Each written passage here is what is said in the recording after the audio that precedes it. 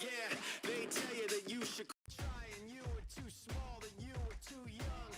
They tell you the chance is too slim, the world is too big, but you say how come? I'm ready to light a new fire, raise a new flag across a new sea. And if I'm ever the one in your way, then put your head down and run right through me. I keep settling for so much less. Don't take what's given, just demand what's next. So we didn't see before, so we get out of here. Plot twist that we didn't see coming. We're looking for an open door, so we didn't see before. How will we get out of here? Well, no, we'll never stop running.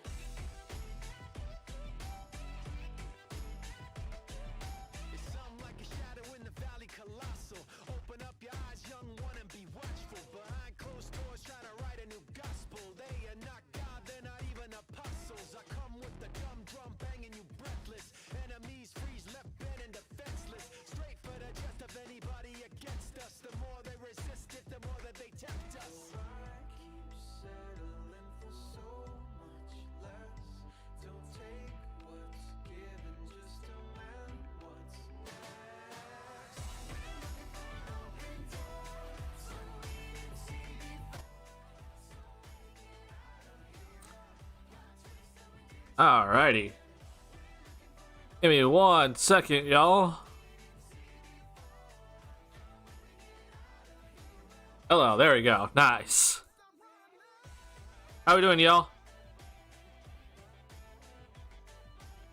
1 second. Sorry, I'm trying to turn down my my mic volume here. I can see it's peaking just a little bit.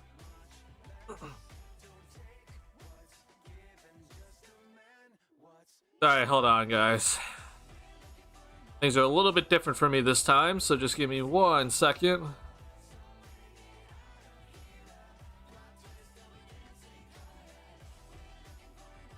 Alright, let's see.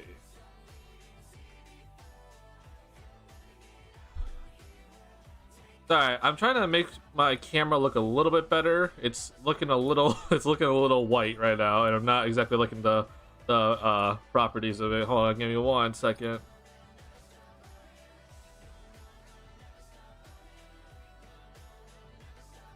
There we go. That's a little bit better. Better. All right, what's going on, Skokes? Sandroko, is that if I'm saying that right? How you doing? Good to see you guys here. I'm very happy that we already have people here already, which is fantastic. So obviously the draft starts in an hour here. So I decided that we're gonna be talking about a couple of things before the draft, kind of catch up on some things. Also, I know that I haven't streamed in a bit. I also haven't uploaded a bit. But first things first is that I did just graduate college, so I'm very happy that is officially over. And hopefully I can start doing this a little bit more now that I'm officially done with college. Give me 1 second though. What's going on, Google? How you doing? It's been a bit, and I'm not 100% set up, and my stream deck isn't even set up. So hold on, I need to go ahead and just set that up here. All right, I'll go ahead and just kind of start off by talking about some of the stuff that we've been seeing in the past couple of days. I think that there's a lot that we can kind of like look into and talk about together, and kind of decipher ourselves, like, okay, what is actually legit here, right? And then what is actually what's false news, right? Hold on, I apologize, my camera is a little bit higher than I thought it would be.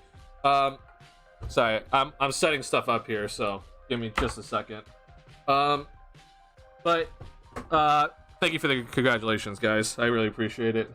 Let's talk about a couple of things that has been in the rumors and has been reported by some people. Now, I always say that the people that you should always trust in these sort of situations, no matter what, it's always Wojin Shams, right? If you're gonna start trusting anybody else, I do think that that's a little bit concerning. The only other person that I think kind of even has some sort of like actual credibility is Jake Fisher. But he is also kind of on my list of like 50-50. So I wouldn't full out be like, yeah, so like go trust Jake Fisher. Brian Windhorst is another person that I think is interesting, because he's also gotten stuff right. He called the Ben Simmons and James Harden trade from a mile away, right? But in the end, though, again, it should only be Woj and Shams that you're really trusting when it comes to all the trade stuff, right? And again, Jake Fisher you can throw as like a third potentially, right? But not someone that I'm like 100% gonna give my trust to. When it comes to specifically the Bulls and how they're covered, I do think Casey Johnson is the best person for that job. I think that he has the best sources. And I think we all kind of know here that Joe Coley is not necessarily someone that we should really be trusting. If you're not aware, Joe Coley kind of has, like, his articles have gotten clicks recently for some stuff, but, like, I want to reiterate this to many people that I've kind of said this on Twitter, and I've said this, you know, for other people just in general.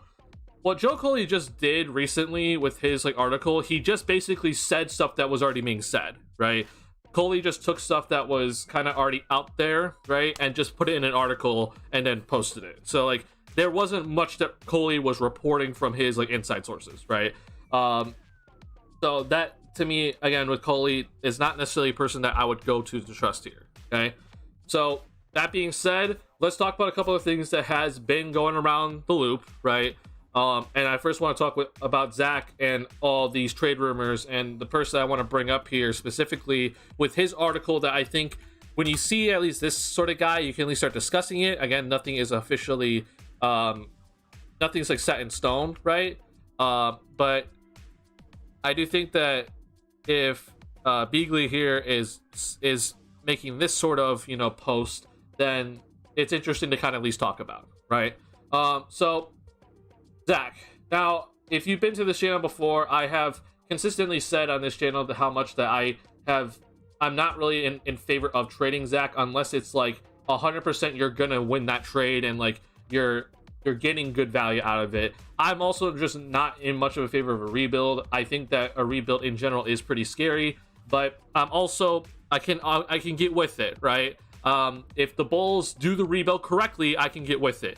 I don't want to just trade all these guys just to trade all these guys and not get good value in return. So to get me sold on a rebuild, I better see that Zach LaVine gets traded for very, very good value. And I need to see DeMar DeRozan and Nikola Vucevic also gone. I don't care how those guys are gone. Just they have to get off the team, because having those guys around in the middle of a rebuild does absolutely nothing, okay? It does not help this team to have those guys around in a rebuild. I do think having a vet in a rebuild is helpful, but having guys that are taking away opportunities for younger players for them to develop is not going to help whatsoever. When it comes to DeRozan and Vucevic, their value is declining by the day. There is no reason to hold on to those guys and wait for an offer, right? So I think it's something that we need to remember, that if we are going to rebuild, it has to be everyone's gone, right? Vooch, you're out of here, whether you just don't sign here or we sign and trade you or whatever, I don't care. I won't be opposed to re-signing Vooch and then trading him at the deadline, but like I said, his value decreases by the day. DeRozan, it's got to happen immediately, right? If Zach's gone, DeRozan's gone. But like I said, I'm more in favor of just trade DeRozan. Let's see with Vooch, and maybe you trade him, keep Zach around, and let's see where this team can go. But I also understand the idea of a rebuild is very enticing to people. That being said, while the idea of a rebuild sounds nice, it's one thing of it sounding like a good idea. It's a whole other thing executing it, right? And as we know with this front office seems to not really do things right. So I don't really know why Bulls fans have like faith that this front office is going to do something well in a rebuild, right? So like I said, the idea of a rebuild sounds nice, but the execution of it's a whole different story. And we'll talk about the Wizards and what they've decided to do in just last couple of hours. All right, but in this article by Ian, is it Ian Beagley? I know that he's a well-known writer for New York, but he brought up the Zach LaVine idea, and the package that he drew up was Fournier, Toppin, Isaiah Hartenstein, and I believe he also put in like Quentin Grimes potentially. I didn't fully read this article, but that would be like the package, and then a bunch of draft compensation to add alongside it. Now, here's what I'm gonna say about this whole like Levine and Knicks deal. I won't be opposed to trading Levine to New York. I think that they have the assets and the draft compensation to make a rebuild actually functional for this Bulls team. Okay. Now, again, you have to make sure that you maximize Levine's value. If you're going to call up the Knicks and say, hey, we want 2 first-round picks and we want Quentin Grimes, Isaiah Quickly, and, you know, what else, and the Knicks just say no, but we'll give you less, then you just don't do it, right? It's not worth doing it. But when it comes to this sort of trade right here, when I see Fournier, Top, and Isaiah Hartenstein, that's not enough, right? I need Quentin Grimes. Ideally, I would like Emmanuel Quickly as well. I'm not the biggest fan of RJ Barrett. I'll say that right now. So it looks like right now, at the very least, it's going to include, the package is going to have to include Fournier unless we take on RJ Barrett, which I don't understand personally, but I can live with it. Obi Toppin, which I'm not that big of a fan of. I'll take a Hartenstein, but you got to add Grimes. And if those are the 4 players, then I need 3 first-round picks. Okay? I know it sounds like that's ridiculous for Zach. But if you're not going to give me Emmanuel Quickly and take out Obi Toppin, then it's going to require 3 first-round picks. So, in my opinion, yeah, I think the Knicks have the assets to get a Zach LaVine deal done, but I need the correct assets, right? I can't just settle for something less, okay? So I think it's important that the Bulls, if they do talk with the Knicks, that they get as much back as possible for Zach LaVine. Now, I want to also reiterate, I don't really think a Zach LaVine trade is going to be happening anytime soon. I don't think there's any market right now for any star players currently, so there's no reason for teams to even try to trade for a star player because there is no market set. Free agency hasn't even happened yet, and I think teams are going to want to wait to see what happens in free agency before deciding to try to trade for a star. So, right now, I don't think that any of this is really much. Like, I know that a lot of people want the Bulls trip for number 3 for LaVine. I don't think the Bulls are going to get a number 3 overall pick for Zach LaVine. I also don't think the Blazers want another guard on their roster because that's all they have is just a bunch of guards. So there's a lot right now with Zach. There's a lot of just talk. I just don't think that there's a lot of smoke, right? There's a lot of talk, but I don't really know if there's any legitimate stuff that we can point at and be like, yeah, Zach's being close to traded. I do think that the front office is trying to see his value, and I think they do that for every single player on the team. So, you know, them calling people about LaVine's value is not abnormal. That's just them doing their job. If they don't do that, that's malpractice. So, there's not much that we can really go off of here. Don't worry, trade everyone for Scoot. Yeah, we're not getting Scoot today. We better trade tomorrow. It's P.O. Kobe, Zach are my guys. RJ be involved. He's young, agreed. What's up? I got you, Sandroka. Okay, I see what you're saying. Yeah, like I said, I think that Zach, personally, again, I would like to keep Zach here, but if that package comes around, then yeah, I'm willing to deal Zach, but it has to be for the right package. And reminder, I want to reiterate this, that Zach, like, you can hold on to Zach. Like, if you don't have a good offer, right, then you can just hold on to Zach. You can wait for him to, you know, for his value to go up because there's just not a lot of trades going on right now. And I think once the markets are kind of set, then you can see LaVine's value going up, right? But there's no rush to trade Zach, right? You trade him when you get the most value in return. But with DeMar DeRozan and potentially Nikola Vucevic, there's not much time, right? You gotta go. You gotta go and trade those guys now if you're gonna trade them. Going on MC season. Do you think the report about AK getting a green light from ownership means they let him go into the tax? No. So that report came in by Darnell Mayberry, and I do trust Mayberry's reporting, by the way. Like, I don't think Mayberry's like a bad reporter, like a Joe Coley in a sense. But I was tweeting about this earlier today, and I've reread the article. Okay, and so this is what MC season's referring to. Okay, according to team sources, Karnisovas has the green light from ownership to steer the franchise how he sees fit. Whichever direction he chooses is set to be his call, free of interference or influence from his bosses. AKA his bosses are Reinsdorf. Whether it's Michael Reinsdorf or it's Jerry Reinsdorf, it doesn't matter, right? I'm gonna turn my light up just a little bit. So this report came in from Mayberry this morning, and I read this I read this part, and I read the entire article, and personally, what I think this is that I don't think this team source is trustworthy. I think the team source is actually like Reinsdorf himself, whether it's Michael or Jerry, I don't care who. And I think that this team source is the way of the Reinsdorfs trying to save face, right? They're trying to save face in case that if Karnisovas doesn't do anything, right, then they're just going to point the blame to the front office and just not point the blame at ownership, right? They're just going to be like, no, we're not part of this. We gave free reign to the front office, when in reality, that's not true, right? They could say this here in an article, but I don't think that Karnisovas has the leeway to go into the tax whatsoever. Like, not at all. I would, I'm going to continue to say that until I see it happen, right?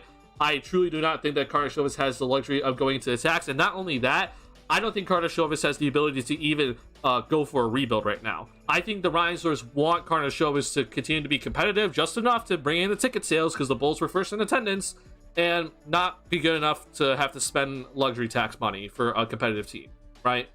That's what I think the Reinsdorfs they've always operated this way, and I don't think it's going to be any different. I will never trust Reinsdorf at all in any sort of scenario.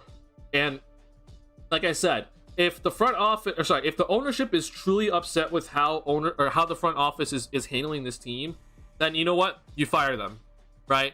If that was them, like, actually being upset about, like, hey, we don't like the way that this is going, then fire them. You're the people that keep the front office in check. If the front office isn't doing well, then you gotta fire them. Well, like we all know with Reinsdorf, that's not the case. So to me, this was just a safe face quote. I truly think that Reinsdorf just decided to go to the media and say, this is not my fault, and don't blame me, right? And I'm not, trying to, like, negate a criticism here. I just think that this was Reinsdorf trying to get, like, say, I'm not part of this, goodbye. And that's false. We all know that's false, because it's a Reinsdorf way, and we have many years to look at as reference to why I believe it's false, right? And I'm not just, like, making this up. Like, to me, this is just straight up false. So your thoughts, though? It's definitely a very interesting quote, but your thoughts, though, on it all? You have anyone on your watch list that you want the Bulls to draft? You might buy one of Pacers picks. So I really don't have anything planned for, honestly, for the Bulls in terms of draft picks. I have not really kept up with the potential prospects for this draft. I'm honestly, like, checked out of this draft because the Bulls obviously don't have a pick. Now, I do think that the Bulls, the one pick that I am very interested in is this pick right here from Portland. I do think that the Bulls could get this pick tonight. Because with Portland, it matters what they do here, but if they're gonna go all in, right, and keep Lillard and try to build around him, and, like, I don't think them if they keep the third pick or not, like, really matters here. But if they're gonna go all in, they need to get this pick back, right? They need to get full rights to their pick back. So this pick right here is a New York Knicks pick. I think that Portland could send this pick over to the Bulls, and the Bulls then just give Portland their rights back to their pick, right? Through to 2028, because Portland cannot trade any of their picks right now, because every single pick up until, like, 2028 is, like, lottery protected for the Bulls. So if the Trailblazers send this pick to the Bulls, and then the Bulls remove all the protections and everything off that pick, I think that trade could go down. So somewhere in, like, the early 20s is, I think, what we're kind of looking at tonight. I know that you also mentioned Indiana. Indiana's at 26 here. So Indiana obviously has some draft picks available. I just don't know if the Bulls are going to be trading with a central team, right? A team that's, like, very much in your region, and also in your conference. So I don't really know if that's going to be happening, but we'll see. So to me, though, if there is a pick to watch, it's this one right here, number 23, that the Bulls could potentially snag, and I'd like that. The other pick that I think people are looking at right now, this Phoenix pick, I don't exactly know what Phoenix is going to be planning here. They have a lot of moves to make, obviously, and we'll talk about the Bradley Beal stuff, but this is a pick here that I think could just be available for money, right? If the Bulls could just send cash considerations to Phoenix, like, I would buy this pick, right? And I don't know if, like, I would draft specifically Imani Bates. I know that's a name that everyone, like, really knows. But it's somebody, right? Like I want to see the Bulls get into this draft somehow, but I don't have anyone planned personally that I'm like really looking at. So yeah, I know last time like I was looking at like EJ Liddell and like other people like Tari Eason, etc. etc. This draft I don't really have much planned because I don't have the Bulls really doing much honestly. So yeah. Bulls don't do anything again. Watch. Yeah, I would put my money on that tonight. I really think the Bulls just don't do anything, but we'll see. What's going on, Taro? Thoughts on Vooch taking hometown discount for the Bulls? That came from NBA Central, if I'm not mistaken, right? Hold on, let me pull it up here. I don't really know where that was specifically leaked from. I don't really follow NBA Central too much because I think a lot of their stuff is just clickbait, personally. But I know people retweet this stuff all the time. So this is what you're referring to, and this did come across my feed. All I'm gonna say is this: the Bulls are not betting against anybody when it comes to Vucevic, right? Like, if we're looking at the salary cap teams, like the teams that potentially have salary cap this free agency, like we're looking at very few teams now. The one thing that I will mention is that a sign and trade is always possible, and that's when you can get outbid. So, like, yeah, all these teams don't have salary cap space, but a sign and trade is possible here. For Vooch, to me, honestly, like, the most the Bulls should give Vooch is $16 million annually. I don't think he should be getting anything else more, especially because when you look at the NBA big men today, if you're not a Nikola Jokic or Joel Embiid, you're not getting paid like half the amounts of money, or you really shouldn't be getting paid half the amounts of money, right? We're looking at DeAndre Ayton getting paid $30+ million, and that doesn't look too good right now, right?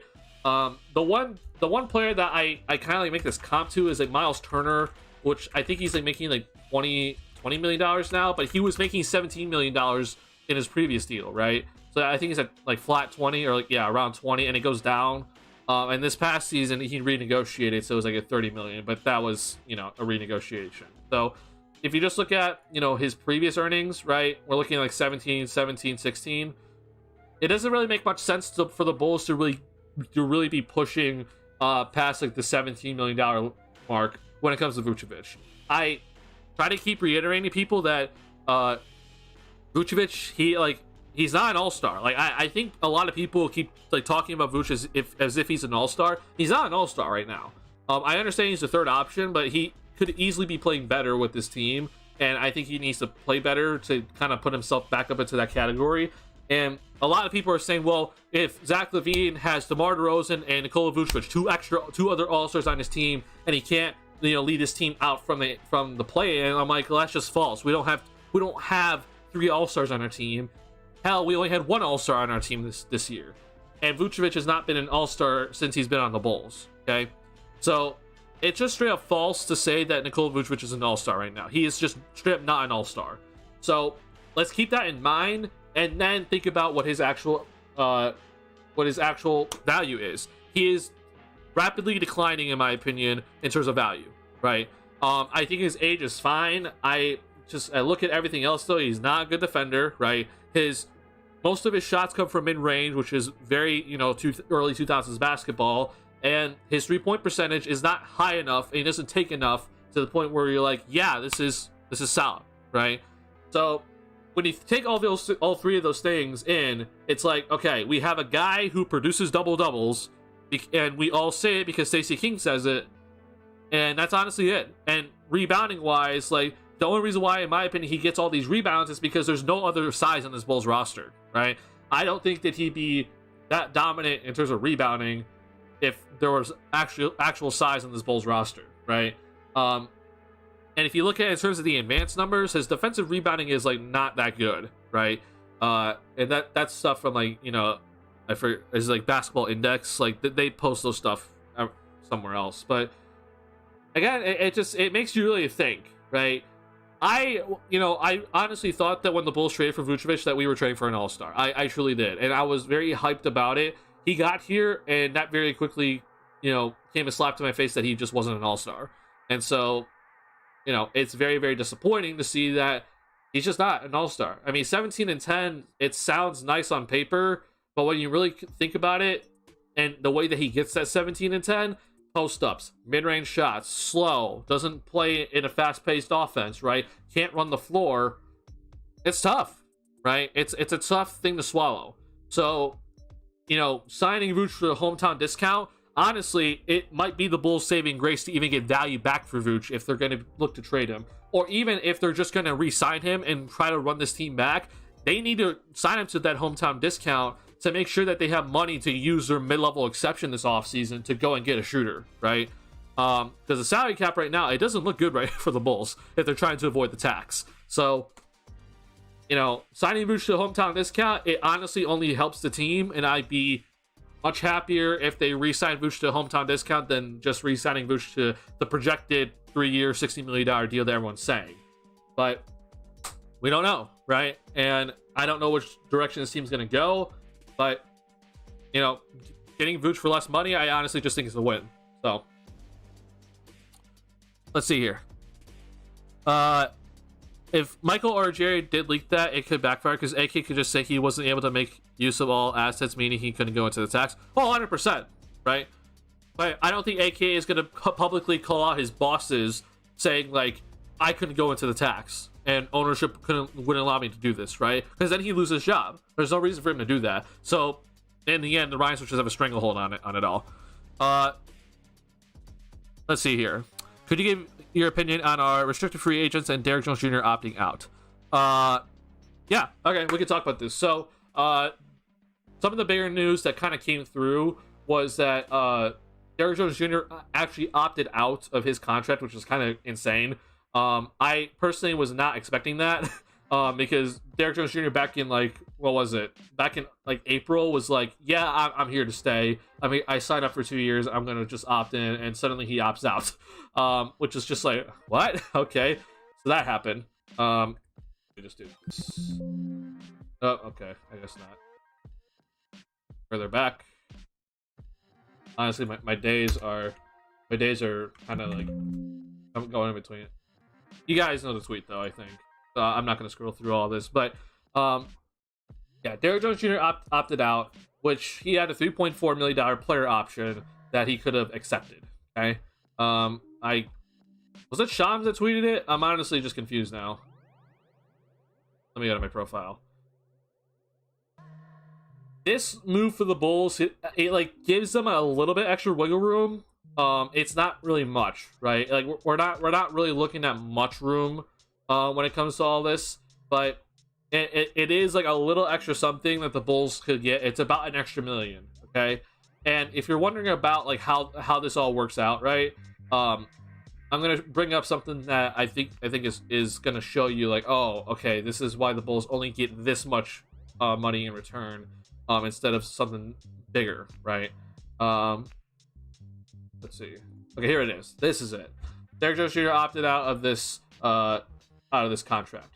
Now, contract is always my go-to when it comes to salary cap purposes with any team. And this is what we're looking at right now. So, big thing to keep in mind. Okay, let me pull my Epic pen. Give it a sec to load here.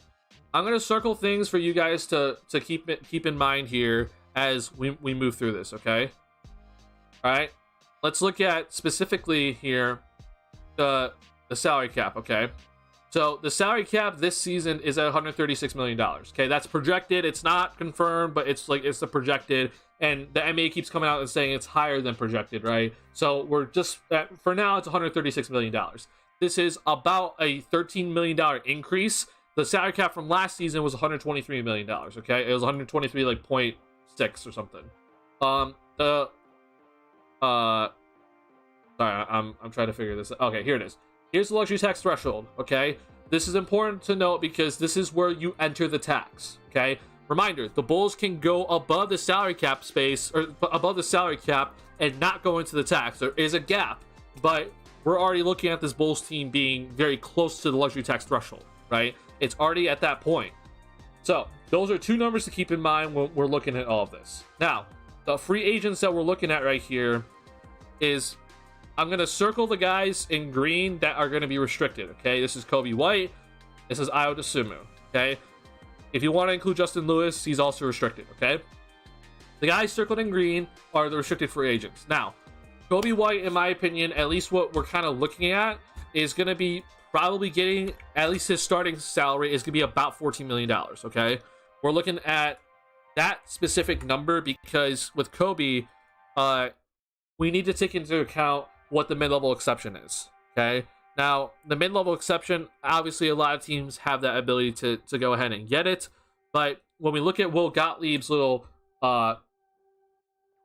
graph here, or whatever, the table here of the salary cap, he projected Kobe White to get about $14 million to start. Now, to me, that makes a lot of sense, right? To me, this truly makes a lot of sense for Kobe's value. If he's gonna slide into that starting point guard position, this makes total sense to me. The mid-level exception is about $12 million. You want to give Kobe White more than the mid-level exception because, honestly, you could argue that he was better than a mid-level exception type player. So, to make sure that he doesn't go through the whole restricted free agency process and sign, an offer sheet from another team, I think this is fair value for Kobe White. In my opinion, Kobe White should probably be the number one priority for this offseason for the Bulls, is to bring him back, and this makes fair sense in my opinion. All right. Your thoughts on that? Let me know. Now, the other guy that we're looking at is Ayo Dosunmu here, and this is a very interesting thing that we're kind of going through because with Ayo, he is also restricted free agent, but he only has 2 years in his he only has 2 years of experience, right? I could get into the whole specifics about it, but actually, let me see if I can pull it up here. If you want to read everything about this whole Ayo Dosunmu case, I do have a post up here. This is for one of my college classes, but if you do want to read everything, then this is what I have here, and this kind of explains everything about Dosunmu's specific situation here, which includes early bird rights, includes the Gilbert Arenas provision, which is huge. If you want to read all this, you can go check that out. It's on my Substack. It's free if you want to go look at it. But in my projection, I had the Bulls signing him to a 3-year, $8 million annual salary, so a 3-year, $24 million deal.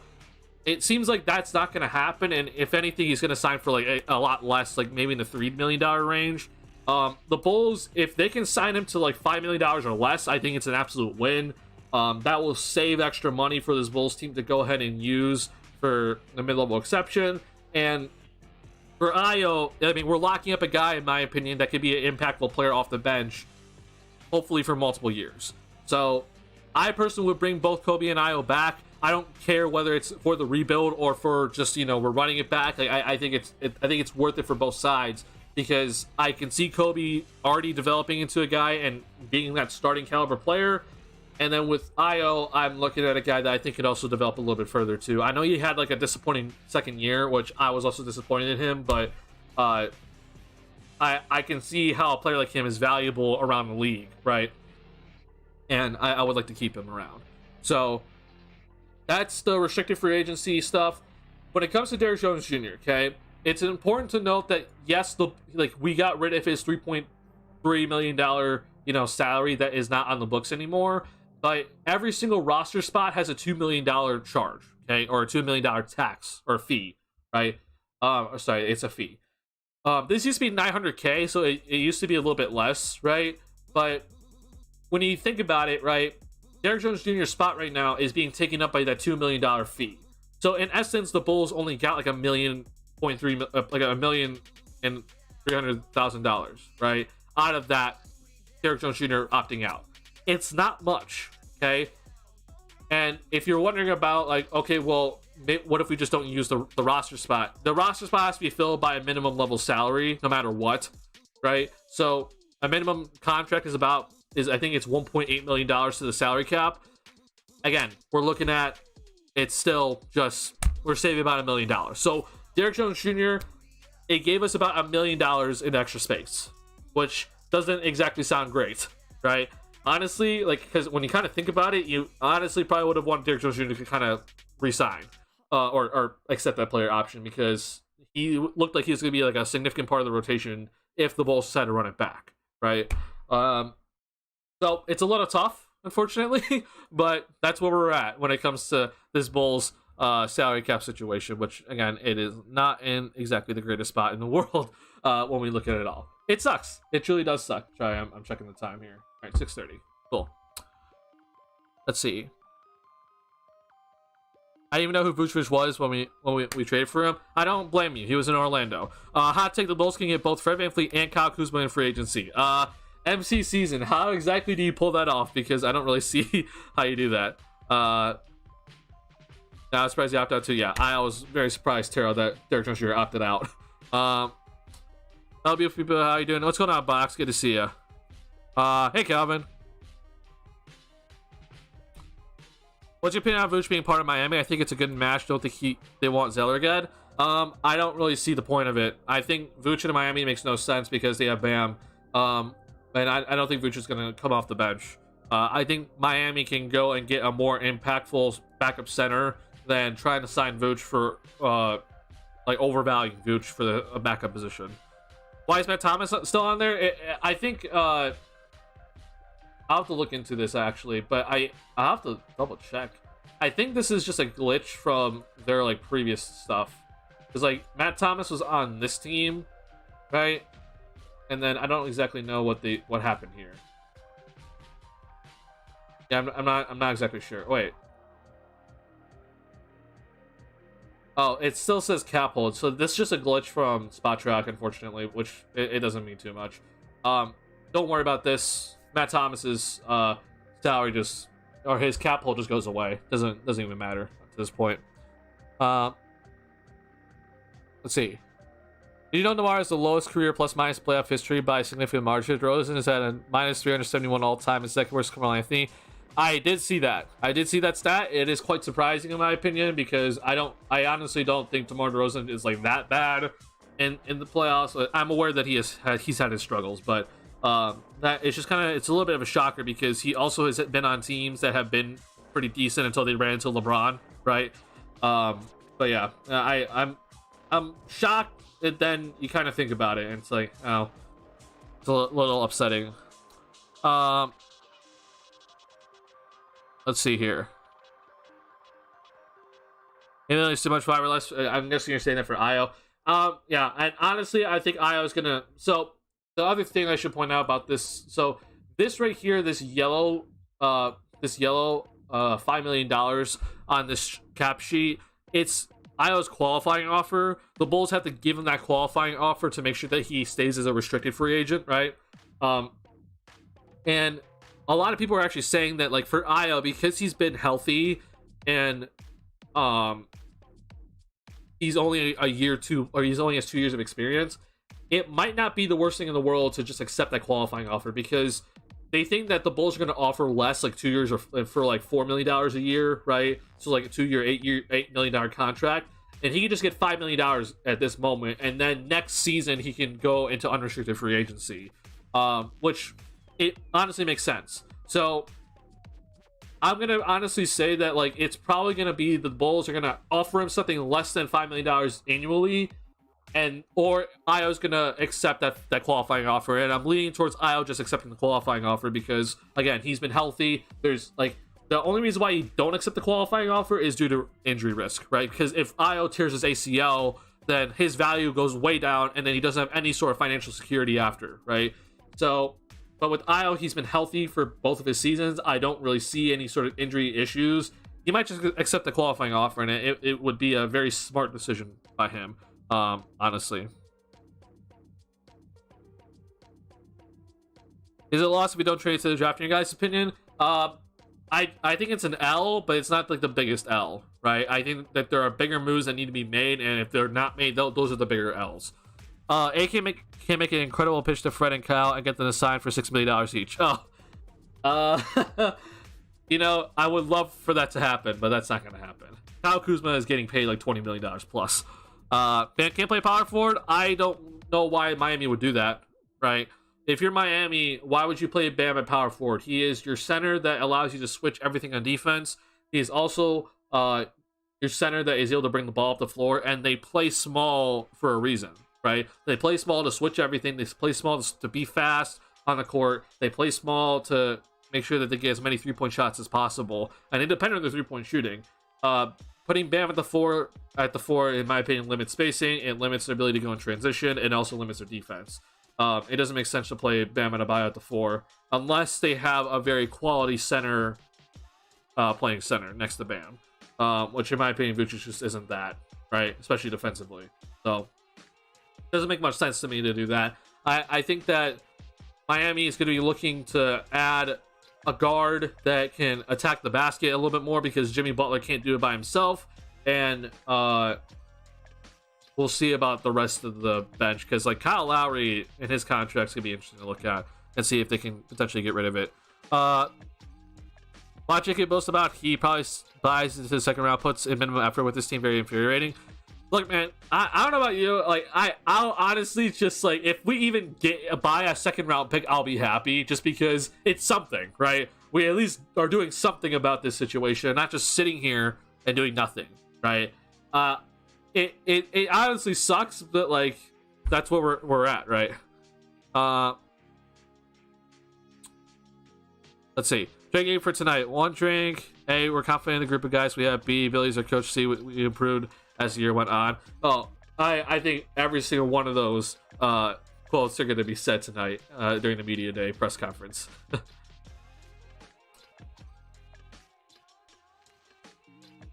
All right, let's see here. I am DeMar is pretty bad. Like Westbrook, not my type of player.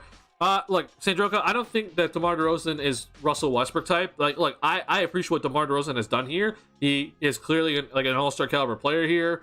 My issue is the fact that he takes mid-range. He doesn't shoot threes. He's not a modern-day type player, and he's going to be 34 years old. Like, it's nothing against him, and it's nothing against like how he has specifically played and produced. It's the unfortunate part is it's his game. And the fact that he's aging, right? And this team clearly has hit a ceiling, right?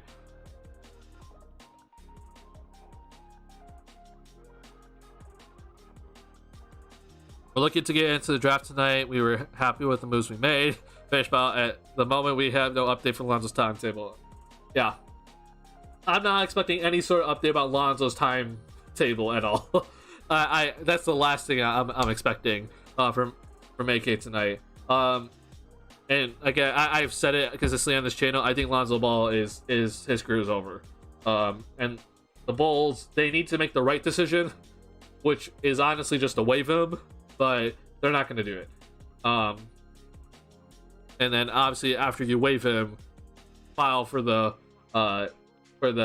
injury, career-ending injury clause or whatever it is. So they gotta do stuff. All right. We are at 6:44, so let's talk about a couple of things that has happened that do not relate to the Bulls here. That has been a wild offseason already. Like, it's been nuts, okay? So, just going through my notifications, I have Shams and Woj on notifications at all times. The other person also that I will say that might be breaking news is also Malika Andrews. She broke news last time, by the way. So I know, like, Chris Haynes is also, like, kind of like the other person, too. But like Malika Andrews, I would make sure that you if you want, you can put notifications on for her because she also broke news last time and when free agency happened. So yeah, be prepared for that. Anyway, let's talk about this Bradley Beal to the Phoenix Suns. Okay, that deal was just insane to look at because I looked at all that. I was like, man, we're actually going to see the Phoenix Suns just completely tear apart their entire roster just to form this big three and hope for the best. And hopefully the things get figured out. So Bradley Beal is on the Phoenix Suns, which I did not think was going to happen this offseason. Bradley Beal has a no trade clause still in his contract, by the way. Okay. Just because you think that, oh, he got traded does not mean that the no trade clause is gone. He still has a no trade clause. The Wizards, they got 6 second-round picks. They got 4 first-round pick swaps, which, if in my opinion, I don't know about you guys, but this pick swap right here, probably not going to convey. This does absolutely nothing, okay? I also think that this pick swap right here in 2026 is not going to do anything, okay? So, in terms of pick swaps, I think, honestly, the only value that the Wizards got are going to be these two. But we don't even know what's going to happen in 2028 and 2030. The Washington Wizards might still be bad, and the Suns might still be good. And then the pick swaps literally mean nothing. So, in reality, in my opinion, what the Suns got mostly for Bradley Beal was all this. Okay. Obviously, then the Chris Paul trade happened, so you throw in the 6 second-round picks. Then the Chris Paul trade happens, and so you traded Bradley Beal in essence for Jordan Poole, a first-round pick, and 6 second-round picks, right? There's also a few extra pieces going along, but I'm not going to count that. So this all happened, right? All this just suddenly happened. I am shocked to see even Chris Paul is going to be going to Golden State. We'll talk about that in a second. But for the Wizards, a lot of people are like pointing to the Wizards like, oh, look, see, this is exactly what we want the Bulls to do. Now, I want to point out that I do think the Wizards were in a rougher situation. Like, I think the Wizards are stuck in a terrible spot because Bradley Beal had a no trade clause, and a lot of people are trying to use the Bradley Beal trade to like gauge the Zach LaVine market. And all I'm gonna say is that if you think that, I would like you to reconsider. I'm not gonna call you anything, but just reconsider your thought process on that, because Bradley Beal has the only no trade clause in the NBA. Okay. You can't compare other players' value to the one player that has the only trade clause in the NBA. Okay, that's not gonna fly. Okay, that's comparing apples to oranges. It doesn't make any sense. So do not use the Bradley Beal trade as a gauge for Zach LaVine's value or any player's value, honestly. Okay, let's just make sure that's clear. Now, what the Washington Wizards did, they also then traded Kristaps Porzingis for Tyus Jones. And I think they also got Danilo Gallinari and someone else. I'm not remembering. It was Mike Muscala. The Wizards, in essence, they traded Bradley Beal and Kristaps Porzingis for Jordan Poole, a first-round pick that might not even convey, 6 second-round picks, Tyus Jones, and 2 salary filler pieces in Gallinari and Muscala. Right? That's what the Wizards did. Now, I just want to reiterate, I said this at the start of the stream, the idea of a rebuild sounds nice, but the actual execution of it is a whole different story. The Wizards, they've started their teardown. They just got rid of their 2 best players. They're probably not going to re-sign Kuzma. They're hoping for a sign and trade for Kuzma. They're not going to get any value back for Kuzma, right? So, take that all into consideration. It's not exactly looking the best for the Wizards. And I look at that team, like, we're talking about a team that has no top 5 pick. They have a bunch of draft picks that just have kind of turned into nothing, unfortunately. Sorry, Corey Kispert, and Denny Avdia. And they just got some assets. Like, I like Jordan Poole, but, like, is that really a guy you want to be building with? Like, it's a big question. And again, this is the reason why I say, like, the idea of a rebuild sounds nice. The whole execution of it, it's a whole different story. Now, people are praising the Wizards, but to me, I don't think the Wizards deserve any sort of, like, praise until they actually get that talented young player that they can build around, right? They're like, okay, we have this guy here now. Let's actually start building, because right now they're not building anything, right? It's a complete teardown. They're trying to get draft assets. They're trying to maximize everybody's value on that current team. And that, to me, is nothing different than what any other front office can do. So the Wizards, to me, don't really deserve any praise until they start actually, getting some young talent and getting a actual prospect that's like, oh my god, we can build with this guy. Okay? But people are applauding them just for picking a direction. This Bulls team obviously is stuck in purgatory. So they also need to pick a direction. I'm not excusing the Bulls here. I'm just saying that they need to pick a direction, whether that is to continue going and actually double down on their stuff here, or they gotta hit the rebuild button, right? Or it's a retool, and like a significant retool we're talking about. So it's got to come down to, with the Bulls here, they got to do something here. But a full-out rebuild, again, I'm not exactly in favor of it. I got to see the assets first to even think about it, and even then, I'm probably gonna say no. But it's got to be done correctly, because I am significantly concerned for the Wizards and their next decade, potentially. Like, I'm going to say at least for the next 7 years, I'm concerned for the Wizards.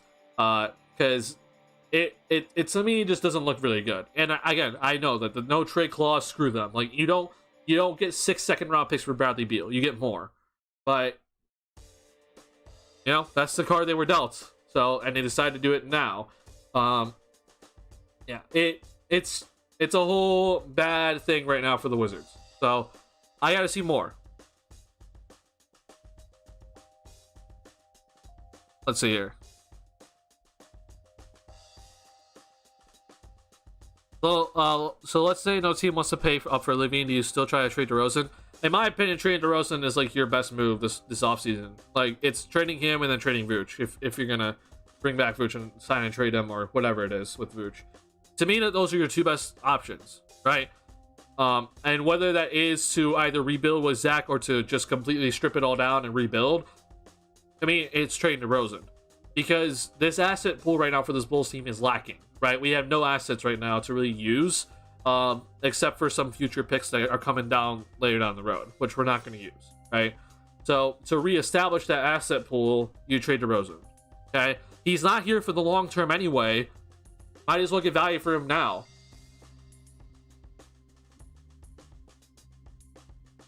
Those people trying to use Beal trade to gauge Zach don't make much sense. Yeah, they don't make sense at all. But you know, there's always those people.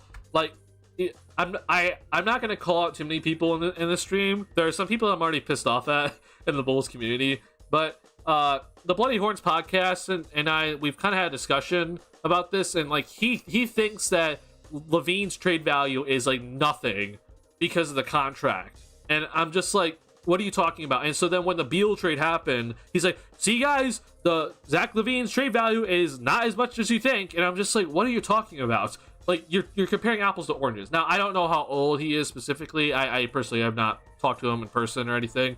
But let me just pull up something for you guys that will make you think about LaVine's contract and be like, oh, that LaVine's contract isn't like a poison pill that people talk about it as. Because everyone wants to talk about the $50 million that Zach LaVine is going to be getting, right? And they're so upset about the money itself, like the actual number, and not like what we're looking at in terms of like salary, right? And the salary cap. So this is off of Spot Trek, okay? So Zach LaVine in the 2026-27 season, he's going to be making close to $50 million. It's 49, okay? That is 27% of salary cap. Zach LaVine this season is going to be making $40 million. That is close to 30% of the salary cap, okay? Zach LaVine this season is more expensive to a team than in 2026 and 2027 when he's making $50 million, okay? And look, I broke this all down for people. His salary takes up 30% of the cap this season. His salary way down the road, where people are talking about, oh, $50 million, that's a terrible salary. Who would trade for that salary? That's such a terrible idea to hold on to Zach and then trade him as he gets more expensive. It's literally, he gets less expensive because the salary cap continues to skyrocket. The salary cap, by the way, went up by $13 million this offseason, okay? We're talking a $13 million jump from one season, okay? So if you look at it all, which again, here you go, he gets less expensive every single year. So don't tell me that we need to trade Zach LaVine now because his salary, because he gets more expensive and his salary is going to be crippling to a team. Or don't tell me that that Zach LaVine's value is not as high because his salary is too much for a team to handle. Both those statements are completely false, right? And I show you right here that they're just completely false. If you're wondering about this season, okay, the salary cap projection for the 2026-2027 season, it's kind of insane to think about it. Reminder, the salary cap for this upcoming season is $136 million, okay? The salary cap projection for that season, for the 2026-2027 season, is at $181 million, okay? 181. We're talking about a $50 million increase in just 4 seasons, okay? So don't tell me that, oh my god, the salary cap or Zach LaVine's salary is going to cripple teams and they're not going to be able to pay for him and they're not going to be able to do stuff. He gets less expensive, okay? The salary cap literally goes up at a higher rate than his salary goes up. Once again, people need to look at context. Yes, $50 million is a lot by itself, but $50 million in this iteration of salary cap, let's put this in perspective. If you take into account Zach LaVine's 27% of the salary cap in the 2026-2027 season, okay? We're looking at that season specifically, okay? 27%, all right? If we just take just that one specifically, okay? We're looking at, for this past season, when the salary cap was $123 million, 27% of last year's salary cap was $33.39 million, okay? And may I ask you, is Zach LaVine worth $33 million? And I think the obvious answer is a yes. So sure, the number is 50 million, but in a $181 million salary cap, it's a completely different story. Okay, but 50 million is not an egregious amount, but people are gonna be crazy about it because they don't understand that the salary cap is increasing at a ridiculous rate that we just completely ignore it, right? And that just can't happen anymore. I'm sick. I'm just sick of this from Bulls fans, where it's like he doesn't deserve $50 million, and this dude right here, he's a Boston fan, but he's like talking to me. I'm not exactly sure, but like I said, it honestly doesn't make much sense. But here you go. Here's the breakdown. Is 50 million 27% of the projected salary cap in 2026-27? 27% of last year's salary cap is $33 million. It makes perfect sense. That's that. All right, draft's about to start soon here. I'm gonna pull up my YouTube TV. Just so you guys know, I'm sure most of you are aware, I cannot play the draft on my stream. That is copyright, unfortunately. So just be aware of it. We'll be just reacting to everything as it comes along. I'm not gonna try to avoid, Woj and Shams, because I know that they just ruin everything. They just, go ahead and they just tweet out all the picks before it happens. But yeah, I'm gonna try to avoid that, and we're just gonna be reacting live to it, together here. All right, let's see here.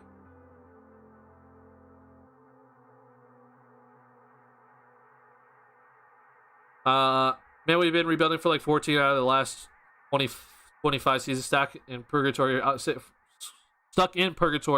for 6 out of the remaining seasons, and being competitive for like 5 out of 25. So kind of how long a team that and their fan base with no patience of young players to develop wants another rebuild and other news sky is blue. Yeah, yep, there it is. Yeah, get home, Terrell. So try to trade DeMar for a starting point guard. I'm not necessarily saying, trade DeMar for like specific position, right? I'm just saying trade DeMar for assets. Trade DeMar for as much assets as you can get. Then maybe you use those assets to get a starting point guard, right?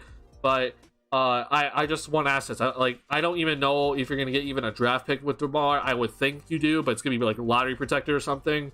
And then I would hope I get like a player or two that could be somewhat valuable, right? And then maybe you can start to make a deal. But in the end, it's not exactly a lot still. But it at least starts to recuperate some of the assets that were already spent on this team, and they're not paying off, right? Let's see. The only team I personally think might be interested for DeMar are the Clippers. I think Clippers and Lakers are both teams to look out for with DeRozan. Other than that, I don't really know. I thought Grizzlies, but then they just made the smart deal, and I don't think they're going to be looking for DeMar DeRozan anymore. DJ Murray, DeJounte Murray. I would love DeJounte. The Bulls don't have the assets for him right now. All right, sorry, I'm trying to pull up the draft here, and my YouTube TV is freaking out. Give me 1 second. As we all know, that the first pick is Victor Wembanyama. I think we all kind of know that was going to happen. Hold on, I need to make sure I don't get copyrighted by turning off the audio. Our idea of the perfect day. You, your best friend. Yeah, buddy. There you go. Sorry, that played a little bit longer than I wanted to. Hopefully I don't get copyright strike. Give me 1 second. Okay, there we go.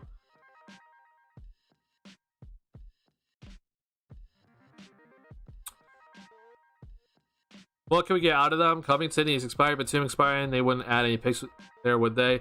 He could work as a 6-man and also a fail-safe for Kawhi and PG. So fun to watch one being, yeah. So I think with the Clippers, for example, we saw that the Clippers are going to be thinking about including the 30th overall pick or something in that potential Brogdon deal that fell apart, right? So I could see them adding in some sort of draft incentive, but it won't be a lot of value, right? So 30th pick or whatever, or a later pick. Maybe it's 2 seconds. I'm not even sure. With the Clippers, I think it's. Do they still have Amir Coffey on their team, or am I just dreaming? I honestly would not mind Batum. Honestly, it sounds nuts, but like I think you can then trade Batum for something else later. They do have Coffee, yeah. So like I wouldn't be mad with Amir Coffee. Like I do think that he's a guy that is like underrated. So yeah, that's that. I'm also pumped to see Victor play in the NBA. I am very, very excited. I have some news for you guys that will hopefully be awesome for you guys. I'm hoping it all works out, but I'm not going to reveal it now. Remind me to reveal it later. But I have some news for you guys that I think it's going to be pretty cool for this channel. So just be prepared for it for this summer. Hint, hint. I'm also just happy to see that Wemby is going to the Spurs. I think that is like a perfect situation for him. Popovich sounds like he's going to re-sign for like a 3-year deal if that hasn't happened already. I remember reading that somewhere. And I honestly would love to just see Popovich just get some time with them. I don't think they're going to be winning anything with Popovich there, but it sets a really good foundation for this team. And we know the San Antonio Spurs are just really, really solid as an organization overall. Mostly, I know the Josh Primo thing happened, but yeah, there's a lot that we can look into with San Antonio that gives you like good faith that they're going to be fine. So I want to pop out the chat here now that the NBA draft is starting to happen. Let's see.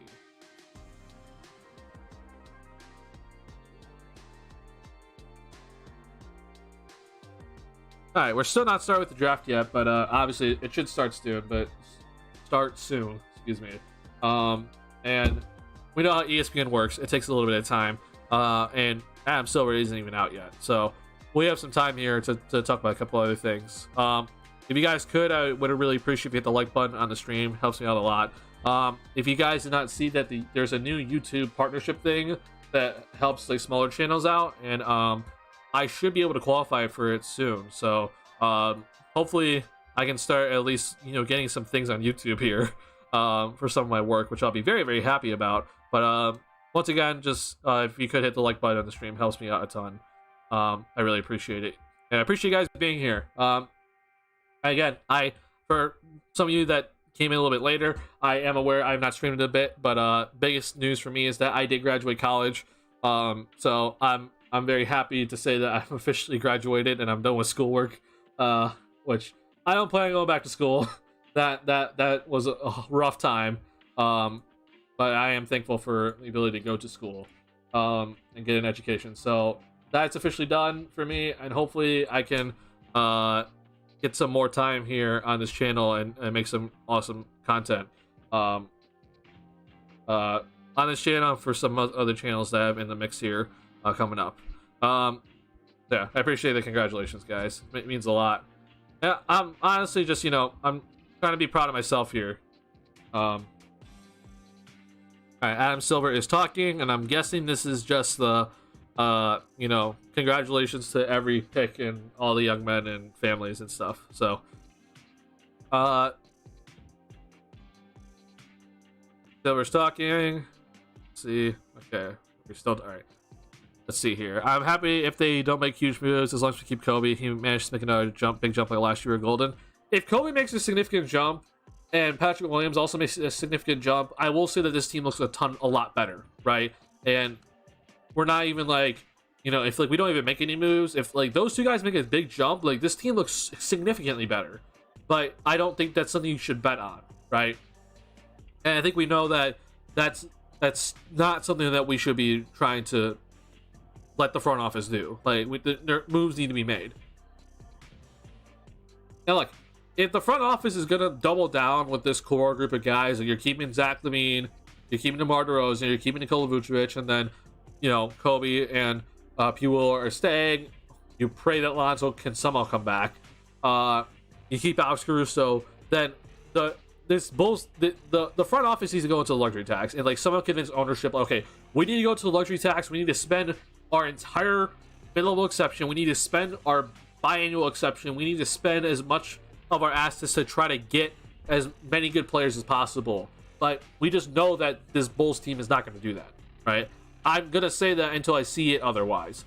But that to me is like the only way that, in my opinion, for this front office to even like run it back and be acceptable, right? They have to go into luxury tax. And make sure that they get very good surrounding cast for this core, because we know that with this core, this core has a ceiling, right? But what you can do is that you can start raising your ceiling just a little bit by adding in the right guys. Bruce Brown, right?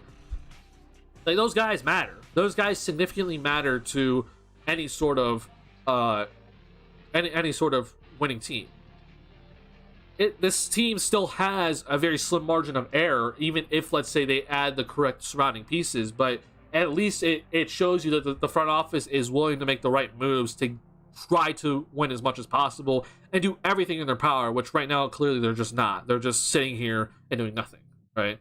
So it's very, very important just to think about that. And if the front office were to double down, like, that's the only way. But we know that the front office is just going to run it back, and they're not going to make any moves, which is just completely stupid of them. And that just is unacceptable.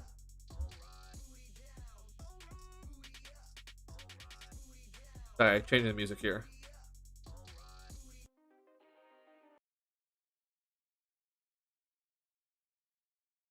Oh, wow, my person that I use for non-DMCA music has kind of released some other stuff that unfortunately is still DMCA-able, but I appreciate that he's releasing other things.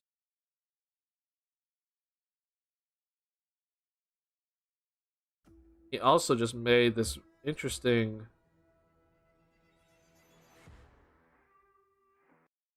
Well, we'll not do that right now. We'll do this. Uh-oh, hold on. I lost chat here.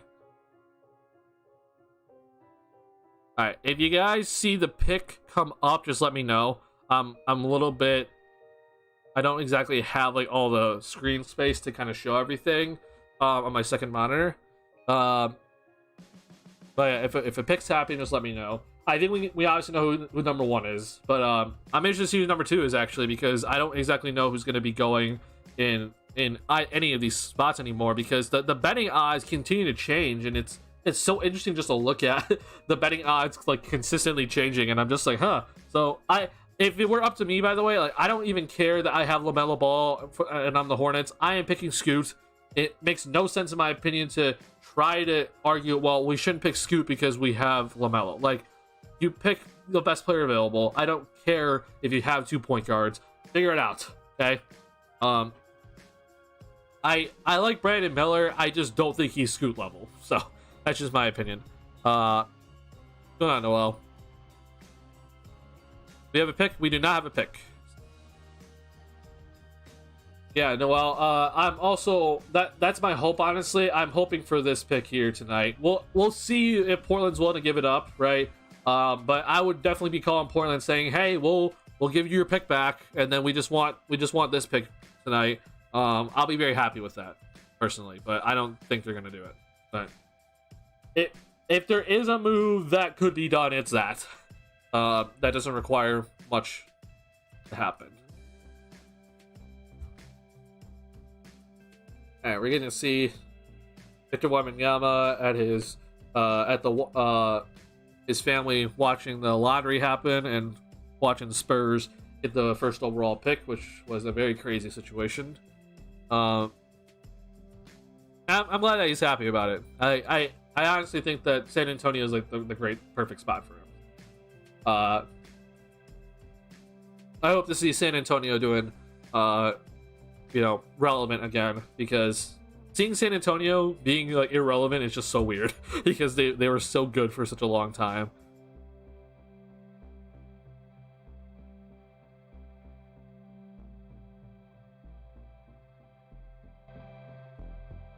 Grab the music just a bit. Let me know if the music's if it's too loud or not. Sorry, I'm trying to fix my chat here. Cool. Alright. I don't have audio playing, by the way, so I don't exactly hear what's being said. So if there is anything said on the broadcast, let me know. But this is mostly just to react with you guys as picks are happening. And I do think that some trades are going to happen tonight. I hope I'm not jinxing it, because I remember one time I said that, I think a lot of trades are going to happen, and nothing happened in the draft. But I do think that some trades are going to happen, and hopefully we can react to all those together, and look into why exactly some trades happen or do not happen with this team. If you guys saw my post for the community post for this channel here, I did mention that there is going to be a guest. I did mention that there's gonna be a guest that is gonna come on to onto the stream with me, but pick is in, and let's just all witness Victor Wembanyama getting drafted.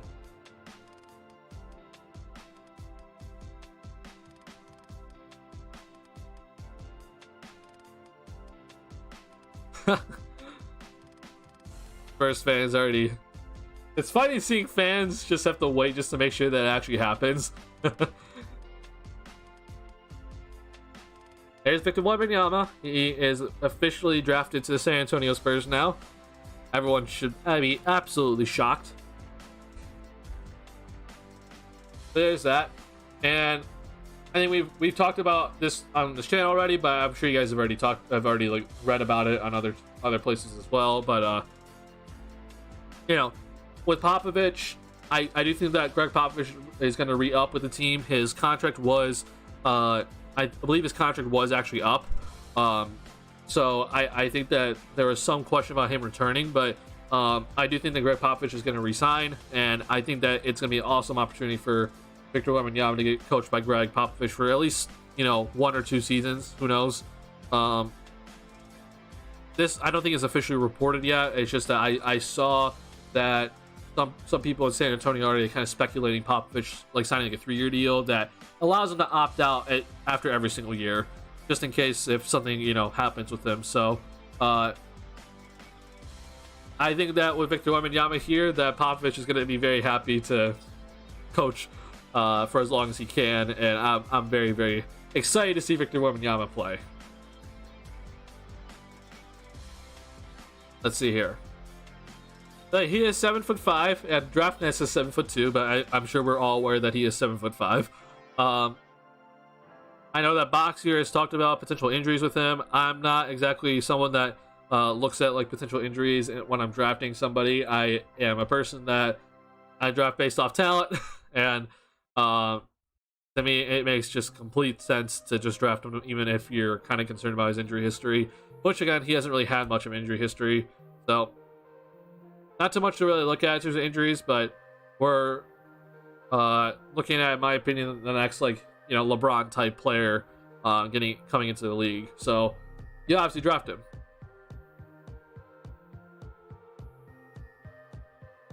He's had some wicked highlights, man. I've been catching up on some of his highlights in France, and it's some of the stuff that he does is just ridiculous to watch. You're just like, my goodness.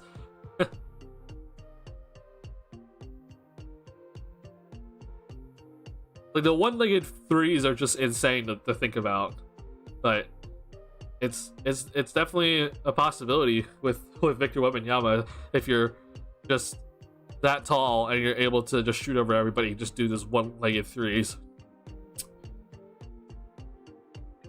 All right, Emoni Bates dropped so low. Wasn't he like the best high school talent at some point? Yeah. So Emoni Bates, he dropped significantly.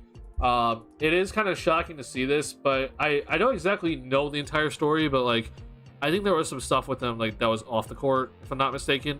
Correct me if I'm wrong though, but I do think that there was some stuff with him like off the court that like kind of tanked his value, but I could be wrong about that. Let me actually do my research on this, because I think I read that. Let's see.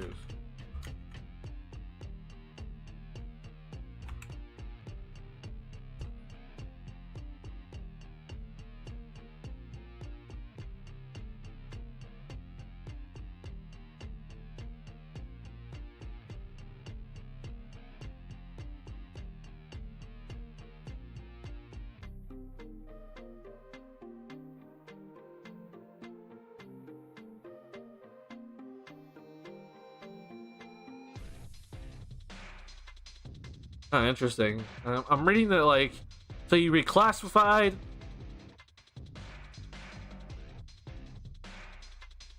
he just hasn't played much basketball. And then yeah, so he was arrested for carrying concealed weapon and also had altering ID marks. So there's some off-court stuff with him that unfortunately happened, but he reclassified, went to Memphis, and then just hasn't played, right? He started playing college basketball at 17, so he's just much younger than people or than normal, right? So yeah, it is kind of shocking to see, but you know, when some off-court stuff happens like that, and then you don't play a lot of basketball, that's going to take your value, right? I do think he gets drafted because, you know, if you're able to draft like an 18-year-old that has some potential around, like you're gonna definitely want to take a bet on him, especially in the second round. So yeah. There we go. Amani Bates drops as low as possible. We obviously get our picks stolen by the league. Both things. Yeah. I mean, let's just also remember that. So, I guess I forgot to mention this Bulls pick here. This is a forfeited pick by the Bulls because of the Lonzo Ball trade or sign and trade deal. This pick is from the Denver Nuggets, if I'm not mistaken, and because it did fall into, I believe, the last, like, I forget the exact number of it, but I think it was like the last 8 picks of the second round. Because it did fall under that category, or in that range, the Bulls got the pick, and now the Bulls are going to forfeit that pick. So, if anything, it's just good to just do it now. I would rather just get it over with now than have to worry about it later happening. It does suck that, maybe Amani Bates does fall down to 57, but in the end, we'll see. If it would be kind of like, a cool thing if he just didn't get drafted and the Bulls can somehow get him to like a deal that is non-draftee signing. So we'll see. But yeah, this is a forfeited pick from the Lonzo Ball deal. It is from the Denver Nuggets, if I'm not mistaken. Again, I'm not 100% sure. But this, I believe, is from the Denver Nuggets. It fell into this range, so the Bulls got the pick, but we're forfeiting it now. So at least this is over with, so we don't have to worry about this in the future. We can start essentially using those second-round picks for actual use instead of a guy that is sitting on our bench and can't play and potentially not playing ever again. What's going on, Patrick? As he falls to the Grizzlies, him and Ja are going to be the best shooting duo in the league. I would be shocked if he falls to the Grizzlies that far, but we'll see.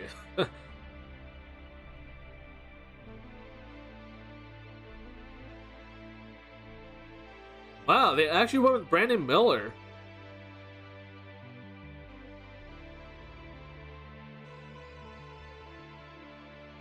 Well, that doesn't make much sense. But alright, whatever. It's the Hornets. It is the Hornets. Like I've said, I have been consistently saying that I don't care if they have LaMelo. I don't care what people think about LaMelo and Scoot playing together. I would pick Scoot, but Scoot Henderson just fell to 3. If I'm Portland now, I am not even trading. I'm not even thinking about trading this pick. I'm just picking Scoot. Like, there's no shot. Like, there's just no reason to even think about trading this pick right now if you're Portland. Yeah, just pick Scoot Henderson. Then I think Anthony Simons is definitely, like, very, very available, but you just pick Scoot Henderson and just move on. And we'll see what they decide to do in the offseason with Dame.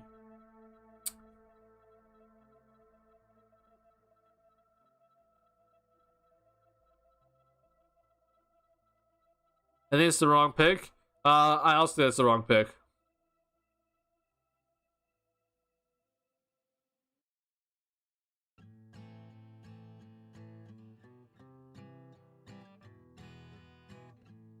All right, let's see here.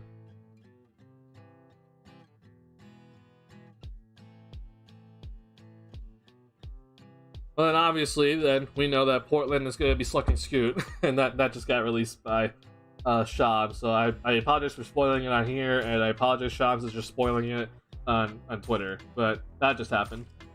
We'll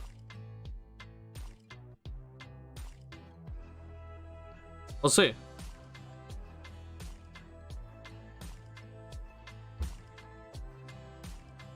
They need to trade Lillard now and keep Scoot. They'll have to make a decision. I think they can honestly go either way. Like I think that they could just keep Lillard and then keep Scoot, but then you trade Simons and try to get value for Simons and other picks that hopefully the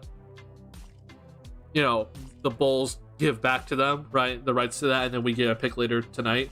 But because they got Scoot now, I do think that potentially trading Lillard is like a bigger possibility. I'm not gonna full out say like, yeah, that's the way they go. Like, I think if I had to choose or I had to bet on something, I think Portland just continues to stay with Lillard and try to see what they can do. But it'd be very interesting to see. I don't think that Scoot Henderson and Damian Lillard can have an issue like play with each other. But who knows? The other thing that I keep it's so interesting to see on Twitter, everyone talk about timelines, for example, we just watched Jordan Poole and the Warriors officially break up, and now Chris Paul is heading to Golden State, which is nuts. But people are like, oh, see, the two different timelines don't work, and I'm just like, is that really the case? I honestly just think that let's say the Warriors drafted LaMelo, right? And maybe instead of drafting Kuminga, they draft someone else a little bit more impactful, like maybe Franz or whatever.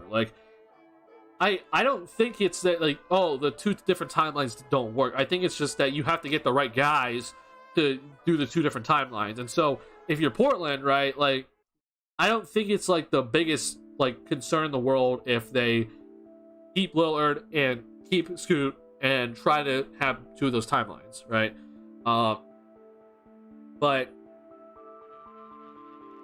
that means 100% you have to trade Simons. You can't keep Scoot Henderson and keep him on the bench. So you're going to trade Simons. I mean, I don't know what their case is with Jeremy Grant this offseason, so they might need to go trade Simons for a forward and, get an actual, forward that is, a valuable piece to them and not someone that's just going to leave in free agency after a year.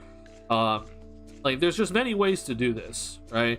And if you're Portland, if you're looking for sustained success, I wouldn't mind it personally.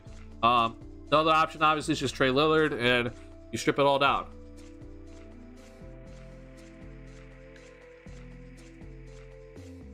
Let's see here. Literally saying to keep the pick. I think that's a given. You already made too many comments on the subject of rebuilding 19-year-olds, etc.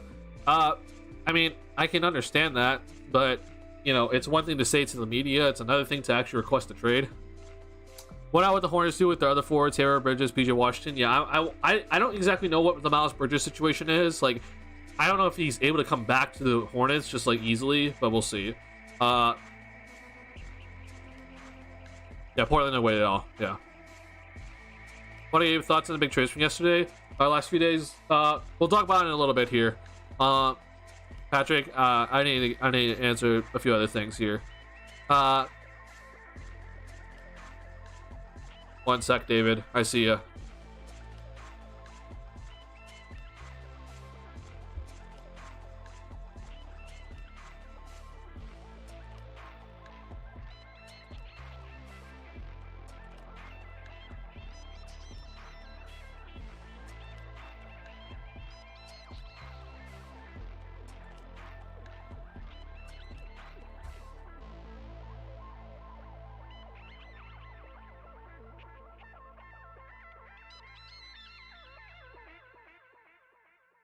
Okay, sorry.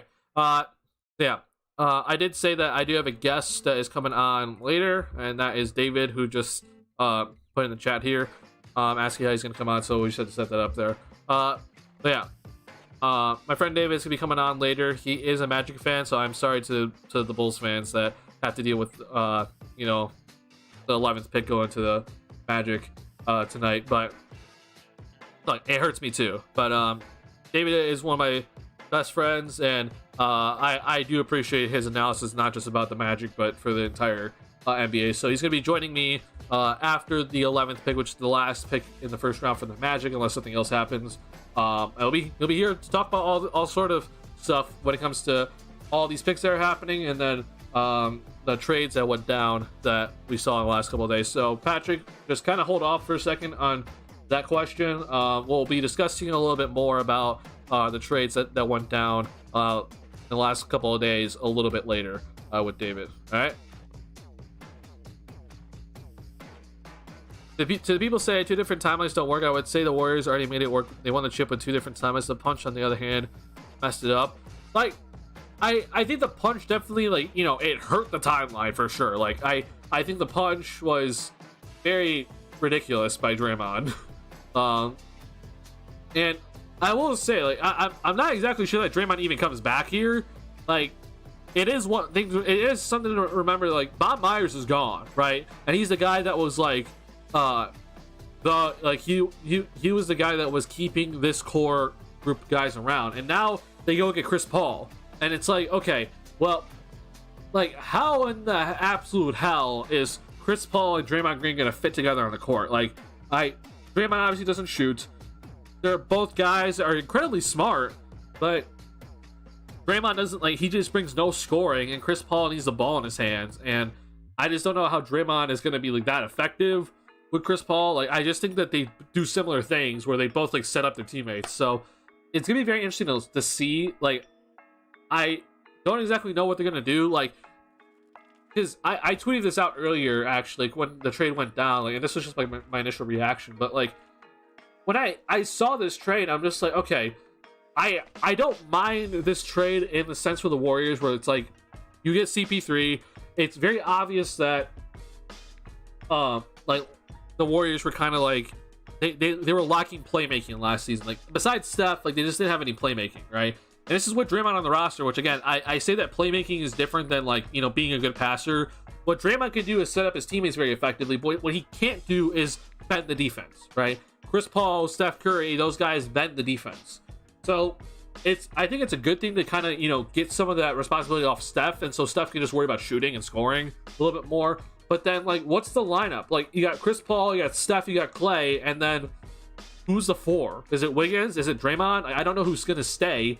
And then I have Looney at the 5. So it's a very odd situation. I just don't know if Draymond's going to stay or if they look to trade Wiggins. Like, I don't know. It's a very odd situation. I just don't think Chris Paul's coming off the bench. So we'll see what's going to happen here. I'd be very, very shocked if Chris Paul is just suddenly coming off the bench for the Golden State Warriors. That just wouldn't make much sense to me at all. But I'm very interested to see what they do. Like, this is a really cool kind of thing to think about when it comes to the Warriors. Now, the other thing that I was also talking about with this deal, like, you traded Jordan Poole and a first round pick and then a second rounder and Ryan Rollins, right?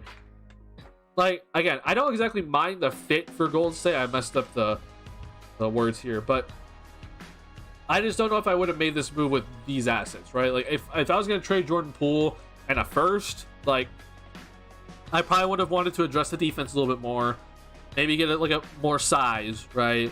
And make sure that my defense is, like, looking a little bit better moving forward, because it wasn't the offense that killed the Warriors last year. It was the defense. The defense just did not turn up, and then the second thing that I would say was, like, the playmaking and, like, the lack of, like, ability to get into the paint, which Chris Paul is going to help with.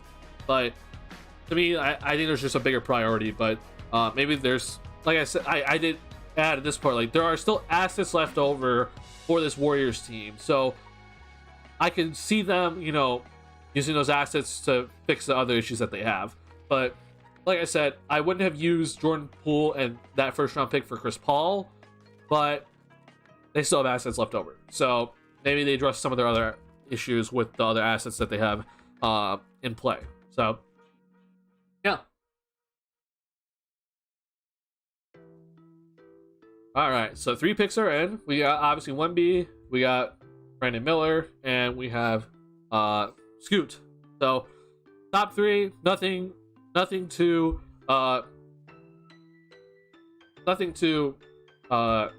crazy right now, obviously. Now, after the top 3, I don't really know what's gonna happen personally. I see the Thompson twins, which people are talking about a lot. Anthony Black is someone that I guess has kind of shot up the board a little bit, but there's a lot that could happen here. Like, it could be one of the Thompson twins next, which I think a lot of people think it's going to be. But I could also see it just being like someone random that we have no idea about, because this draft is a little bit weird in terms of what comes after the top 3. So this is it, kind of where we're going to kind of figure out who's going to be left available in the later picks. But yeah, we're going to see what's going to happen here. And the top should be 4, but is what I'm expecting, but who knows? Yeah. I honestly don't know.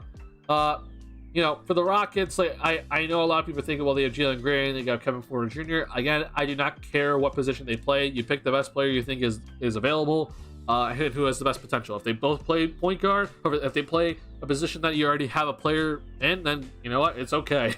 You move on, and you figure out who's gonna stay, who's gonna go, or who needs to change positions. Doesn't matter. Looks like the pick is in though, and let's see when Adam Silver is going to come out here and reveal the next pick.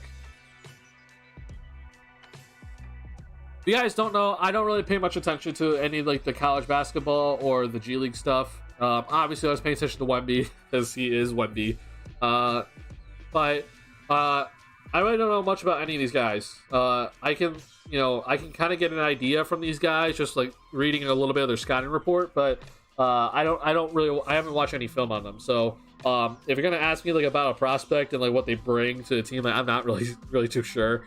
But I do like to kind of think about, okay, if they pick this guy, then maybe what is their next plan. But let's see who the Rockets pick right here.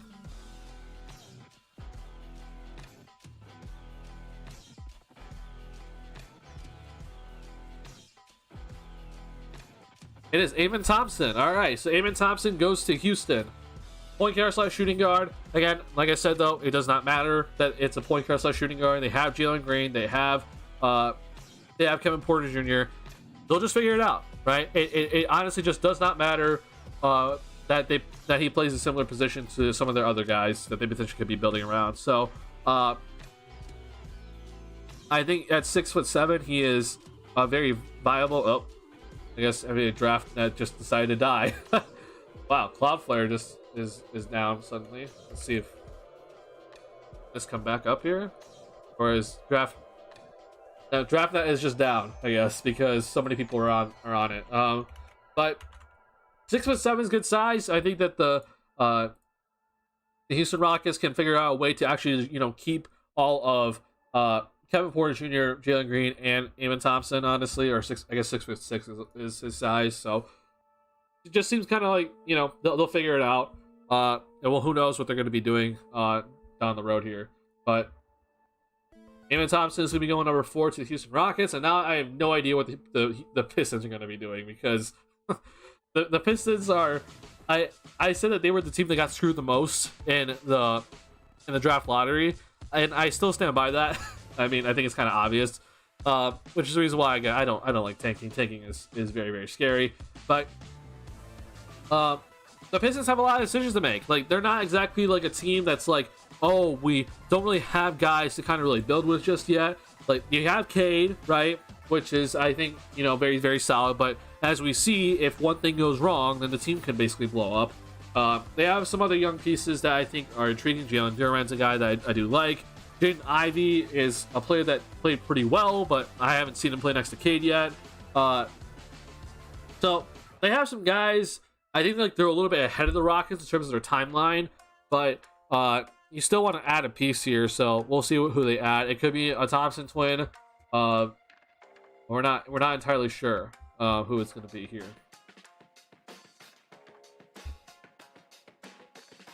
I just want to read Amen Thompson's scouting report. Like, that's the only thing I'm trying to get to, and I mean, draft is just having issues.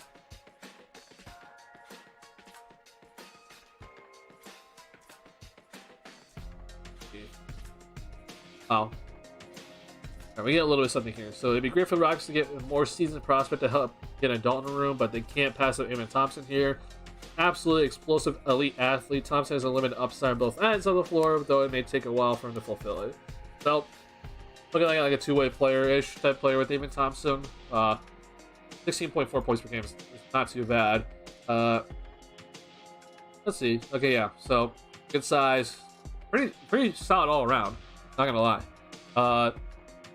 Jump shot is obviously the biggest thing right here. This is the number one thing that I'm looking at. I'm just like, yep, that makes sense.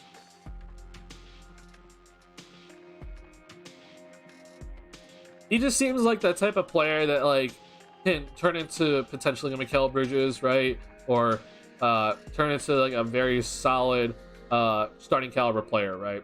Not someone that is necessarily going to be like one of the 4 pieces that is going to be leading the charge, but a really very good player that is going to help this team moving forward. It does seem like he's a bit of a project, though.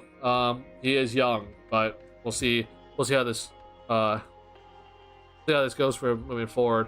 Kind of odd to see that the Thompson twins are going to have to, you know, Eamon obviously went first, and now, you know, is it Oscar Thompson, and he's just got to deal with that for the rest of his life. Is that, man, my brother just got picked ahead of me. That's he's never gonna ever live that down. But let's look at the other Thompson twin here. I hope I'm saying that right. Is it Oscar Thompson? They look very similar in terms of like body size and position. But so again, good size. Kind of looks like he's kind of just decent all around. Perimeter explosive athlete. So they have the athleticism with both the Thompson twins. Also seems like jump shots a little bit of an issue with the other Thompson. So they both just need to work on their jump shot. I do like the size though. Like their size is very solid, and fits into any sort of system. So my only thing is that like we've seen that like these athletic guys, right? They might struggle like in the half court game a little bit, which I think they kind of mentioned here somewhere. So we'll see how these Thompson twins kind of do like in the half court game, but like they're gonna absolutely excel in like the open court. Like you can already kind of tell that these guys are just gonna be incredible in the open court. Trevor Ariza is the comparison. That is a very odd comparison, in my opinion. But I'm not here to Latrell Spearwell. That's weird as heck. I'm not gonna go off of that anymore. All right, no trade so far. This is the part that I think is the craziest thing. I've not seen a single trade come through, and I expected a trade to come through here, but no trades yet, and we'll see what's gonna happen. Company picks though, because I do see some teams that are like, oh, we can definitely see a trade coming in. A little shocked also, like none of these teams like try to move up. Like Orlando could have packaged their picks to try to move up as well, but a little shocked they didn't do that. But it is what it is. But looks like the pick is in, and it is gonna be the other Thompson twins. So we got the Thompson twins going back to back. How about that? So Pistons, like I said, they got another explosive athlete, a guy that seems to be like an all-around player, but has to work on some things, and not exactly, you know, someone that's going to be like immediately ready to contribute. But his athleticism is obviously big, and we'll see how they develop. But it seems like both Thompson twins are guys that are going to require some development. Yeah. I feel like all these G League guys have no idea what to expect. Yeah, the G League guys are a little bit hard to kind of gauge. Like, they're definitely a little bit harder because they didn't play against like college teams, and like a lot of people kind of adjusted their scouting to be like off of college stuff. But yeah, the G League guys it's very hard to kind of like gauge where exactly they're at. But I do like the program though. I think the program is very, very solid for the NBA and for all these players. Give me 1 second here.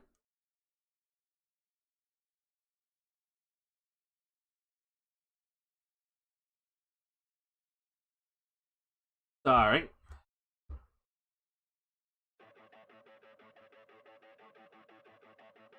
All right. Hold on here. Let's pull up.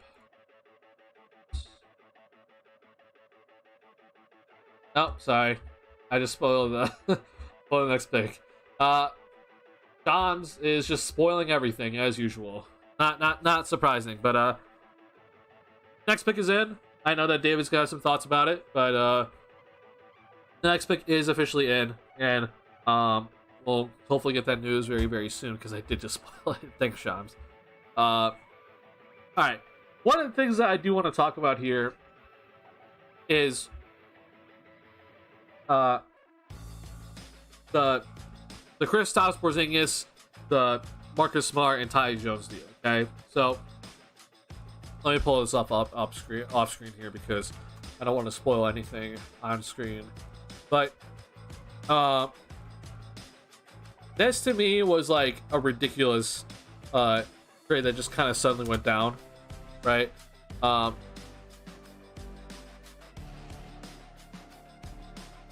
I'm trying to look for. Okay, here we go. I'll just use this graphic. So this deal here. Now, this doesn't include all the parts of the deal. The Wizards are also going to be getting Danilo Gallinari and Mike Muscala. The Grizzlies, they got Marcus Smart. Porzingis is actually going to Boston, and the Boston got 2 first-round picks out of it, which I think is just ridiculous that they even got 2 first-round picks, personally. I could not believe that the Boston Celtics, they basically turned Marcus Smart into Kristaps Porzingis and 2 first-round picks. That, to me, is insane. And I questioned Brad Stevens a little bit when he got moved into the front office role. I don't know about you guys, but it's kind of insane to see like a guy like Brad Stevens who is that young, who obviously it seemed like he was a pretty effective coach, but he was a very young coach and they didn't exactly have like the longest career as a coach, and then just suddenly he's like, yeah, we're gonna put you in the front office because the Celtics, they lost Danny Ainge, and they're just like, okay, we're not losing Brad Stevens, who they think is like a basketball genius. So they moved him into the front office. Now, I did say to all the people that were criticizing that move, like, what Brad Stevens did in his coaching tenure, as even though it was short, he did a lot. Like, I think he made it to like 3 Eastern Conference Finals or even more. Like, he did a lot in his time as a head coach, even though it wasn't for very long. So suddenly he is moved into the front office, and as of right now, it just seems like he has done a lot of good things, including this trade right here. In my opinion, is getting Porzingis and 2 first-round picks for Marcus Smart. Now, one of the more important things to keep in mind about this is that the new CBA rules are going to come into effect here. The new CBA rules, you're seeing teams that are like in the luxury tax. There's a little bit more of like a tax. There's a little bit more of a tax fee, right? As the higher you go up into the aprons, right? And there's a first apron now, and then there's a second apron, right? And teams are really trying to avoid that second apron. Okay, the Celtics are going to be a team that could be coming close to that second apron, especially when you start looking at down the road. Now, those 2 first-round picks might not look exactly that amazing now for the Boston Celtics, but at least with their recent draft history, those 2 first-round picks, I think, are going to become very, very valuable down the road because Jaylen Brown is about to get paid $295 million. He's going to get a supermax. Jason Tatum's also going to get a supermax, and who knows how much money he's going to get, right? So down the road for this Boston Celtics team, it's incredibly important that they get guys for cheap contracts, and getting guys in the first round or in any part of the draft, because they're under contract for 4 years, they can't negotiate a higher deal, right? That's huge for the Celtics, right? They need to continue to accumulate those types of guys so that they can keep their core together, unless a significant move is made, which I just don't expect them to do. So to me, this just makes complete sense. Kristaps is probably going to resign. I don't expect him to get $36 million annually, which he's going to get right now, if he does resign. And so I think it's honestly a really great fit for Boston, and on top of the fact that you get 2 first-round picks. It does suck to see that they're going to lose Smart, because I honestly expected Marcus Smart to be like a Boston Celtics player for life, honestly. I think that Marcus Smart is like the heart and soul of the Boston Celtics, but he also came with some issues, right? The Celtics, they clearly needed, they're lacking in 2 areas. One was a point guard, and then number 2 was size, and they addressed size in this scenario here. It sucks that you have to give up Smart to do so, but Smart, he's not the greatest 3-point shooter. He's not the greatest ball handler. He's just a really solid like defender and does a lot of the little things. So I think this trade makes complete sense for the Celtics, and I think it's going to absolutely pay off for them. And if they still have that point guard hole to kind of figure out, then they'll be able to figure it out. And Derek White, honestly, you could argue was better than Smart last season. We'll see about the Malcolm Brogdon thing, because I've heard that with Malcolm Brogdon that he has some sort of injury that is like really concerning. So I hope Malcolm Brogdon's all right, but I do think that the Celtics can still address the point guard position if there's still like a major hole for them to kind of figure out, which would help them a lot. And this makes a lot of sense. The Washington Wizards to get Tyus Jones out of this deal, and we saw the Wizards do another deal to get the Chris Paul off their team and get back Jordan Poole. But for them, they get a 2030 first round pick, I believe, from the Warriors. The thing is, though, is that it's top 20 protected. So I'm a little bit concerned for the Wizards with that pick. It doesn't really mean much, in my opinion, because it's top 20 protected. I think that's just going to stay with the Warriors. And the thing is that you can't send out picks later than 7 years down the road, right? So 2030 is the latest you can send out a pick. I don't know exactly what's going to happen if, let's say, the pick does not convey to the Wizards, like what happens after, because I don't think you're allowed to do anything about it. The only thing I can think of is that it just turns to a second round pick, which would absolutely suck for the Wizards. But it makes sense.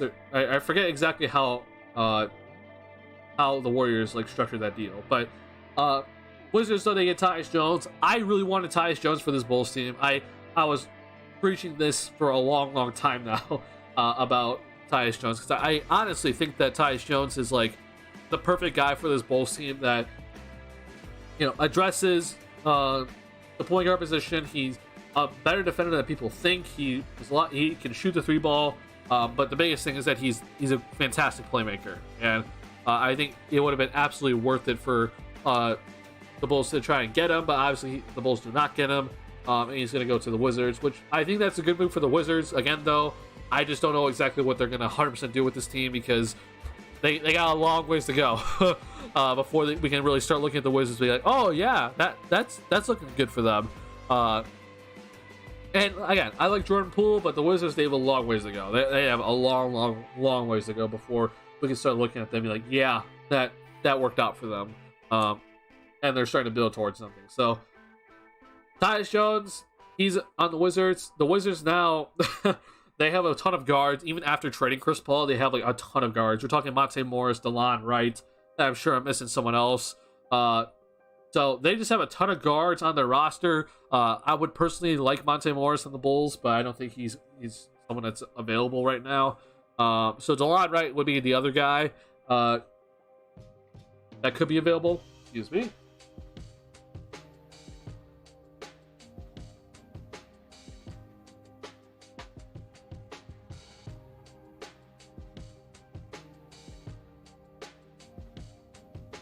Sorry.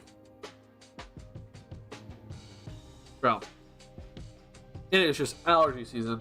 I do apologize. So, that's my thoughts on this trade. It's kind of crazy, but yeah, that's that.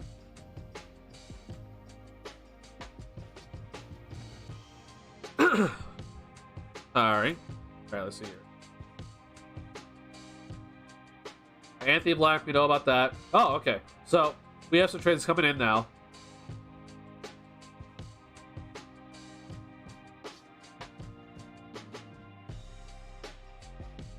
Okay, so Indiana is trading the number 7 pick, which is going to be Bilal Coulibaly. I don't know how to say that. To the Washington Wizards, okay. Indiana is selecting Jarris Walker at number 8. Be the Wizards in this 7-for-8 flip. Washington also sends 2 second-round picks to the Pacers to move up for Coulibaly. Okay, so I guess Washington really liked Bilal.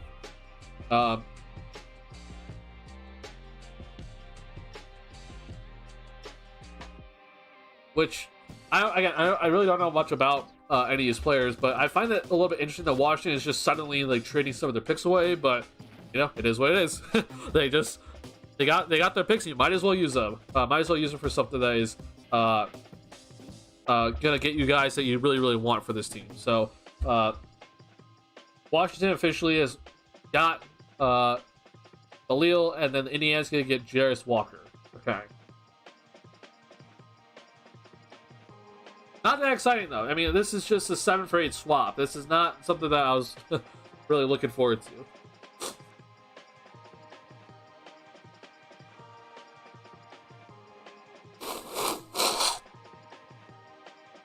I apologize about me blowing my nose. Alright. Jarris Walker is off the board. Paula Bali was projected to go 11th in this mock draft and suddenly moved up to number 7 here. So that's interesting. That's very interesting to see. Pretty decent jump that we're looking at here. So Paula Bali, I don't know how to say it. He's officially off the board here. And so is Jarris Walker. So now Cam Whittemore is still here for someone to take. And so is Taylor Hendricks. Those are 2 guys that I'd be looking at right now.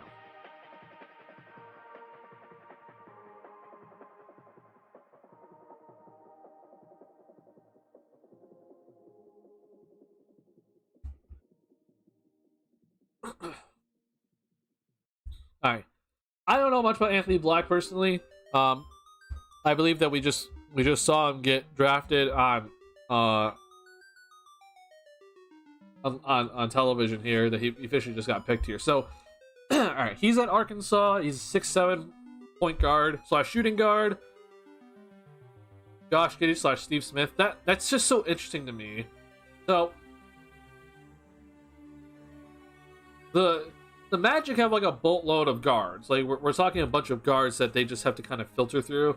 It's something that David has talked to me about with the Magic. Like they just have a bunch of guys that play the guard position, and they're trying to figure out like who is going to stay, who's going to go. I guess that they believe that this is the guy, and then you know by all means you draft him. I've also just heard though that like he's like some people just don't really believe in him as much, but I'm not really the person to determine that. Let's see. This fits the Magic profile though of what they really like. The Magic really like lengthy guys that are athletic, that can play multiple positions, that can defend multiple positions. So Anthony Black at point guard makes a lot of sense. Again, it's just the Magic roster is just so weird. They just have they have all these guards that you're just looking at. You're like, okay, who's staying? They'll have to make the decision at some point with this team, but I mean, we're looking at like Markelle Fultz, Jalen Suggs, Cole Anthony, MCW for some reason. And then why is Aaron Aflalo here? What the heck? Gary Harris is here. He's also a thing. So yeah, I don't know. And reminder, like Franz Wagner is also a guy that like we've seen Franz like handle the ball a lot. So it's kind of odd to kind of see like them like potentially looking for a guy to take the ball out of Franz's hands. But like I said though, it is whoever you think is worth it, you take. So it doesn't matter too much. All right, Jarris Walker just got drafted on my YouTube TV. I might be behind, by the way.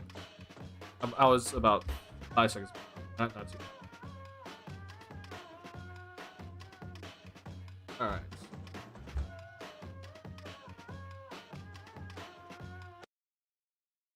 Changes. I don't know. Half these guys in 2019 can name the top 15 from watching the tournament alone. Yeah, makes sense. Honestly, I feel like a lot of those drafts, like, there's a lot of guys that are just like, I don't really know about them too much, and I don't know. It might just be me because I'm not exactly too aware of any of these guys, right? But I don't blame you if you don't really know many of these guys. Because I personally don't know many of these guys, and I don't really pay much attention either. What else my train of thought? Crap. Oh, G League. Like, it is also important to remember, like, yeah, some of these guys were in, like, the G League, G League squads, and we don't get to see them play in college. So, there's some of these guys that were like, okay, I don't really know exactly who any of them are. right, so below Culabelli just got drafted by the Pacers. He's going to the Wizards. Yeah, I got it all down. Let's catch up here. The Pacers are going to pick Jarris Walker, looks like, at number 8. Wait, we knew that, right? Oh, yeah, we did know that. Okay. And we also know the number 9 pick. Okay, so Utah is going to be drafting their center, it looks like. Derek Lively. Oh, that's interesting. I thought he would actually go to Dallas. Yeah, Utah's going to be drafting another center. That's interesting. They have Walker Kessler. But, you know, is what it is. I don't know about you guys, but like, like, I know that Wembanyama is like listed as a center here. Like, I've been consistently saying this, that I think that Wembanyama is like going to be playing like the Giannis role. Like, I don't think that Wembanyama is like a full-time center.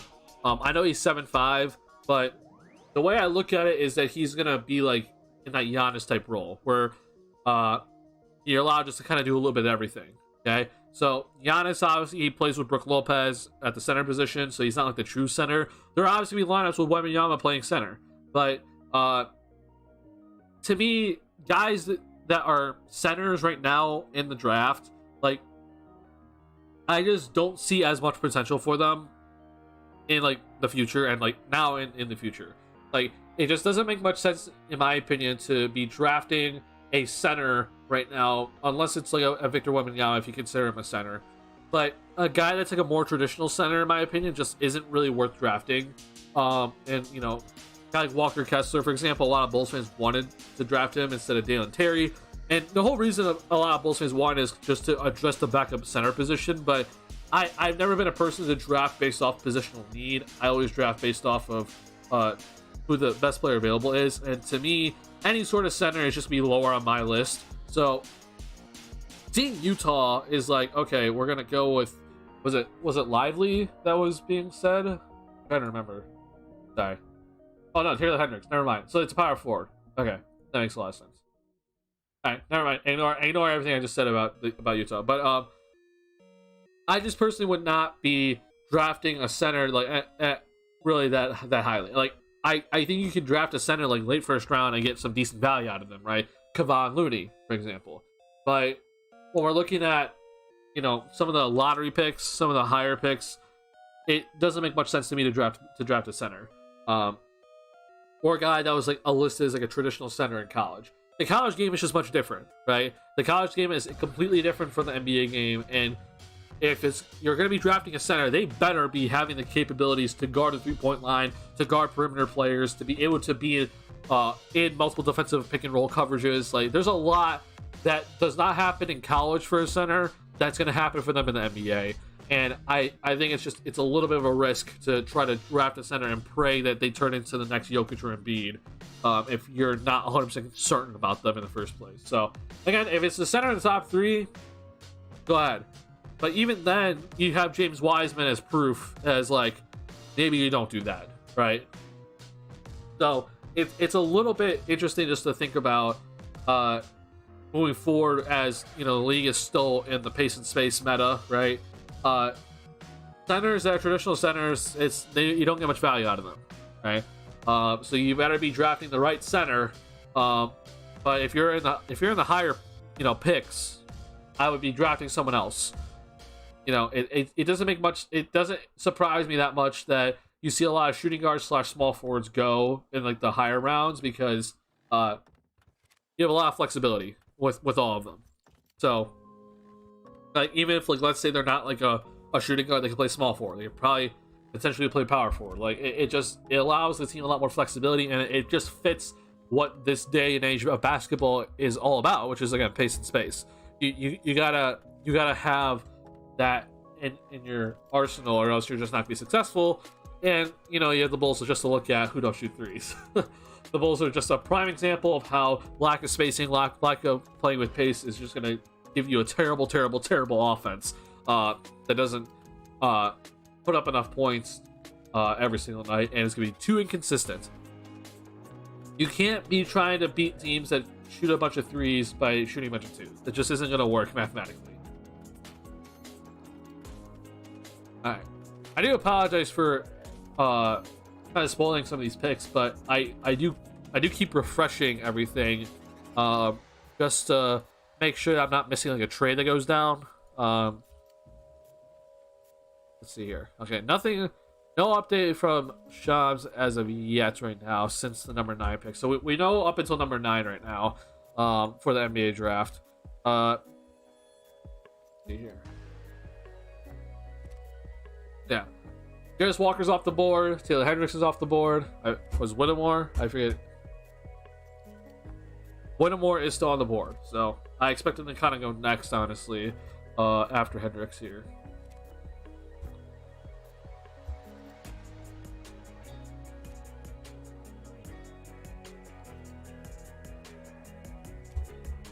Alright, for any of you guys, have you seen any surprises?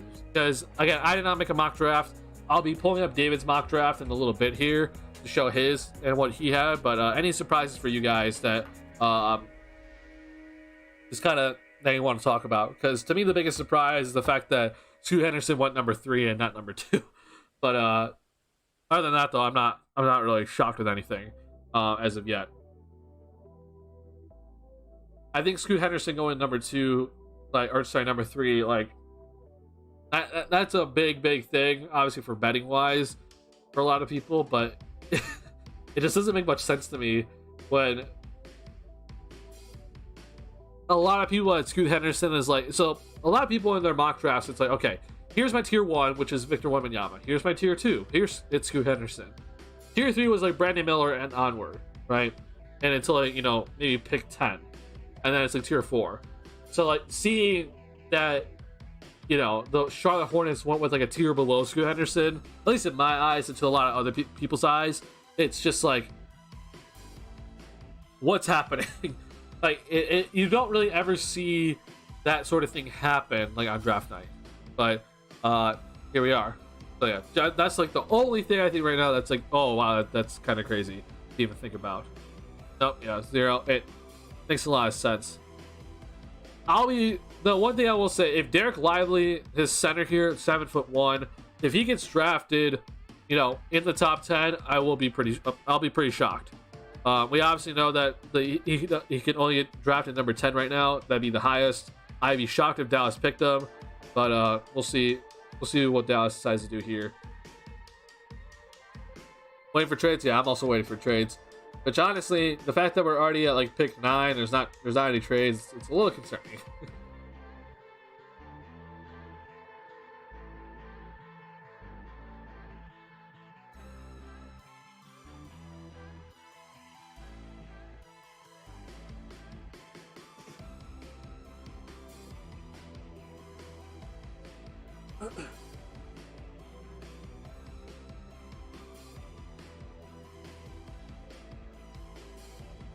Oh, okay. We did get a trade, actually. We got a trade here.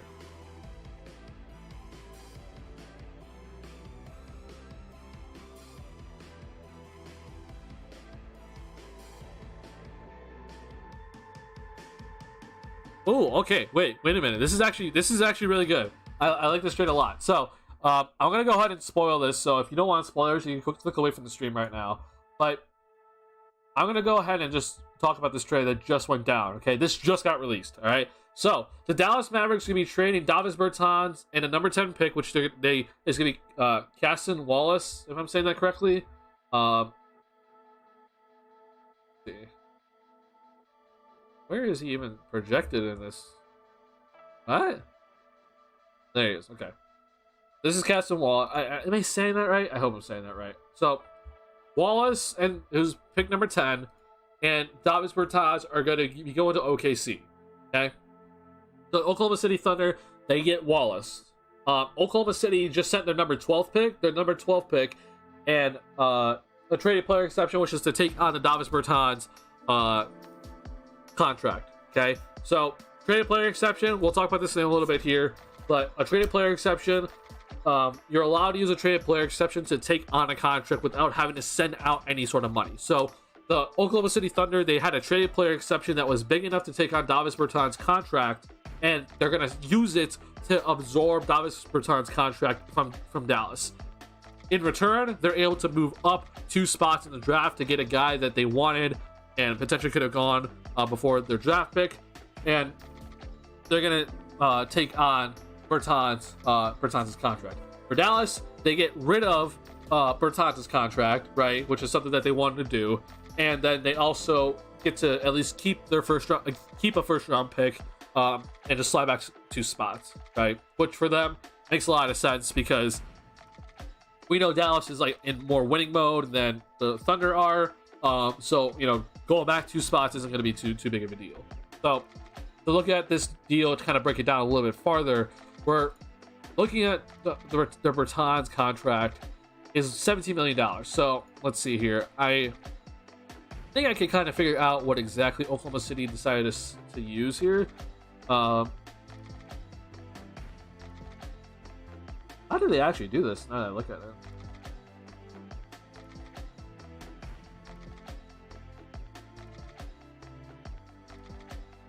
Okay, so $10 million. I might actually have to wait for more stuff here.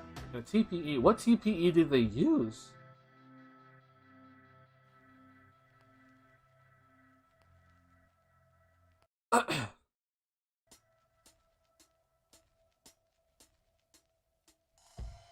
TPE to Dallas.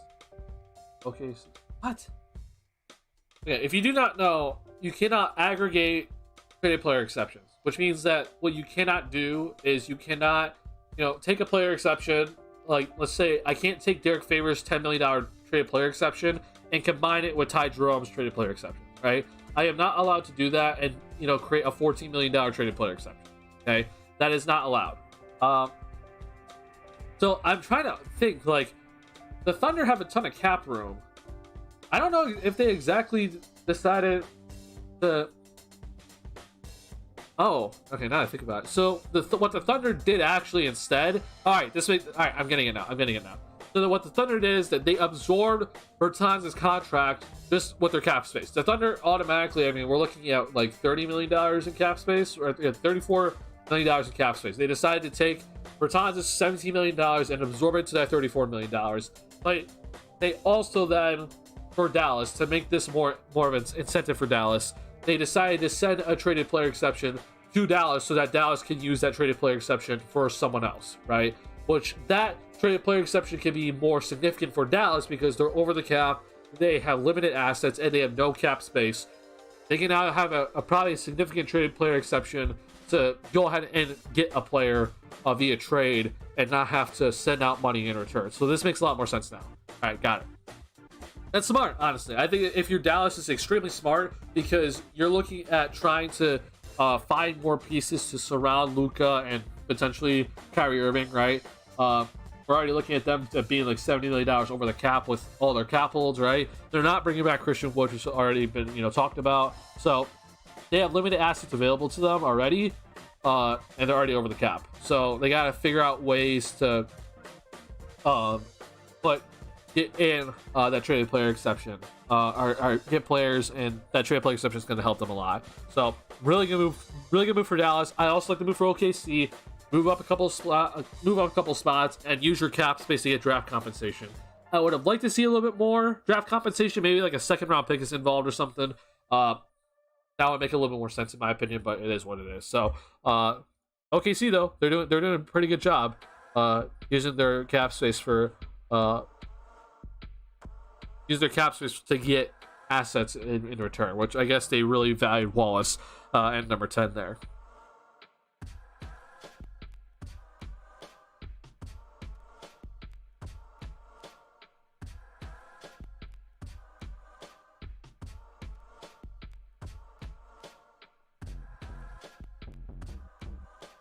Alright. I do know the Magic's picking at number 11 now. That just came in. I am not going to spoil it though. Alright, let's think about this for Oklahoma City though. Because I'm trying to look into this a little bit more. Alright, OKC, they obviously have Josh Giddey and Shai Gilgeous-Alexander. I don't think they're trading Shai. Casson Wallace is a 6'4" point guard / shooting guard. I guess Giddy can like move to small forward technically. So they want to keep all three guys. It's definitely a possibility here. But doesn't look like they're gonna. We'll see if they do that or not. If for the Mavericks, we don't exactly know who they're picking just yet. So we'll see who get the pick yet. Yeah. If you're the Thunder, I think if you're the Thunder, you could have probably gotten a little bit more in return, just because, like, I understand it's like you're moving back only 2 spots, so it's like not that valuable, but like that traded player exception, it matters which one it is. But if they traded away that Derek Favors traded player exception, that's huge, right? Like this. Oh no, actually no. This, they only have $943,000 available of it now. Actually, okay, never mind. So the most that they can send out was like $4 million then, right? Okay, that makes a lot more sense now. That they only moved up like 2 spots for this. So yeah, you swap the picks, which is like basically nothing, and you move up just a little bit, and you send out like a $4 million traded player exception, right? This is the room exception. This is only for teams that are under the salary cap. This cannot be traded. So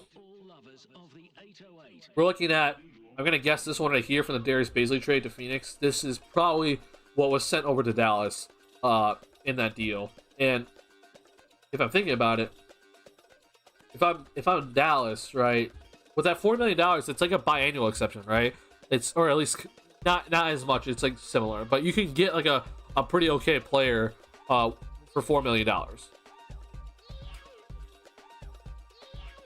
We move by Bulls, love it. Didn't I tell you that to not expect anything? I said to not expect anything.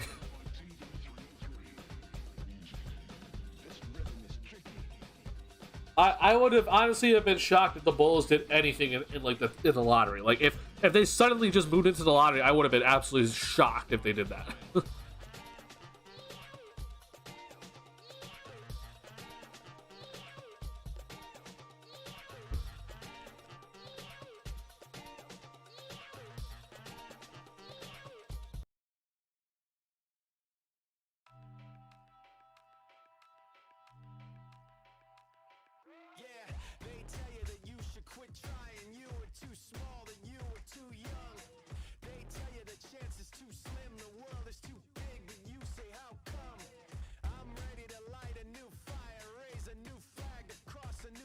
We're still talking to Wembanyama, huh?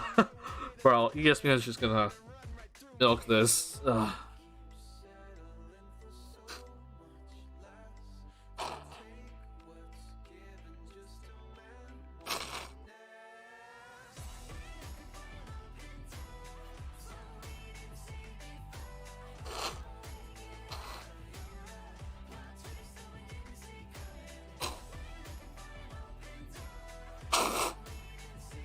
Sorry, guys.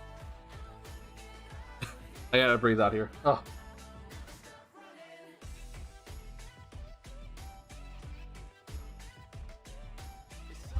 Yeah, I did not expect the Bulls to do anything in the lottery. I would have been absolutely shocked if the Bulls did something in the lottery here, but obviously they didn't. So, it is what it is.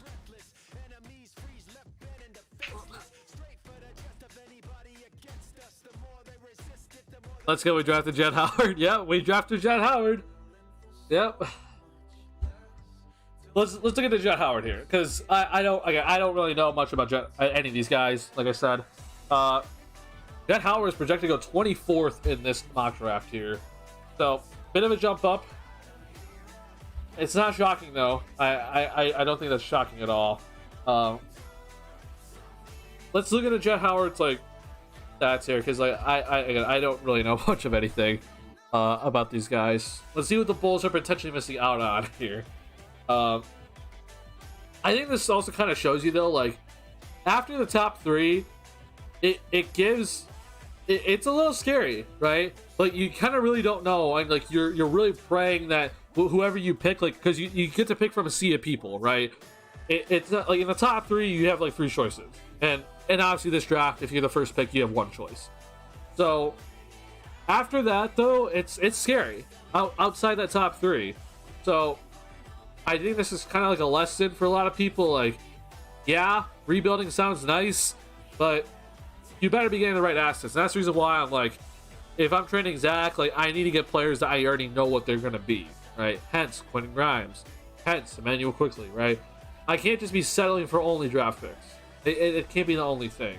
And I don't really know what any of the Thompson twins are going to turn into, honestly. Like, the crazy thing about it is that one could turn into a superstar and the other couldn't. Like, it's a scary thought. So, we'll see. All right, Jett Howard is a 6'8" shooting guard. I'm going to guess he's not going to be a shooting guard in the NBA. NBA comparison is Doug McDermott. Interesting. Okay. So, he has shooting. That's the biggest thing I'm seeing right now. His jump shot is rated at a 9, which is very solid for a prospect. Effective pick and roll player, prefers to shoot. Makes a lot of sense. Has high compact release. He shot 35% from 3, it looks like, which is not bad. High compact shot release that looks good at leaving his hands. Okay. Weaknesses, not much athleticism or explosiveness. This is a little bit different from what the Magic typically do, right? But they decided to go with it. They decided to go with the 3-ball. It doesn't get all the way to the paint much at all. Struggles mightily with finishing for a 6'8" player, but he does get there. Only 42% inside the arc. That's a little concerning.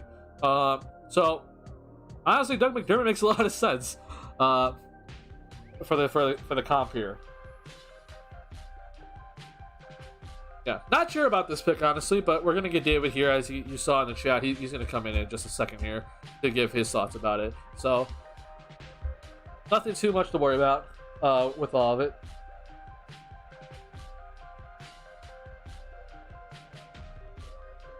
I can't wait to hear. Like, I'm just going to say right now, I don't think David exactly liked this pick.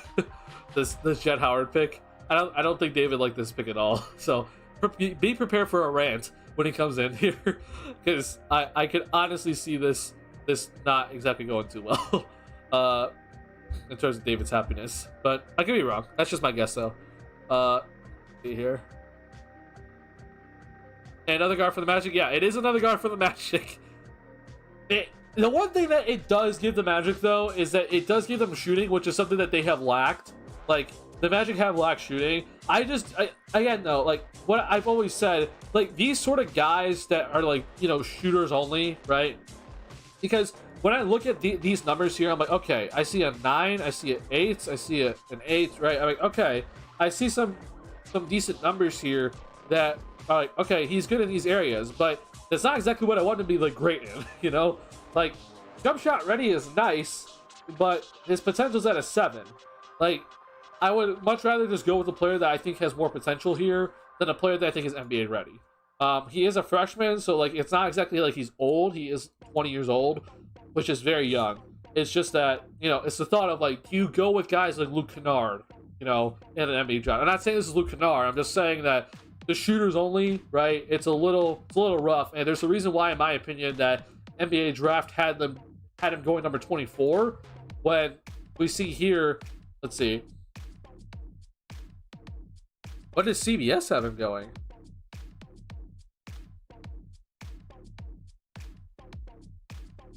They have him going 22nd for CBS. So, like, it was like an overall consensus that they thought that Jett Howard would be going later in the draft. And there's a reason why, right? Because he doesn't seem like a guy that can, like, you know, develop into more of a player. We kind of already know what he is right now. He obviously is still 20, so he has time to develop, but you can also make the argument like, well, we kind of already know. He lacks athleticism. He's a good shooter. Obviously, he's NBA ready. I think his finishing is going to get better because he's 6'8". But if he didn't have that size, then I would be a little bit more concerned. So yeah, Doug McDermott makes a lot of sense, which we kind of already knew what Doug McDermott was when he came into the league, and we still know what he is. And it's very similar to what he is today, right? So yeah, I think it's a good comp, honestly. I'm not exactly sure about his defense either, but again, I don't watch college basketball or anything. Defense is a 7. That's not really great to see.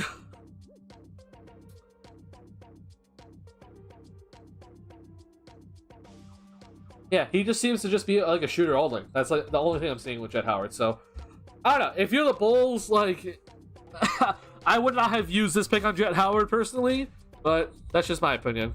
But I can imagine that, you know, a lot of Bulls fans would argue, well, I'd much rather have Jet Howard than, you know, blah, blah, blah. So, fair argument, honestly.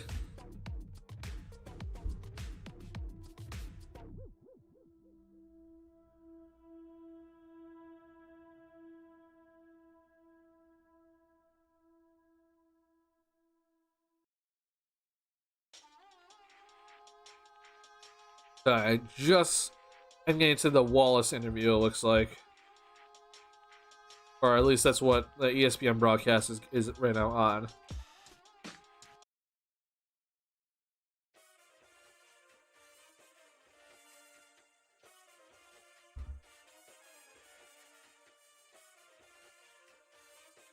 I believe that was pick number 10 that I just witnessed on TV, right? I could be wrong. A little bit behind here.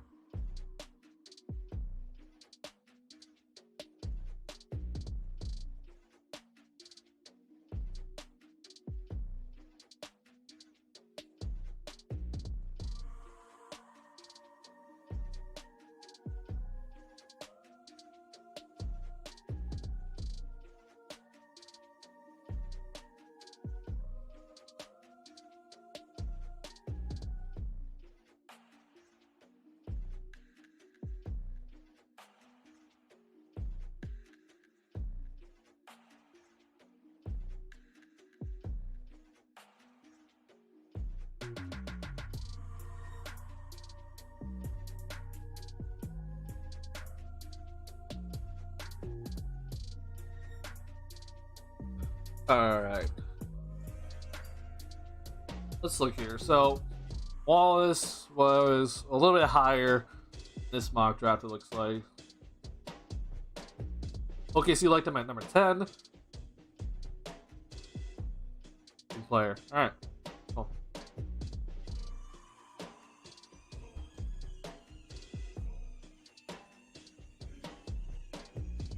Wait, did I get that wrong? Hold on.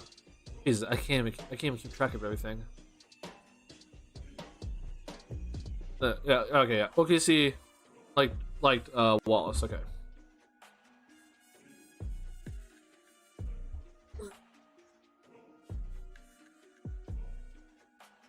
For Oklahoma City, man, like this is interesting to me. Like, so you have Jay, you have Dort, you have Giddey, you have Trey Mann, you have Jalen Williams. They have a lot of guards too, but like I do think Jalen Williams can like slide down a little bit. Like I did talk about like Josh Giddey moving to like small forward. That means I think Lou Dort is probably pretty available for any team right now. I am a fan of Trey Mann. Like I do like Trey Mann. Yeah, they have a lot of guys to kind of sort through here, but like I said though, like you keep the guys that become the better players, and then you trade away the guys that aren't as good. So they'll have a lot of guards to kind of figure out. Obviously, I think Shea, is staying, and he's like the guy. But I mean, between Giddey, Jalen Williams, Trey Mann, and now add on Wallace, like that's a lot to kind of sort through. And Oklahoma City, they ran like that 3-guard lineup already this past season. Like they ran like a smaller lineup. So I can definitely see them running that again. Where you have SGA, Giddey, and then put in Jalen Williams, or put in obviously Wallace and maybe Trey Mann, or I mean you can even run like a 4-guard lineup with that team. So it's definitely very interesting for OKC that they decided to go this route. But we'll see here. Sorry, I think my YouTube TV is just nope, never mind, it's not behind. Yeah, we'll find out which one is like the cream of the crop. And obviously you have Chet, who hasn't even played yet for OKC. That he's just gonna be coming along too. So OKC looks really good right now. I really like where they're going here. I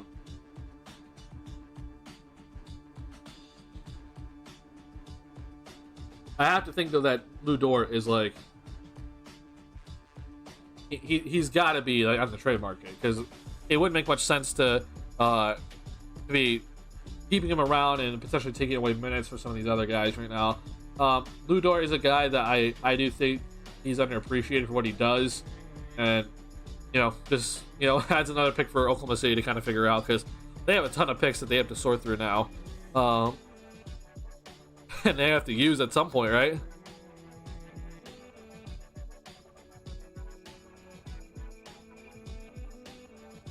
All right, so there's the Jet Howard pick.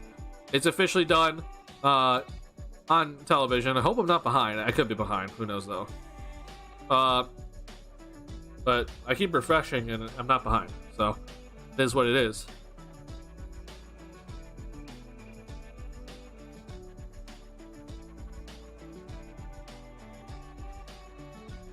Let's see. No new trades yet.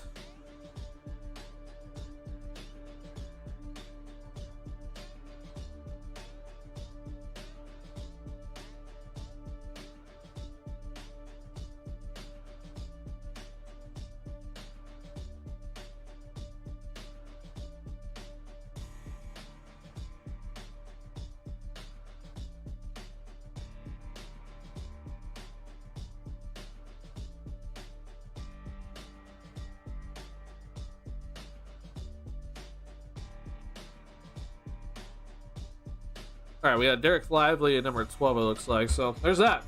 So we know that the Magic picks, obviously, and then obviously we know the Dallas pick. All right, David's ready.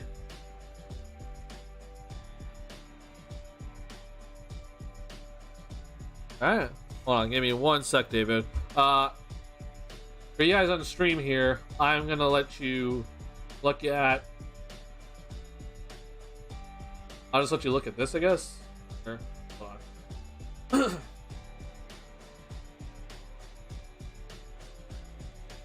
This would load. It'll load eventually. All right, hold on. Give me 1 second here, David. I'm gonna turn off my camera for just a second here. Let's see if this works, David.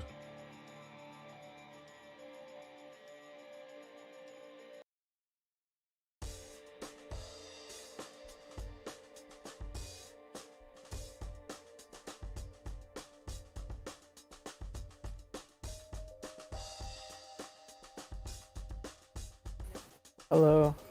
1 sec, David. Hold on. Okay. Can you hear me at least? Yeah, I can hear you. It took me a while to find some headphones. No problem.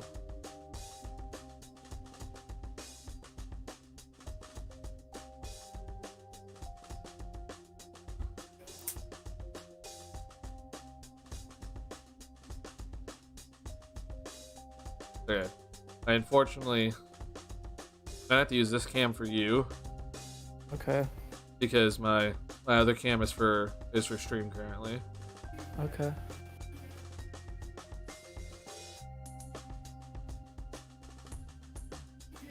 The Raptors have selected Grady Dick. Oh, you went to the Raptors.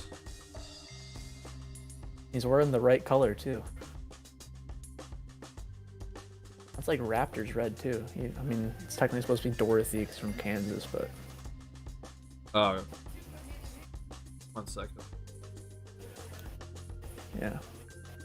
You're saying that I think you're caught up, but I think you're like 30 seconds to a minute behind. Okay. But it's not like a dramatic difference though. Keep refreshing it though. I don't know. Maybe YouTube TV is just really slow.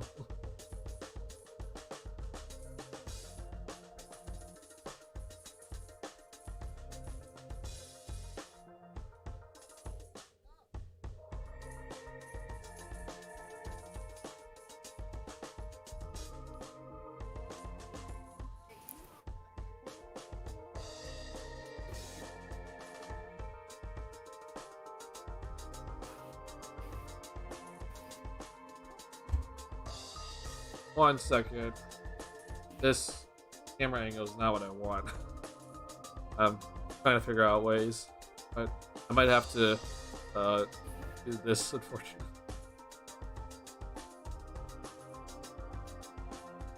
We'll just full screen.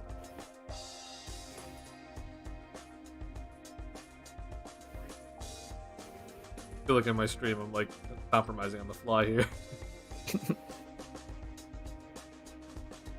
Yeah, because my usual camera's in OBS Studio, so I can't do the camera that I want for Discord. Sucks. All right, whatever. We'll just do this. All right, stream. Everyone say hi to David. He is unfortunately a Magic fan for all you Bulls fans, so. What is that supposed to mean? What do you mean, unfortunately? Because they're all pissed at you, right? What did I do? The Vooch trade. I didn't do that. Oh, I know you didn't do that. But why are you mad at me? Oh, they're not mad I at didn't do the they're not Vooch mad at trade. You're mad at Jeff Weltman and John Hammond like I am right now. Did you not like the Jet Howard pick? I didn't think it made a lot of sense. I mean, it's kind of like was that 4 years ago when the Suns took Cam Johnson at 11 when they could have just had him at like 20 something if? I feel like they could have just got Jet Howard at 20 something if. Yeah, I don't really know much, but like all the mock drafts I looked at, like he's in the 20s. Yeah, so. I don't. And then so actually another one of our friends, me and Duncan, that we went to high school with, Sam Eddy. I was asking him what he thought about Cason Wallace, who went to, I guess, technically Dallas, but he's getting traded to the Thunder with the 10th pick. What he thought about Cason, because he went to Kentucky for a few years, so he's a fan of Kentucky basketball. And he's like, "You guys like your Michigan guys, huh?" And I don't have Shams' tweet notifications on, so I didn't see who it was until the pick was on TV. I was like, I guess so. So I thought it was Kobe Buffkin, who's been, projected to go in the lottery. But right. And I almost made a post on my Instagram account at @the_NBA News selfless plug. Almost made a post there saying like, okay, Kobe Buffkin's the 11th pick, and then I'm about to press send, and then Adam Silver comes out there, says Jet Howard. Like, what? I mean, like, I'm not like. I mean, it's not. I don't mind Jet Howard. Jet Howard isn't the problem. It's where we took Jet Howard that's the problem. Yeah, that's my biggest thing too. I looked at it, I was like, oh, I like the initial comp came up, it was Doug McDermott. And I'm like, wait a minute, like, did they really pick Doug McDermott at number 11? Like, wasn't Doug McDermott the 11th pick in 2014? Yeah, like I've seen this mistake before, so it just didn't make much sense. And you know what? It's a Bulls pick too. It was. It's all full circle. It's all full circle. It definitely is all full circle. But yeah, like the NBA draft net, like their comp is Doug McDermott. I was like, what? No shot. I mean, it's not a bad person to be compared to. I mean, he's had about almost a decade-long career and is a great three-point shooter. But I mean, 11th that's all pick, he is, though. You want to get somebody better than Doug McDermott. Yeah, that's my only issue with it. JJ Redick's got a fresh cut going there, just noticed. If you want to talk about shooters from the Magic, JJ Redick, oh boy. Yeah, JJ Redick. But Howard's got a lot to live up to there. Just realized I might be watching. Oh, I'm on the ABC broadcast now. Yeah, so the ABC broadcast, I was watching that to start. They completely missed the Anthony Black pick. They talked right over it about the Thompson twins. Of course they did. The only reason I even know the Magic took him is because they showed like a wide shot with the graphic mostly over the screen, and I saw Anthony Black's name next to the Magic in the background. Like, so you're just gonna skip an entire pick in the draft? They do this all the time. And of course they choose the Magic. But in the second round they do that. They put Jokic up during the Taco Bell commercial, not a lottery pick. ESPN production. Technically, it's a Disney production. Yeah, Disney production. So Bulls fans, how are we all feeling about Jet Howard being picked with sort of your pick, but not really? I guess it's not too bad. Boo this our, man. Our perspective. Boo. The Vooch trade is officially done, right? I think so. Yeah, that's the last domino to fall. So it was Wendell Carter Jr., Franz Wagner, Jet Howard, and then I guess you could put in Otto Porter Jr. if necessary. but Technically, I don't played count 4 that. games So for Yeah, obviously Vucevic and for- Al Farouk Aminu. yeah, for obviously from the Bulls, it doesn't work worth it wasn't worth it. I mean, if Vooch had an All-Star type season, at least one of the 2 seasons this year, I think you could argue it maybe was worth it. But no, it clearly did not work out the way that I wanted it to, and how I think we both expected it to. And, I thought Vooch was gonna be a pretty good fit there, honestly. yeah, it's frustrating to look back at it and be like, wow, we really have just completely hamstrung ourselves with this trade. And now with Vooch, like he's not even guaranteed to come back now, and even if you do get him back, if you try to move him, it's nowhere near the value that you traded for him, right? So Yeah. it's a rough situation. You want to know the Pelicans pick, Duncan? I'm seeing it right now. Jordan Hawkins, I think that's a really good pick. you know. I think so. I mean, I know next to nothing about college basketball, honestly, so I'm probably not the best person to listen to. But from what I understand, and from the one video I watched on YouTube about him by Hoop Intellect, great channel, is that he's probably the best movement shooter in the entire draft class. He's kind of like a JJ Redick almost. Like, he can basically shoot with any footwork, and he's pretty accurate. Obviously won the national championship this year. So if you're the Magic, then why did you pick him instead? Because Orlando loves their Michigan guys. We've got both Wagner brothers Michigan guys. We had Iggy Brasdeikis before he was a Michigan guy. We have Caleb Houston, who's a Michigan guy. And even our G League team, they used to be the Lakeland Magic. They changed their name now. I don't know what city they're called now. But John Teskey is a Michigan guy, and he was the starting center on the G League squad for like 2 years. So I don't know what their infatuation is with Michigan guys, but clearly it's a thing. I see. Maybe it's because they, front office, John Hammond and Jeff Waltman, they both, I don't know if they both started their careers in Detroit, but they were both part of the front office when they won the championship in 2004. Oh my god. So Tough I don't shot, know. right? Maybe they became Michigan fans during that time. I don't know. Oh. I want to talk to you about the trades that we've seen in the past couple of days. Like, some of these have been insane. If we really look back on it. And Yeah, and I'm in Phoenix too for those watching.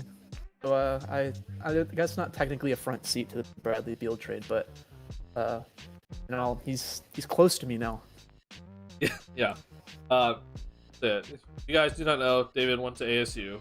I still am at ASU actually. Oh, you still at? Okay. Yeah, so I technically don't graduate until the summer, and then I'm doing another grad year. Oh. Yeah. Forks up. But for this trade here, for Bradley Beal, like, I saw this trade go down, and I'm like, okay. First off, Ishbia, however you say the owner's name. Like, it's very soft hands. I cannot believe how much he has come in and just decided, we're just going to strip it all down.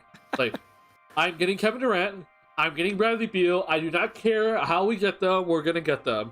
And Devin Booker gets to stay. Like, this team, look at them from 6 months ago, is a completely different team. And I'm thinking about how in the actual heck are they going to get any sort of depth on that team. Like, they have some guys that they can re-sign, like Jock Landale, they can re-sign them, right? I know Terrence Ross, they can also... Yeah, Torrey Craig, right? But all I can think about is, like, what if one of their guys gets hurt? I'm not even talking about, like, one of their stars. I'm talking about, like, one of their depth guys. They get injured, and suddenly I'm like, they have a 7-man rotation. And this is... we'll see about DeAndre Ayton, obviously. But I don't know how they're going to get depth on that team. That's so much money tied up to 3 players. And to compound things there, too, the Suns don't have their own G League team anymore. I don't know why, but they got rid of having just an exclusive G League team a few years ago. So they can't even, they can sign two-way guys, but they won't have them like right there. They had their team in Flagstaff, which is about 2 hours north. they won't have them just right there available and ready to go. Like they will have them, I don't know, wherever their affiliate is now that they share with somebody else. But like you can't even just easily say like, oh hey, we need you really quick. Come down to Phoenix and you got to play tonight. Like That makes no sense. I don't know. They'll have to figure it out. Like I look at the team. It's not definitely not in my opinion beating Denver right now.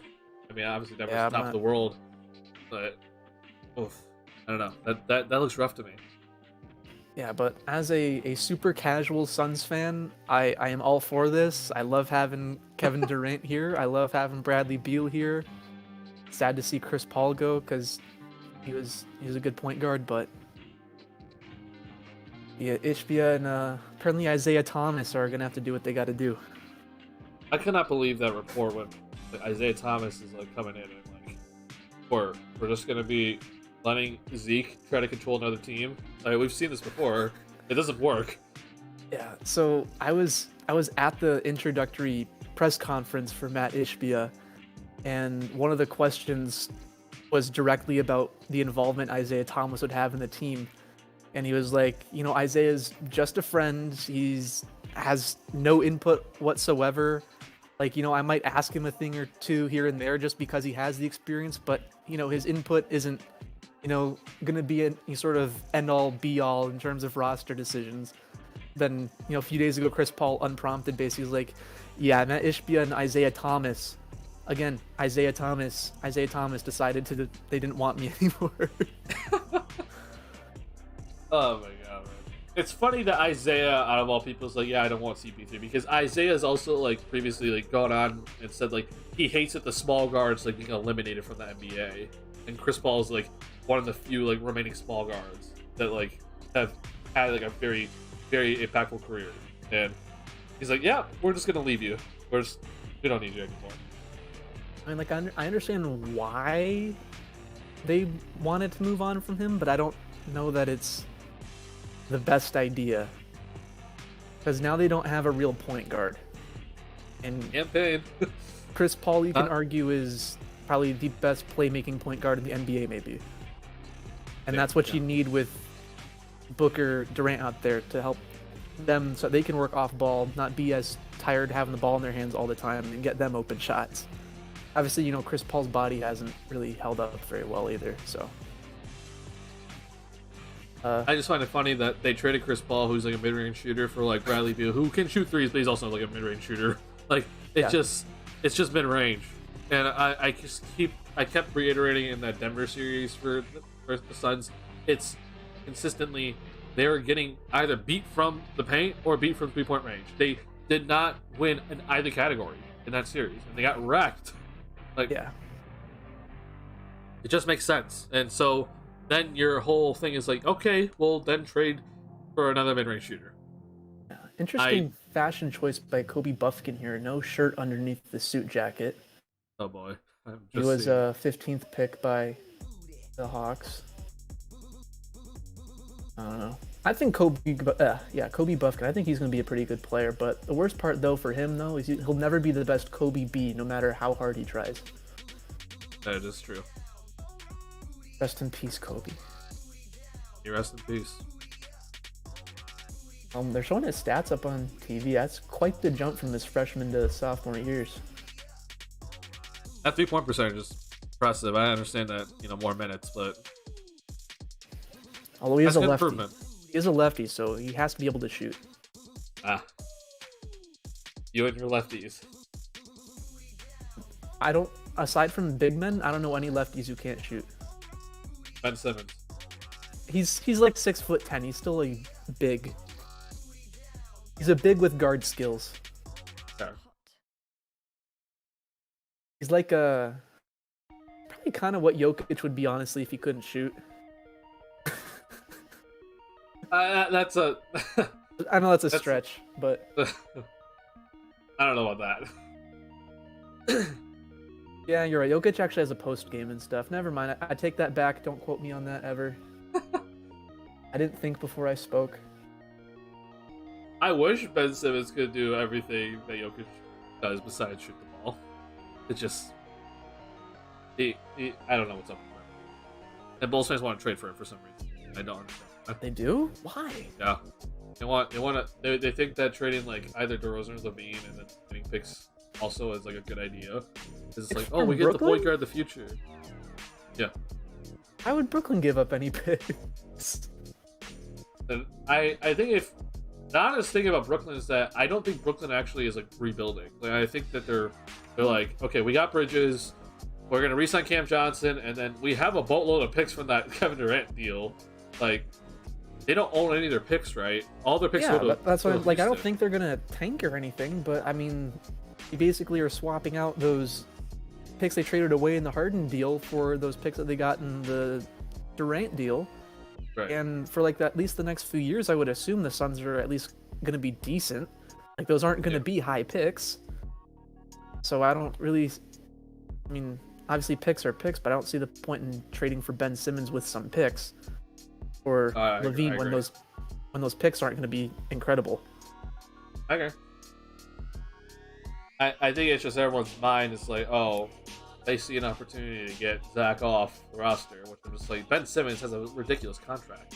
Like, I don't want to hear about Levine's deal and be like, oh, Ben Simmons though. Jeez. Sorry, they just showed a tweet from Whataburger on TV. It says the W stands for Wemby now. Oh my god.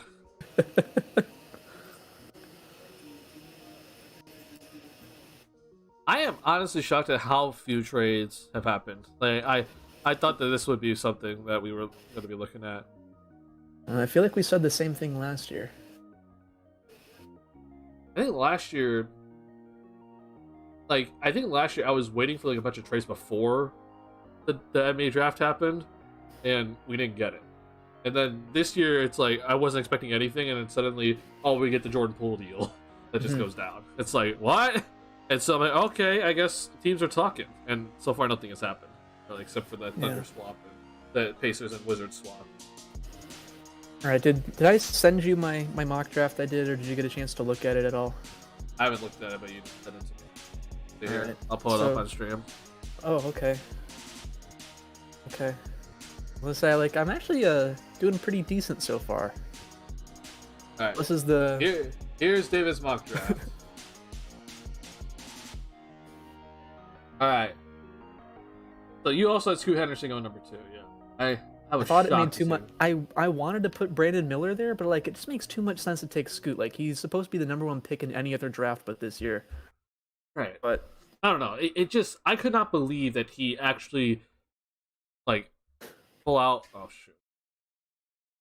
That the Hornets are just like, no, let's just completely go with team fit over what everyone says to do, which is don't draft based off fit. Yeah, I just feel like it's like, all right, draft Scoot, figure out the fit with LaMelo later. Like those are 2 at least all-star level players, if not That's what I all would've NBA. done. 1 second.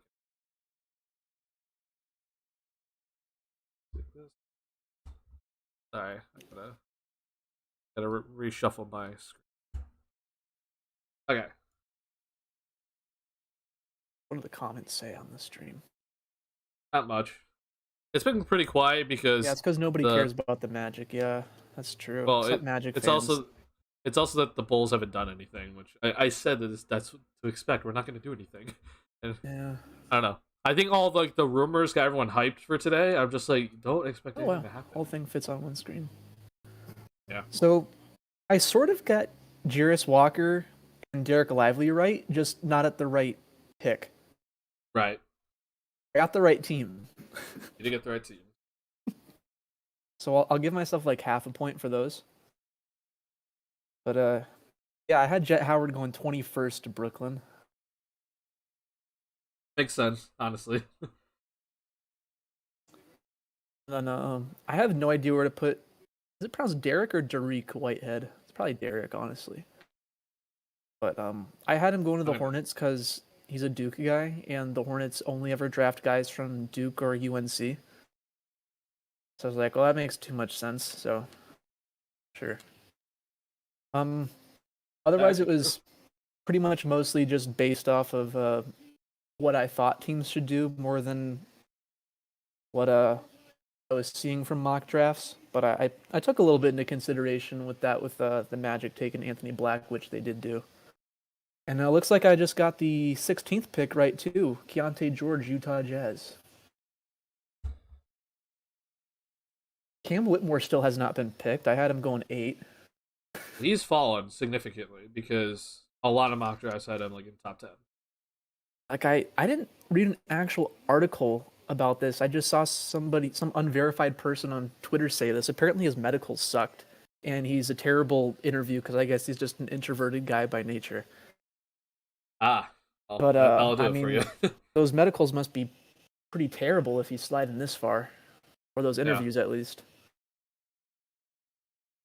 Yeah, I'm kind of surprised I got a 16th pick right. Usually after like the first 5, I don't get anything right. I'm pretty impressed with myself. Yeah, you're doing pretty good. I did say though, this is one of those drafts again where it's like, and it seems like this is like a repeating thing. After the top 3, like, it kind of is like fair game. And I think a lot of people had the Thompson twins like going pretty high, but like you didn't really know if they're going to be going like 4 or 5. So the fact that you're getting a lot of these right is pretty impressive. Yeah, it just shows kind of like with the NCAA tournament where, you know, the brackets that you fill out and stuff. It's always the people who know nothing about college basketball who end up doing really well on those, because it's all pretty much just completely random, and I think that's what happened here. I mean, you and I have talked about, like, we don't really watch much of it. I mean, like, you pay more attention than I do when it comes to college basketball. But yeah. Do I? I don't know. I haven't, like, I usually pay attention to like Duke or something, but I haven't done that in like a couple of years. I went to 2 ASU games this year, and the only college basketball games I watched on TV were during the tournament. So I didn't even watch the tournament, really, honestly. I watched like a little bits and pieces. Yeah, I think I only watched probably 1 or 2 full games of the tournament. Jesus. Like beginning to end. Like I mostly just tuned in when like I saw there was a close game. I was a big FAU guy this year. Go Owls. One of my friends is an FAU student. Probably not watching. Don't care about basketball, but yeah. Definitely not watching.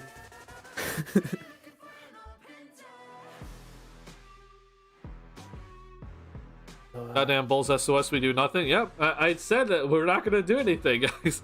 Like, I legit said that don't expect anything to happen tonight. Now, I asked you earlier, but I forgot your answer. Do the Bulls have a 2nd round pick this year? So we technically do. It's forfeited in the Lonzo Ball deal. It's at the 2nd or something like that. Or out to them. God. Yeah, but like it's not good. Now I've said that I would much rather just get it over with now than have to worry about this later. There was a chance that we didn't get the pick this year, so like our next pick that would have been available to forfeit was like in 2025 in the 2nd round. All right. So the Bulls have their 1st round pick next year, right? Yes. And then it's top 5 protected to San Antonio 2025? It's top 10 protected. Top 10. Okay. So I say you gotta start studying up on your 2025-2026 draft classes, Duncan. That sounds like a good idea, but the thing is that I don't think this front office is going to hit the rebuild button. Well, never start too early. No. To me, it's if this front office is not going to do it, then they got to start figuring out some other moves here. But they've been complacent, and we're all pissed right now. I know. I see your tweets. I'm not part of Bulls Twitter per se, but you know, I get some stuff from you, and then just other random things Twitter decides to show me now, because they've decided to show people stuff from accounts that you're not following now. But Twitter, I've muted quite a few accounts. It's insane the amount of stuff that the algorithm now gives you. Like people talk about how much like they'll get like people dying, like videos of like people actually dying. It's like, what? I haven't actually gotten that, But like I've gotten weird shit. Like I'm just like, Yeah, like a week or so ago, I don't even think I follow this account. It's an account that says like that's called Clips That Go Hard. And I'd seen them before, and it's like, you know, fun clips of people, I don't know, doing fun sports stuff and whatnot. But then I saw it and I thought it was just like a joke because the caption was like, "Oh, person gets run over by a bus." And yeah, this person's guts were all over the street in New York. I'm like, I didn't need to see that. It says Twitter. Thanks, Twitter. It doesn't belong here. That's what everyone else is saying in the replies too. They're like, what's going on? This is not what this account is. Why is this being shown to me? verified? No. Well, actually, I don't know. I'd never updated my phone app, so nobody's verified on my phone. Oh. Because, I don't know. I refuse to update my apps because I like things the way they are. I don't update them until they just flat out don't work anymore. I honestly think the Twitter Blue power is real. Like, if you subscribe to it, like, it's insane that your tweets will happen to them. You get priority for a lot of things, and it's ridiculous. I'm like, we have bozos on here who have 5 followers that subscribe to Twitter Blue, and their tweets are getting priority because they're subscribed. Thanks, Elon. Twitter is a mess right now. Who won the CP3 trade? That's actually a good question. Me. Who do you think won this? Yeah, I won the CP3 trade. Well, which CP3 trade? The Warriors one today? I think I'm gonna guess the Warriors one. Yeah. Which one, Ryan? Which one do you I think? assume that's or what which one are he you talking means. about? I assume that as well. That's a good question. I lean Wizards because I did not think that the Wizards were going to get much for CP3. The fact that they even got Jordan Poole, I think, is a win. But you could also argue that Jordan Poole is, people say is not a winning player. I disagree with that statement, but he's goofy. Yeah, I'm not sure he really quite fit in with the Warriors. Like, he seems more of like an isolation type of guy. I'm not saying that he's unwilling to pass or anything, but he seems more concerned about getting his own shot than getting other people's shots, and the entire Warriors offense is moving around, passing the ball everywhere, and I just don't think that's his game. And obviously the Draymond Green incident, they probably value Draymond Green more than they do Jordan Poole, honestly. Even though Mike Dunleavy said Jordan Poole would be there for at least 4 more years, and then probably 4 hours later traded him. So that was a bit interesting. Here's my only issue with the trade though. Like, I'll say. Oh, sorry. You can keep talking. I don't know. I want to actually see if you get this one right.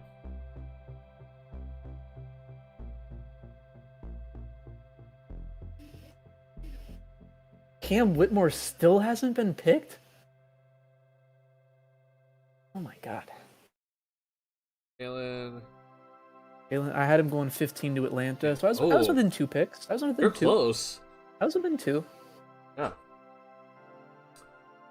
I'll just say for the CP3 trade, I'll lean Wizards for now, just because, like, again, I did not think CP3 was going to get traded for anything of value, right? But that pick from the Warriors is in 2030, and it's top 20 protected.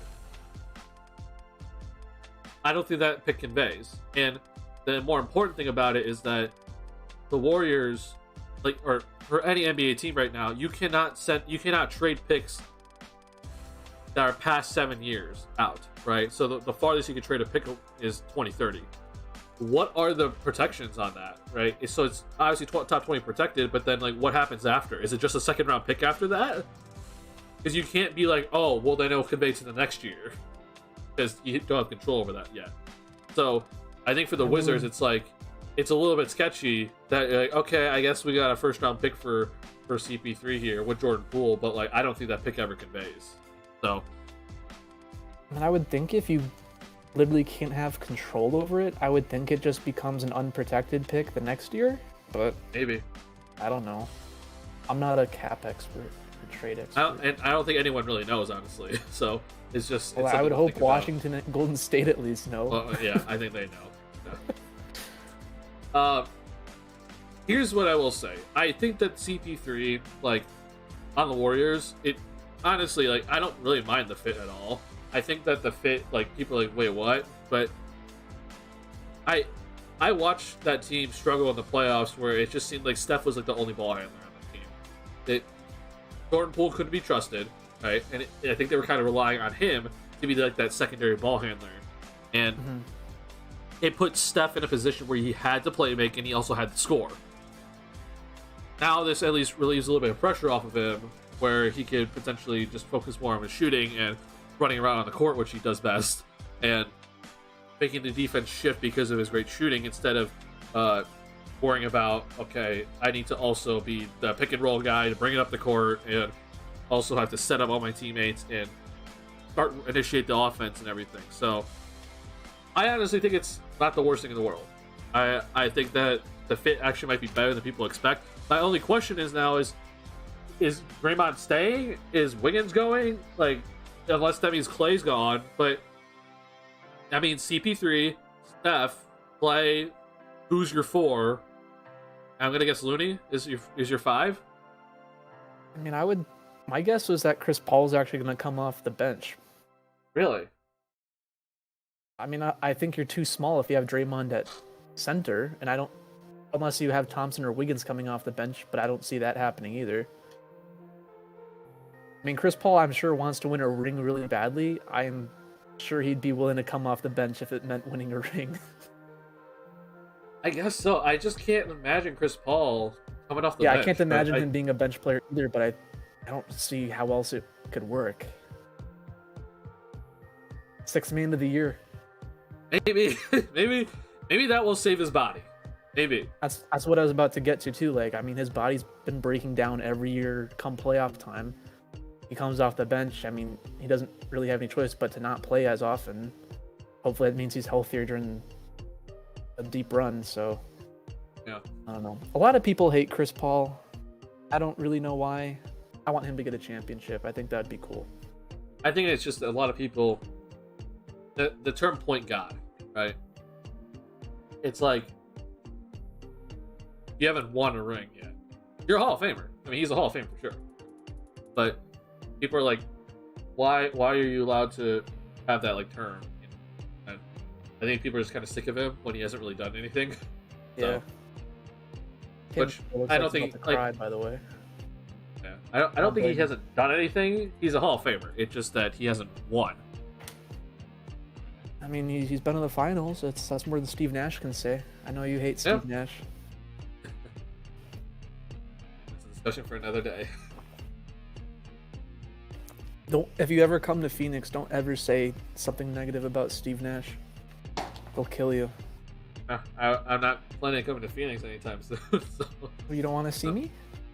I want to see you, but Well, come to Phoenix. It's warm. Go in the pool. I'm gonna say stuff about Steve Nash though. You can compromise and say you don't like Amari Stoudemire. How about that? Sure. Right. You can probably get away with Amari. Does Miami take Cam Whitmore? I think they should. I don't know if the cameras are buying because they've just been talking about him or because he's about to get picked. I haven't really been listening because we've been talking. I unfortunately am not allowed to play the audio. So yeah. My entire time this stream the I'm watching has just been. My mock draft pick for Miami is Leonard Miller, and that is literally completely based off of nothing. He just seems like a Miami Heat guy to me. Right. And the Miami Heat need some guys who have a little bit of height to them, as we saw in the finals, and he's kind of tall. Although he isn't technically an international guy, he's Canadian, so maybe they don't want him because the Heat. I feel like they almost never have any actual international players that contribute to the team. Yeah, I guess the last one was Dragic. Yeah, I guess so. Yeah, I guess Dragic counts though. Yeah, maybe I'm wrong. Doesn't ever seem like they have a lot of international guys on their team ever though. I agree with that. Like they had Yurtsevin and Jovic this year, but neither of them really played. Yeah. Caleb Martin had one heck of a conference finals, and that dude, he's gonna get paid. but he didn't show up in the finals. Like, it just, he was sick. All right, 18th All right, let's see pick. here.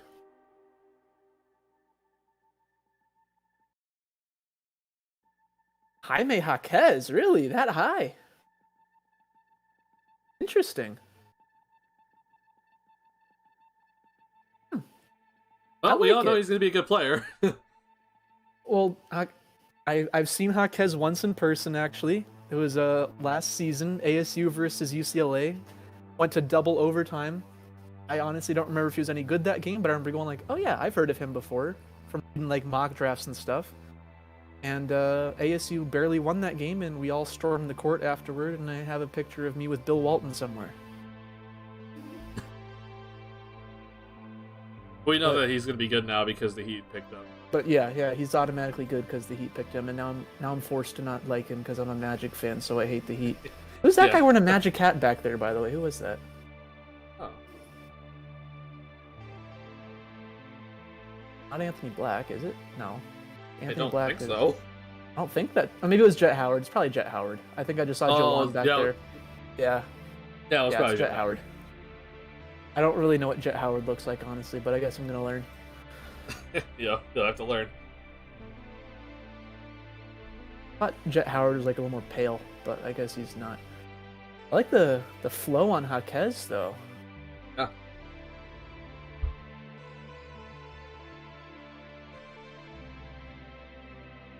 All the Pixar fans are gonna say, "Oh, it looks like Bruno from but no, I can't think of what it's called. How's it called? Encanto. Looks like Bruno from Encanto. Oh my god. Like he literally just has long hair. Relax. Also, they're showing some Jaquez highlights here. He's playing against Oregon in the Pac-12. Ugliest court in college basketball. That is very ugly. I don't know how you play on that court. Oh, nice. Oh, yeah, I did get... No, I didn't get the steal. So, yeah, He's going to fit Jaquez, right in the Heat culture. Oh good, my God. good senior. I think he's the first senior to be taken. Oh, okay. So, yeah. He is a good player. Like, I think he was going to be pretty good wherever he went, but now it's pretty much a guarantee with the Heat.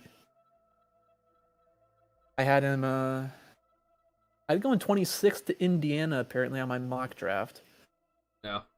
But, I did one yesterday before a lot of these trades happened and different rumors came out. I think I had him going to, like, Boston or something. I don't remember.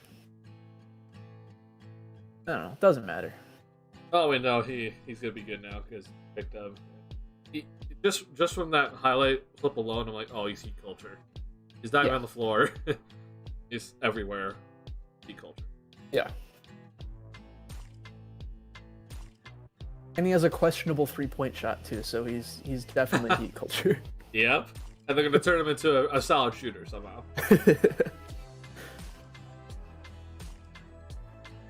One thing that I think is interesting to continue to look at is the new CBA, which I don't fully understand. It's confusing. I need it to fully come out and then look into it. But the second tax apron, I think teams are going to be like extremely avoiding because it seems like if you hit that second tax apron, the fees are just so much higher. Like you get higher fees. It's just you're limited in what you can do. You can't do any sign and trades. When you do any sort of trade, you have to send out more salary than you can take in. Like that's so limiting, right? And obviously you lose your mid-level exception. You can't even use the taxpayer mid-level exception. So yeah, for teams right now, especially like the winning teams, like I actually think all of a sudden like these late first round picks have become more valuable for teams because they're getting players for cheaper money for 4 years. And maybe it's not necessarily a player that's like fully developed, but like we saw, who was it?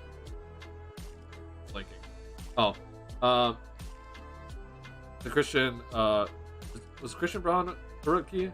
Yeah, Christian Braun is a rookie. Yeah. So, like, he's a great example of how teams are going to have to start operating.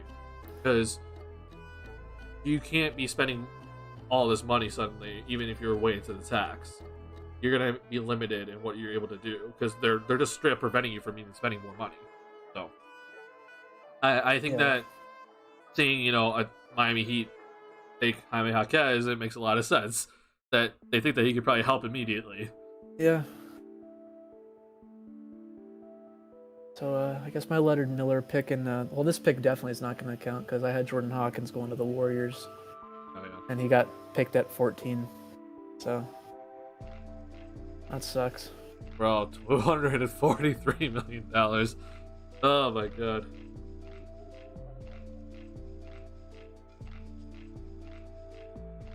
I made an article about this exact thing that they're talking about. The pick is in. But first, let's hear from JJ Redick.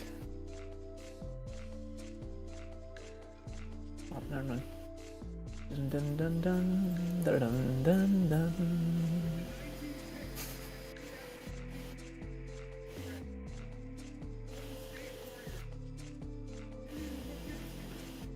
Yeah! Illinois boy. Jemski. Oh.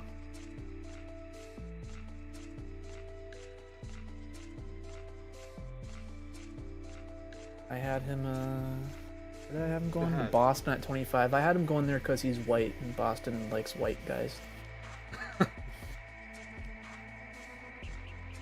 Well, Santa Clara is like right by San Francisco, right? I think so. Yeah. So Oh, I you're guess saying he that. gets to stick around. But let's not hear about Brandon Podjemski. Let's hear about Chris Paul.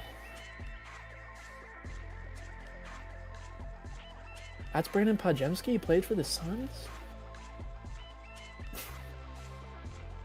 Just saying that because they have his name up there with the Chris Paul highlights. He shrunk down to 6 foot? I know. What? What? Hold on. Podjemski averaged almost 9 rebounds a game? Really? What it Oh, says on the screen. wait. Not bad. He's like 6 He foot shoots- 4. He shoots well too. Look at that. All right. Should I give a draft spoiler here for the 20th Sure. pick? All right. It seems Cam Whitmore will be selected 20th by the Houston Rockets. That's seems like it could be quite the steal. Yeah. You get to walk away with Amen Thompson and Cam Whitmore. I mean, I don't know. That sounds like a pretty good draft to me. There's Anthony Black and his beautiful hair.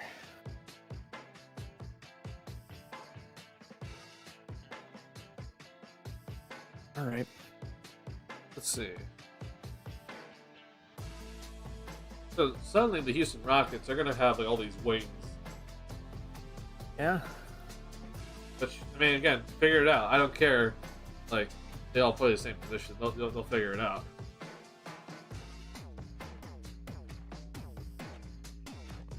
I think with the Rockets though, it's like I still don't really like. I know Kevin Porter Jr. has been the point guard, but like, I don't think they still have a point guard. Eventually, they're gonna have to sort through it. Like, I think Jalen Green is a better bet for him to stay, but they'll have to pick some of these guys eventually. Who they're gonna keep, but they're just gonna let go. Yeah.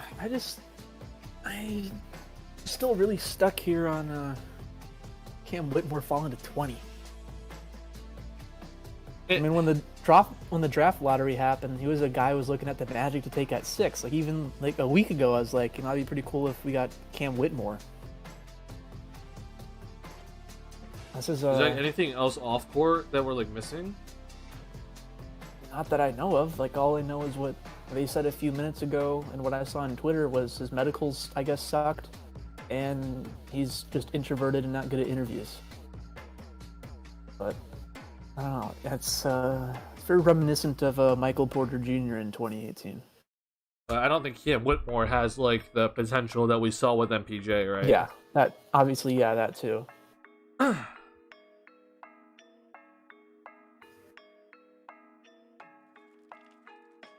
Yeah, let's take a look at some of the fashion we've seen.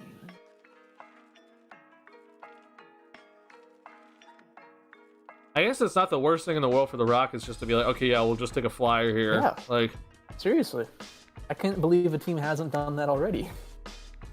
I mean, let's see here. Like, I think if you're Golden State, you can't like really afford to take a flyer, right? Like, you need to hit. The Lakers might, I would figure. I mean, Yeah, you can make that argument.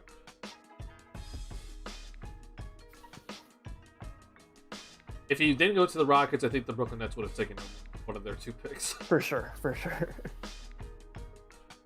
Especially when you have like 2 picks like that, you know, you can afford to take someone who's probably on the safer side and then someone who's more of a risk.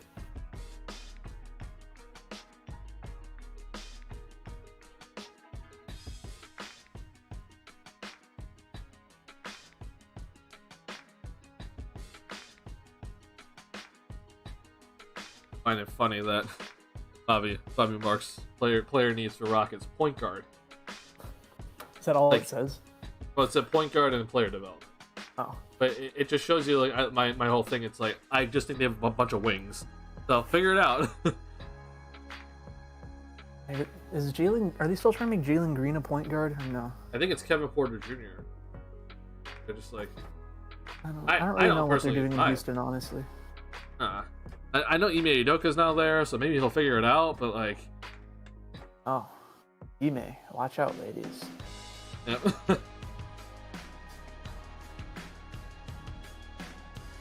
What do you think? So I know I talked to you earlier about this, but like Rockets, we've seen now.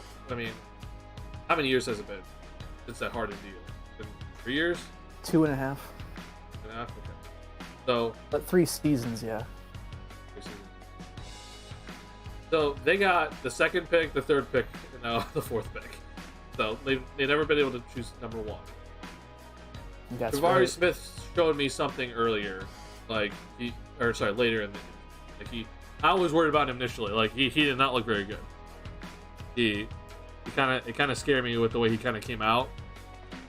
But if you're Houston, like I hope that you start putting this all together, because I think this is the time where it's like, okay, we've had 1 billion draft picks, like let's go. You know, for the Wizards, which I talked to you about earlier, like do you not find it like very concerning the fact that they don't have a top 5 pick in anywhere in their among their players right now? Yeah, and I think that's a product of waiting like 3 years too long to trade Bradley Beal. Which, I mean, that contract, we could argue like shouldn't even be given that contract. Doesn't make any sense. I mean, I understand giving him that contract. You know, part of it, he was coming off of leading the league in scoring, and you know, it was like the franchise guy. He'd been there since 2012, so maybe you give him a little bit more just out of loyalty. But the no trade clause is, that's the part I can't let go. And like the owner of the Wizards was like, oh, it was like a gesture of good faith. I'm like, well, but nobody else in the NBA even has a no trade clause. Like, I mean, like Steph Curry or LeBron have a no trade clause. Yeah. I don't even know why it's a thing, honestly, if nobody gives them out. So like the only other players that have a no trade clause would be the players that take the qualifying offer. Yeah. In restricted free agency. Yeah. But even then, we see that they really don't have much of a negotiation power, right? Because they're about to head into free agency anyway. It's like they don't have any sort of power whatsoever. They wouldn't have taken the qualifying offer if they had any real interest in them, probably either. Yeah. So it just shows you just how much power that Bradley Beal had in that. And I'm just like, I see a lot of people like praising the Wizards already. I'm just like, you know what? Maybe you can praise them for picking the direction and finally getting rid of Beal. But to me, I don't think they deserve any sort of praise than any other team right now. Like, they're the ones that gave Beal that contract, and I understand it's a new front office, but them stripping it all down is not impressive to me.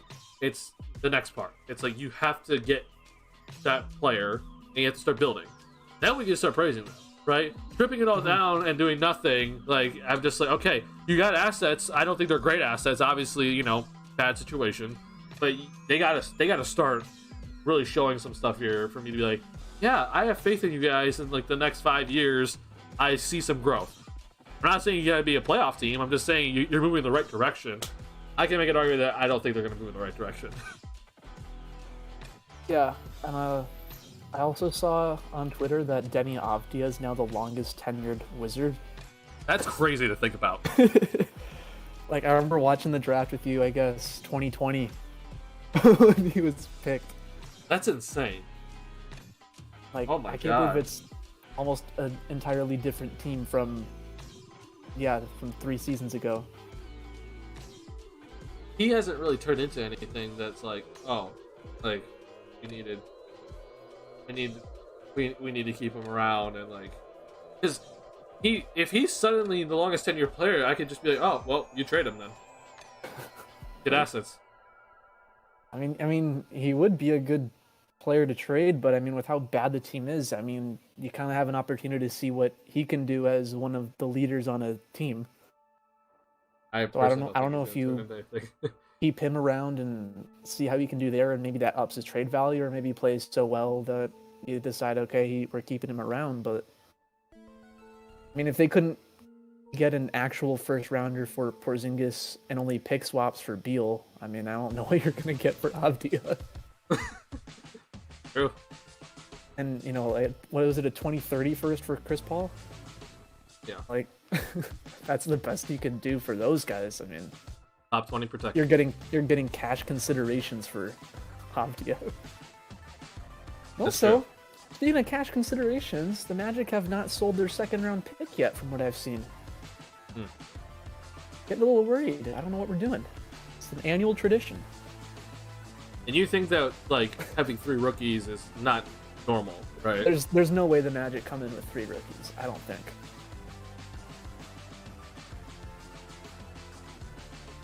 I would personally like the Bulls to buy into the second round, but we know how cheap Jerry Reinsdorf is. That's not good. Yeah. Well, I mean, you guys have that Jordan Bell money, right? That's been used 100%. Somewhere. That's a blast from the past, Jordan Bell. That's been what happened to used him? somewhere. Oh, the last time I remember him was like he came back into the NBA to play for the Bulls on a 10-day contract, and it was because the COVID stuff was happening. That's like the last time I remember him. I'm gonna Google him real quick. I feel like he had like a great rookie season with Golden State, and then he just disappeared. He did. Like, I never really even remember him falling off. He was just gone. He went to Minnesota, and that's where he just fell off a cliff. Was he part of the Wiggins trade? I don't think so. I think the Warriors just Oh. didn't sign him. Yeah. He's a restricted free agent and signed with the Timberwolves, it says. And it says he played for the Guangzhou Lung Tigers. Or Lions, I mean. Oh. Are they rivals with Guangdong Tigers? Guangdong Tigers. Yeah. The Guangzhou Luong, maybe, Lions? Can't talk clearly. Also says here that Jordan Bell and Robert Covington were traded from the Timberwolves to the Rockets, a 12-player deal. And then the next day he was traded to the Grizzlies for the man who was 4 years away from being 4 years away, Bruno Caboclo. Or 2 years away, sorry. 2 years away from being 2 years away. Yeah. For Bruno Caboclo. And then shortly after that he got waived by the Grizzlies, signed with Washington's G League squad. Signed a 2-year deal with the Cavs in 2020, apparently. I don't remember that. I don't remember that either. And then was sent to the Lakers in November that year for JaVale McGee, and then was waived the following day. Signed with the Wizards and then got waived the same day for some reason again. Bunch of different G League stints. 10-day with Washington, 2-way with the Warriors, Summer League with the Hawks. And then, yeah, like you said, during the Omicron variant, 10-day with the Bulls. That's the last time we saw him, right? And then another G League stint with the Santa Cruz Warriors, a G League stint with the Fort Wayne Mad Ants, and then, like I said, the Guangzhou Luong Lions. So yeah, I don't really know what happened. Just a reminder to all the people that Garpax was terrible. That was from the Luol Deng trade. We traded Luol Deng for $3.5 million.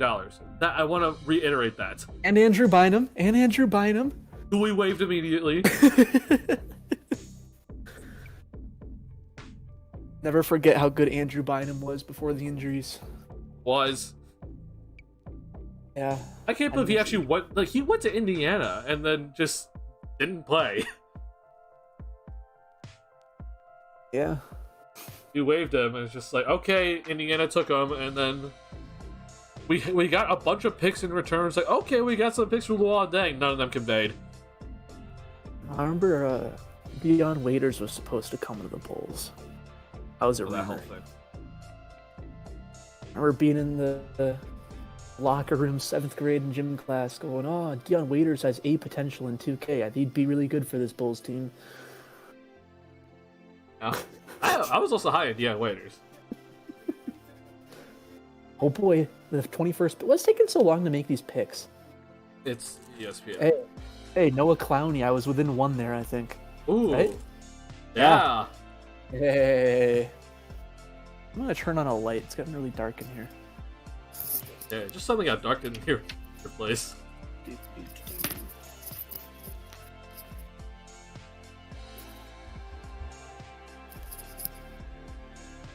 Okay, I didn't mean to slam the headphones down on the table. Oh, yeah, we didn't hear it. Probably kind of loud. No, we didn't hear it. You're good. Okay. #1 high school player in South Carolina. Wonder where the #1 high school player in like Alaska ranks among the country's top list. And, like, I feel like the #1 player in Alaska is probably nowhere close to like the 50th player in California. Well, Carlos Boozer's from Alaska, Mario Chalmers too. So I don't know, maybe they got a few good guys up there. Nothing good for the Bulls, Palupa.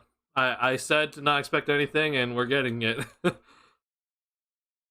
one thing that I did say is that we could potentially get the Portland pick at number 23, because the Bulls have that Portland pick that Portland might want to use, and get all their picks back to be able to trade.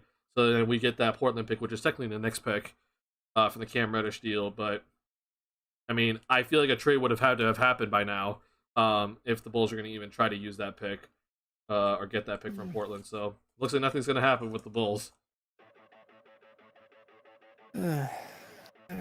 Which is expected. I feel bad for you guys. That's bad, man. I mean, I'm happy it worked out for the Magic in the Vooch trade, but I'm happy for you. I'm a little just like, I don't know. I guess kind I'm of just stuck in. You're kind of stuck where the Magic were with Vooch before, honestly. It's a good comparison. At least you guys actually have like star level talent. At least have a shot at, maybe taking a few playoff games, maybe, but.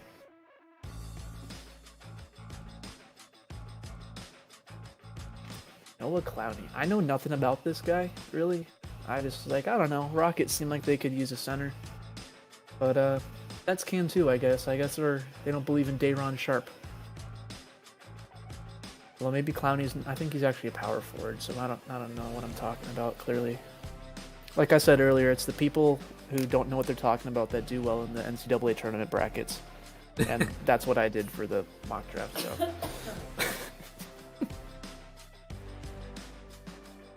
Well, Ryan Rupert, though, 23rd pick that I have for Portland. He seems like a Portland guy. Young and athletic and a project. Those are the guys Portland seems to like. I think Nasir Little, Anthony Simons when he was first drafted. CJ McCollum when he was drafted. Trying to think of other guys who got drafted by the Blazers, but maybe they didn't pan out, and I can't think of who they are because they didn't pan out. Myers Leonard count? I don't know. Zach Collins was a pretty young guy. Zach Collins, yeah. He was balling out at the end of the season for the Spurs, though. Really helped me with my fantasy team. He was one of those guys that I thought would have a better NBA career, but He was drafted the year of the Jimmy Butler trade, right? yeah, 2017. Still have that video of you watching the Garpax conference afterwards. that was a terrible day. Yeah. Sometimes I go back and watch that and have a good laugh at your expense. You've seen my suffering with the Bulls. Like you've witnessed it all. I know I've been there through the post Derrick Rose ACL years. And there when it seemed like there might have been a little bit of hope with Jimmy. Was there with you for the Rondo, Dwayne Wade, Jimmy Butler year. The Markkanen trade, Jimmy Butler trade. Probably hear my dad talking in the background. Costco, Target, and Target are all under development. And then yeah. You were also there when. If you want to hear my original thoughts on the Vooch trade, you can go watch Duncan's old video about it. Yeah. Uh-oh. Which had a very different idea of what I thought the big show would be. Very different. Yeah. It says only have 3 people watching. Come on, guys, tune in. I had like 20 people. I think when Probably the my draft. fault. No. When the draft started, it just plummeted. Like everyone just left. Oh, okay. It makes sense, honestly. It's the reason why I always like when I do these sort of things. It's like when I watch party, right? I always do it. I always start an hour early because it seems like that's when everyone wants to talk. But then when the actual event's happening, you know, it's like everyone's like, "Oh, Yeah, shut up." you're watching. We'll just, yeah. All right, let's see this 22nd pick. I had Bryce Sensabaugh going. I just dropped so many frames. So The pick my is internet. in. I probably just would have dropped frames. It's okay. It dropped 800 frames a second. That sounds like a lot. Yeah, that's not good. Nick Smith Jr. is still there.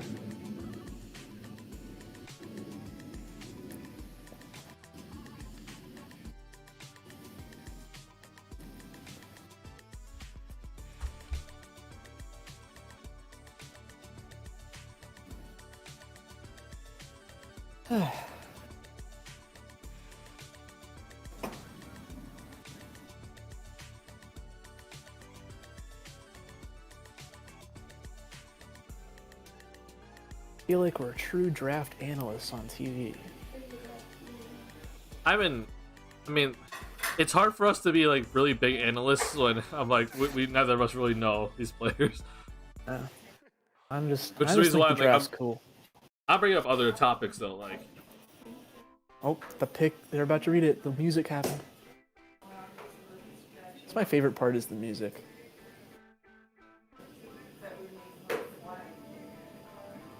Are you kidding me? All right, this is the one I definitely. wait, I I had knew him that. going 20. I had him going 22nd in the mock I did yesterday, and I changed it. And Cam Whitmore got taken 20th. My dad was just asking. okay, why do I know Derek Whitehead in terms of his like I know that name, but is it from a 2K run that we did? No, I don't think so. Derek White was. He was like the number. I know he was a top 5 prospect going into the college season last year, and then I don't know all the specifics if it was during the off season or early in the regular season. But he broke his foot. Didn't really play a whole ton. Was still kind of recovering from that, and then had to have a second foot surgery when the season ended. Oh god. But the one thing he did do well though last year was apparently shoot the 3-pointer. So, yeah. I feel like this is like deja vu for me. Like I feel like I know a Derek Whitehead that played in the NBA already. It might be like a 2K run that someone did or something. That I just watched or we did it. Yeah, you might be thinking of Isaiah Whitehead, a different Brooklyn Net.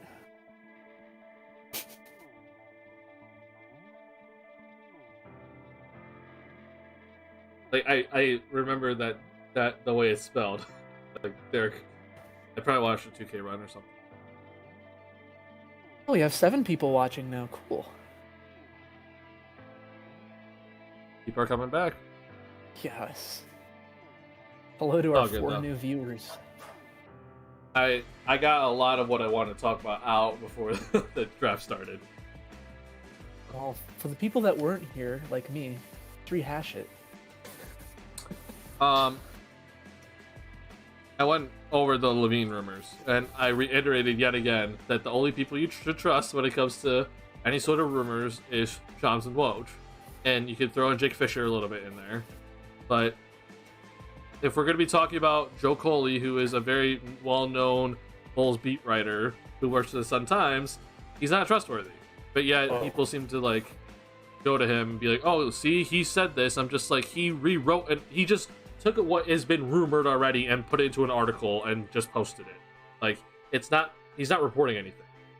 So all these rumors about Zach and DeMar were circulating before the draft, and I think that's the reason why a lot of Bulls fans are like, oh my god, it's draft day, things are going to happen.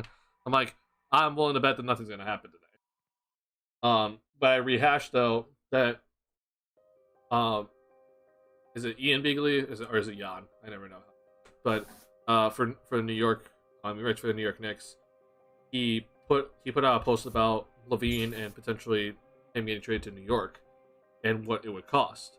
And he broke it down that it would his package would be Fournier, Isaiah Hartenstein, Obi Toppin, and probably one of Quentin Grimes or Emmanuel Quickly. And then draft compensation. He didn't specify what though. And I was saying, like, look, I'm not really much of a favorite for a rebuild. I think a rebuild is overall scary. I'm talking like a full teardown, right? I think you can keep Zach and try to figure out how to figure out the rest of it. But if I'm going to go for a full rebuild, I need to make sure I'm maximizing Zach and all the assets I get for him. So I think New York has it. But in my opinion, I need both Emmanuel Quickly and Quentin Grimes. I'll take Fournier's contract, but I need both of those guys. Him and Vooch. The Euro Bros. And I need, if that's going to be the trade, then I need at least 2 first-round picks. If I don't get both Quickly and Grimes, then I need 3 first-round picks. Because I don't think Obi Toppin's valuable. Like, Obi Toppin is 25. Like, I don't think people understand that. Yeah, he's old. Like, I say that as a 22-year-old. Like, he's old. He's 25 years old. He's old. Well, yeah, people say that he's young and has potential, and I'm just like, he has no potential left. I think we know what Obi Toppin is. Pretty good college player, though. He was. But I just see all the time, it's like, oh, well, we'll get Obi Toppin. I'm just like, that's not who I want. I want Grimes, and I want Quickly. Please take Ryan Repair. Darn it. Who's Chris Murray? Oh, never mind. I was thinking CHRIS. Never mind. I know who Chris Murray is. Why would you do this to the Kings? The King of Murray's brother? Yeah, his twin. Why would they do this? Wait a minute. The Kings the Kings draft next. Oh, man. I hate this. I hate this. Wait, Taro, the Trailblazers just took Keegan Murray's brother away from the Kings. 1 pick before. I'm not even a Kings fan and I'm upset.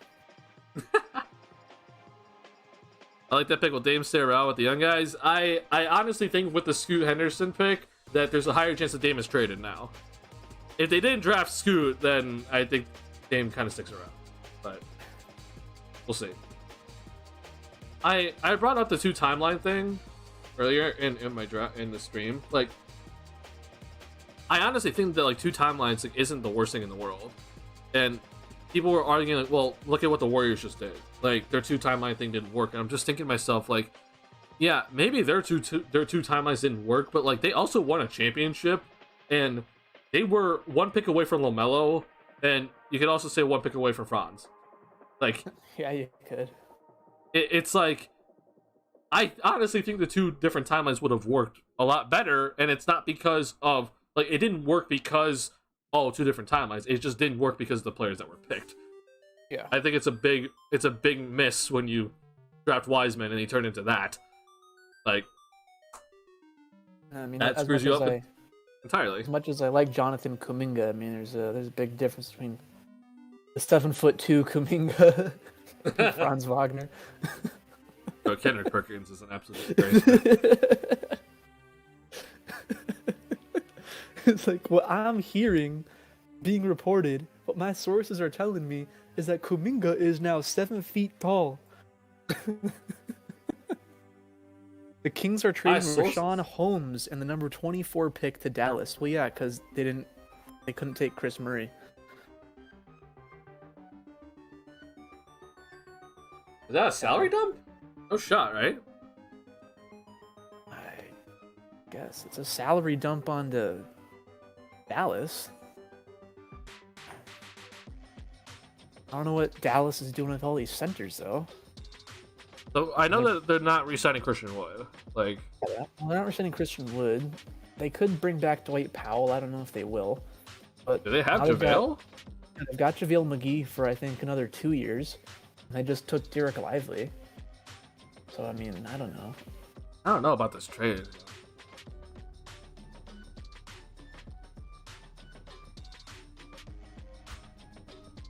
Into the traded player exception created with the OKC trade.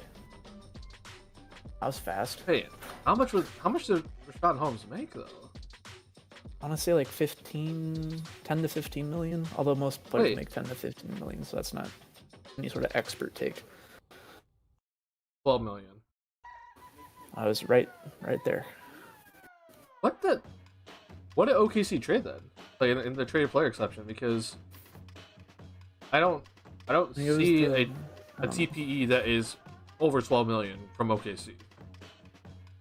It was from the trade that just happened today, like during the draft.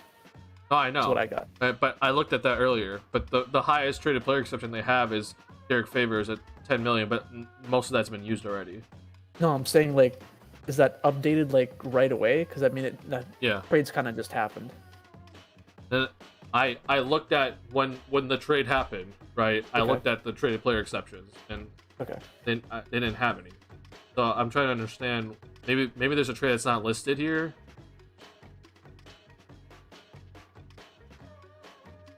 So what is Sacramento getting back?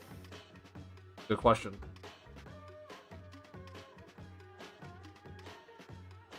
Olivier Maxence Prosper, aka Omax, out of Marquette. Where did I have him going? I know I had him as a first round guy. I had him to the Jazz at 28. Yeah. A little early.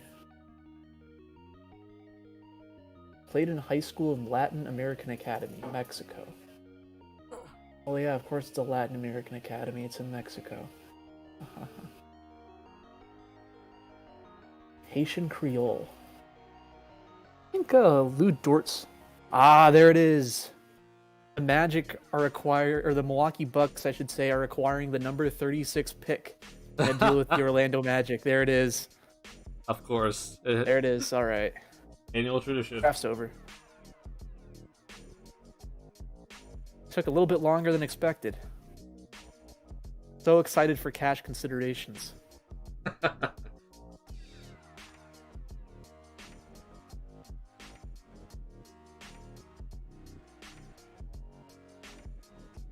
Man, Magic fans are mad in the replies.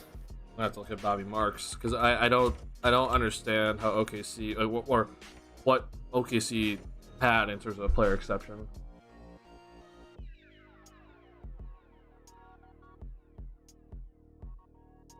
Can't wait for the Magic's social media accounts to keep using the airplane emoji for Jet Howard. Just thought about that. Oh, the trade exception was freaking. It was Davis Bertans. Yeah, goofy. That makes a lot more sense. It's $17 million.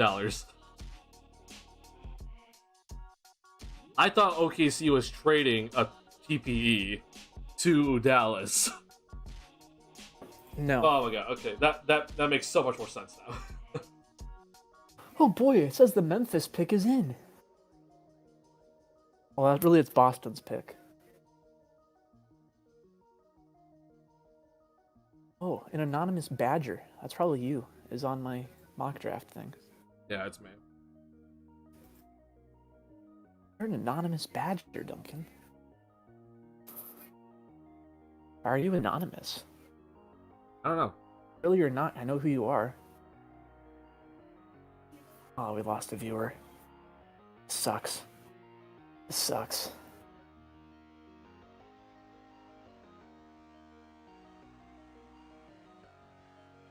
Alright, well, I definitely got this pick wrong because Pajemski got taken at 19, so. Yeah. And Jaquez and Chris Murray were already taken, so I can't even be within one. So, GG. Closest I can get is Bryce Sensabaugh or Colby Jones. Not looking good, guys. I think my mock draft season might be over. But after the first round, I have all my mock drafts dating back to 2017 open. So we'll see how I did comparatively. Yeah. Looking forward to it. I'll give you guys a hint. Last year's was terrible. The Pistons are acquiring the number 25 pick from the Celtics.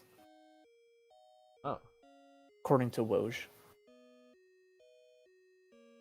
Okay, we're Good starting to for get the some movement Pistons. now. Good for the Pistons.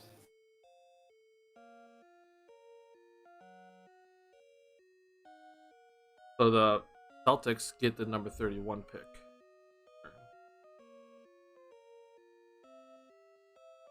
Potentially something else? We'll see.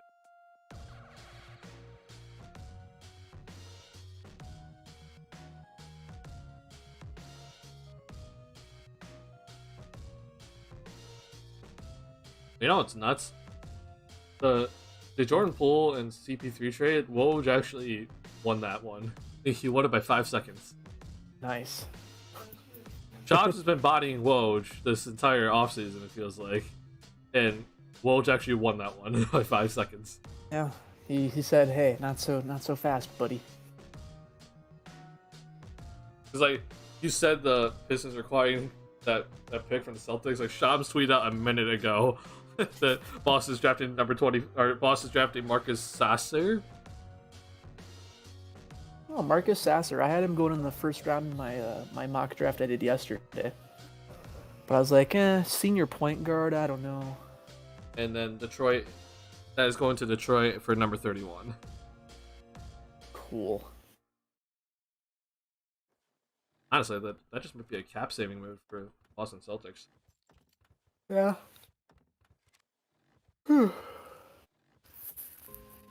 Yep, I just got the alert from Woj too. 31.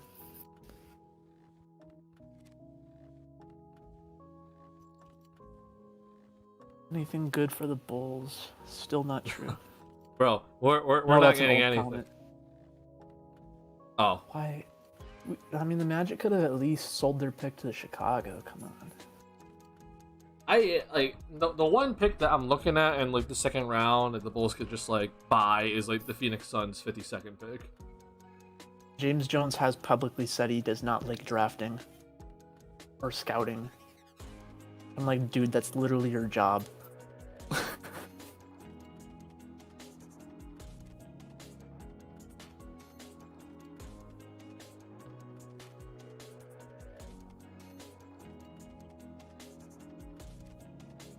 Bro, DraftNet is having issues.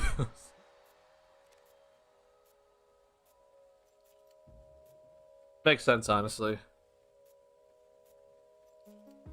Make sure you guys are following Duncan on Twitter at Duncan_White14.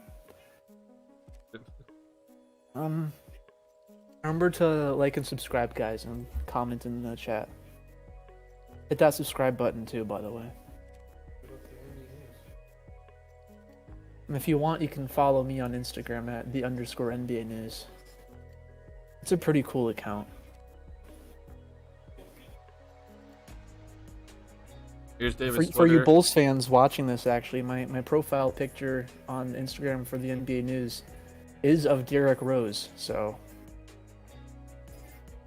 some added incentive.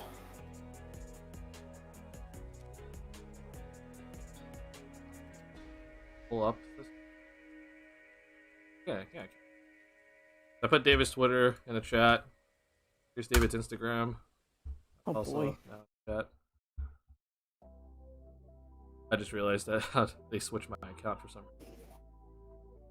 I like how the Grizzlies are taking Marcus Sasser, another small point guard, after waiving Ty Washington last year, after signing him to the largest contract given to a second-round player.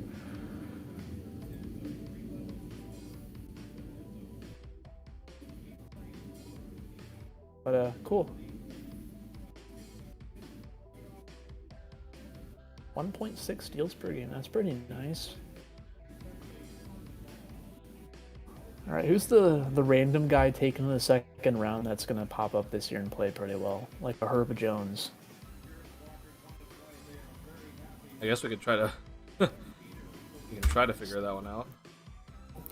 Let's take a look at the Athletics big board. I'm gonna go with Ben Shepherd. Ben Shepherd. I know he can shoot 3-pointers.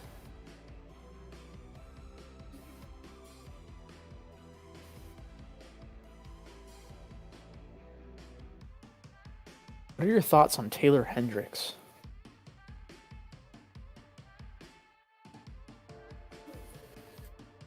Sorry, I'm looking through who I'm just gonna randomly okay. pick out of the second round. I'll go with Jalen Wilson Okay. out of Kansas. It's a boring name. Yeah, he's a 6'7" small forward, so just Oh, okay. That makes sense. Yeah, he'll be good. I just think he'll play. Whoa, who- all who- caps. Number 31 in future seconds to the Celtics. Wait, that's so funny. Why is he yelling that at us? I don't know, man. Calm down, Woj. Letting all the TV fame get to his head.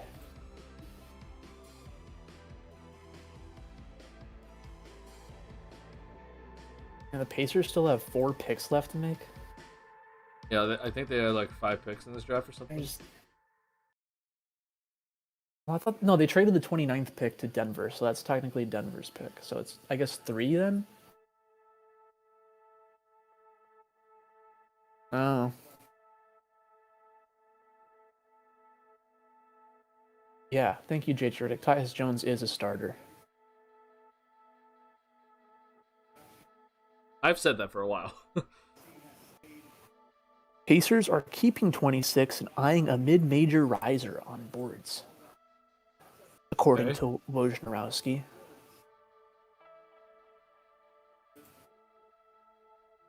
Yeah, I never knew what that exactly meant. Like, does that mean like, oh, they were actually thinking of trading it? And I guess. yeah. Yeah, I'd rather trade those second-round picks. This is what? Is this their 3rd pick that they have, or their 2nd? This is their 2nd first-round pick. I don't know. I can't imagine going to the season with 4 rookies, though. So at least That one of those doesn't sound second rounders is probably going to go. Bulls, please. Begging for a Yeah. second round pick now.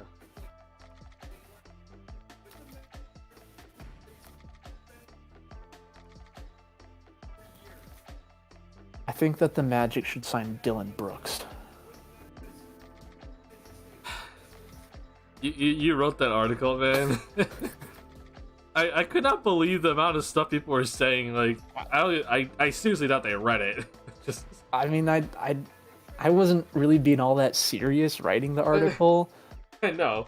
but like, and like I knew it would do well. Just it's Dylan Brooks, but I didn't think it would get the numbers that it did. I was like, oh wow.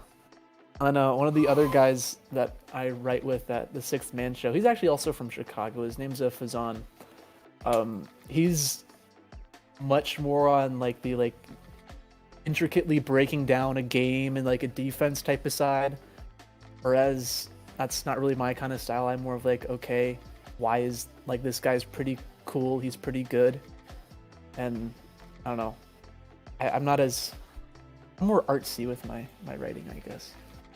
But anyway, it was like, man, I take like, a few days to do a whole breakdown of these, and you whip up something in an hour and it does this. He's like, nobody reads my stuff. But you whip this up in a few seconds.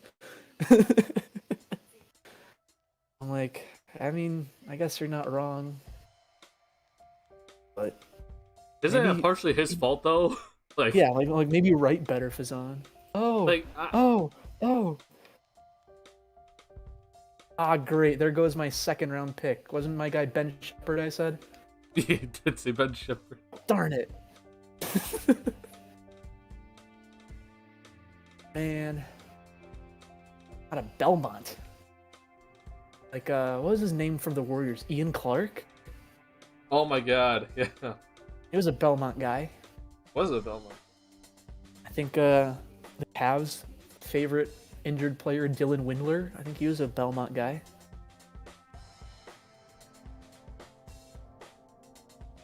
Is there like a rule there has to be one Belmont guy every 3 years?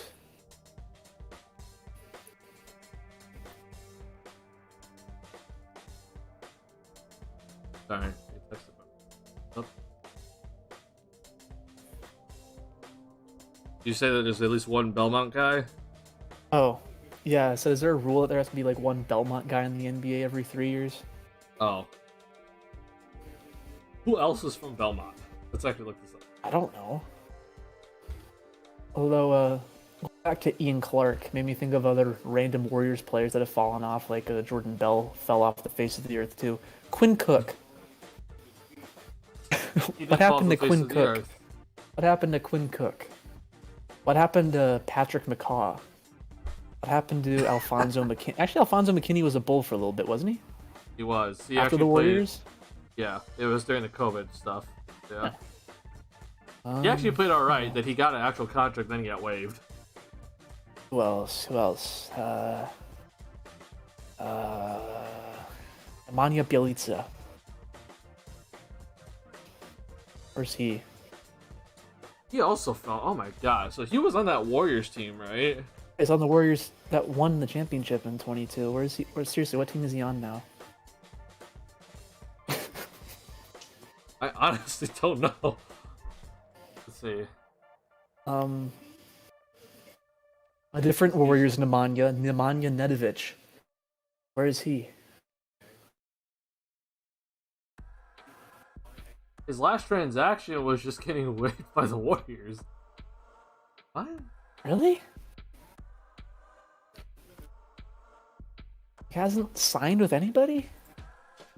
I guess not NBA. He is on some Serbian. Alright.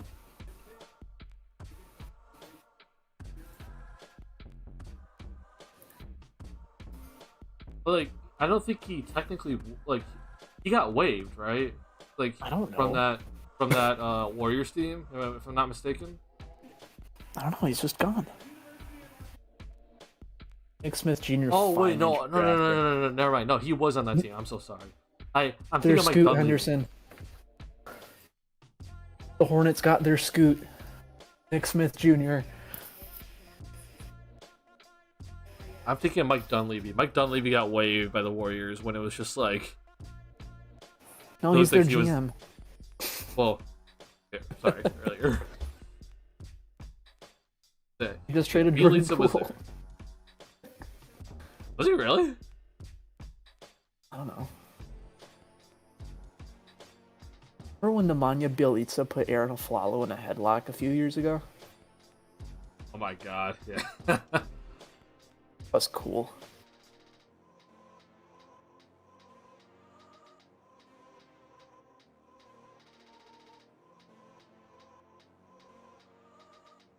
Malika Andrews, you can see that these are human beings. We're all real people.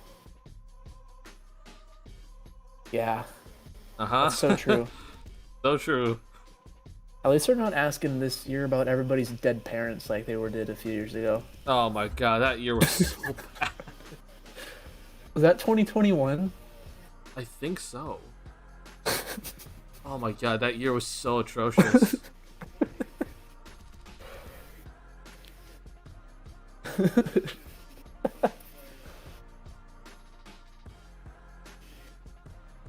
Yeah, I'm talking about it right now. I'm curious how Nick Smith Jr. does in the NBA. I feel like he's kind of similar to Cole Anthony in the fact that if he wasn't like the number one guy coming out of high school into college last year, he was one of the top guys, and then dealt with a few injuries the 1 year of college, but came back and played even though it probably hurt his draft stock. And also played on a team like Cole Anthony without really any shooters, which limited his ability to drive and whatnot. So I'm wondering if he ends up kind of similar to Cole Anthony in that respect. Jeff, if you wanted to talk about the Anthony Black pick, I think that it could mark the end of Cole Anthony's time in Orlando. So yeah, I was looking through the Magic and I'm like, okay, like again, I think it's always draft based off potential. I don't care about fit, and I know the Magic have a ton of guards, but like, I was looking through all those guards. I'm just like, so who's staying, right? And I do think it's like an actual like kind of a odd decision because Fultz we've talked about before. Like I'm more aware of his injury history. No, before you start on what you were going to talk about, I just don't want to forget this. So I think now that like I've had a few hours now to reflect on the Anthony Black pick, and I'm coming around on it just like I convince myself every year that whatever the Magic do is a good pick. So my reasoning now behind this being a good pick is, like you kind of just mentioned, Markel's injury history. Without Markel to start last year, the Magic started 5-20, and then once he came back, I think the Magic had like a winning record or just below 500. And the Magic sucked so bad because when Fultz was gone, we had absolutely like zero playmakers on the roster. Like Suggs and Cole Anthony are technically point guards, but they're not like point guards, if that makes sense. I consider. Whereas Anthony Black can actually like distribute the ball. So in the event Markel Fultz gets injured or for whatever reason he's an unrestricted free agent after next season, if he leaves, he's kind of insurance as well for that. Does he play though? Like, well, I mean, I sure hope so. A few days ago, Jeff Waltman, the president of basketball operations there, he said the focus going into the draft was, one, finding opportunities for guys to play, but still having to earn their minutes, and two, finding shooting. So, I mean, I think drafting Black and Jet Howard addresses both of those. Like I don't think either of those guys should be guaranteed minutes just because of where they were drafted, but I think they stand a good chance of proving that they deserve those minutes, and at least the Jet Howard pick, you get the shooting. That's one thing I don't like about Anthony Black. He can't shoot.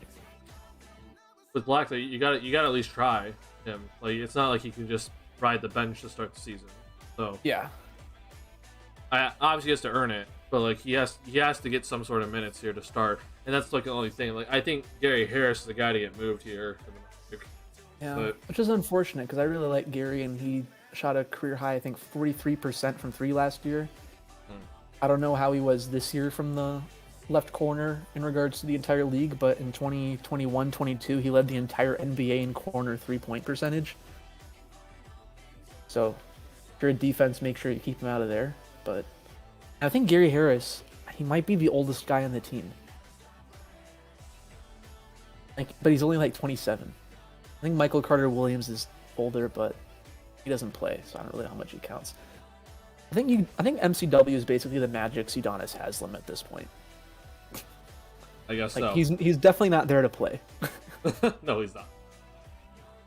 He's there to be a player coach, basically, without the title. Got that. Both. So Isaac and Fultz's salary, they're both non-guaranteed fully. Like, I don't see the Magic getting rid of either of those guys. Well, certainly not Fultz. They're keeping Fultz for sure. He's only has $2 million guaranteed. Kind of crazy. Yeah. Isaac, it's $7.6 million. I said a few months ago in a different article I wrote at the Sixth Man Show that the Magic need to make a decision on Jonathan Isaac soon because, like I said, the guaranteed, non-guaranteed money. And I mean, I love Ji. When he actually plays, he's good, but that doesn't happen. I mean, he's worse than Zion out there in terms of being available. That is actual facts. Yeah. And like my dad just said in the background, he's Grant Hill. You mean Grant Hill with like post With the Magic. Yeah. It Well, definitely wasn't Pistons Grant Hill. Yeah, I think Grant Hill is actually an all-star with the Magic in his last season there, but that's irrelevant. I don't know if it was his last season. I know he's an all-star once with them though. I'm trying to think that him and Dwight Howard are teammates.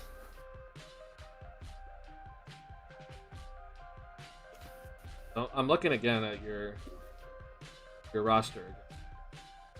Get rid of Chuma. I'm sick of him. I remember that pick, man. You were so upset that day.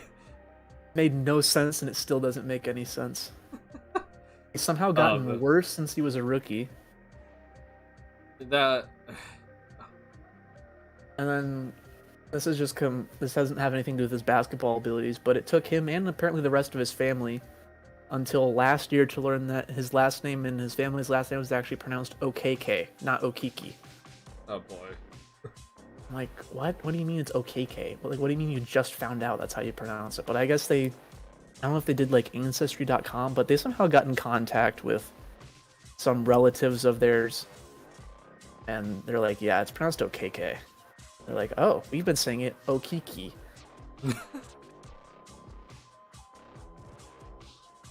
So that's not gonna change for anybody. No, like they're just gonna say Okiki.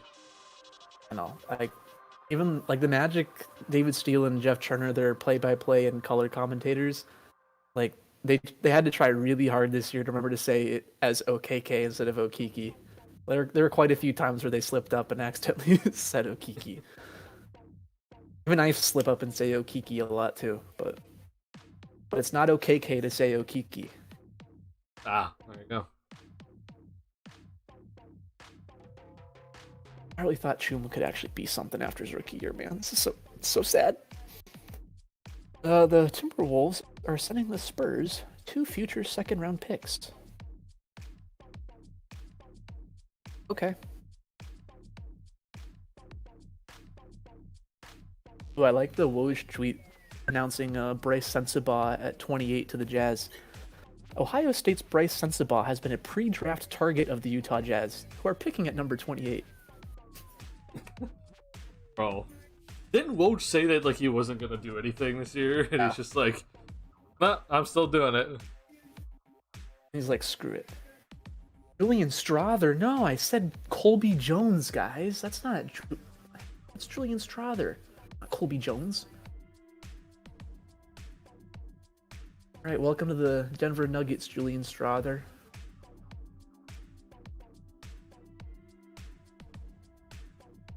Tell you what, he's a pretty good 2K player from the draft class that I usually download when doing my league.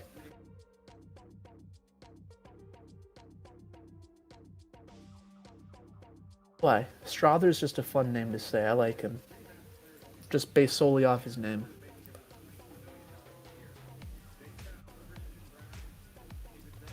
Got any White Sox fans in the chat?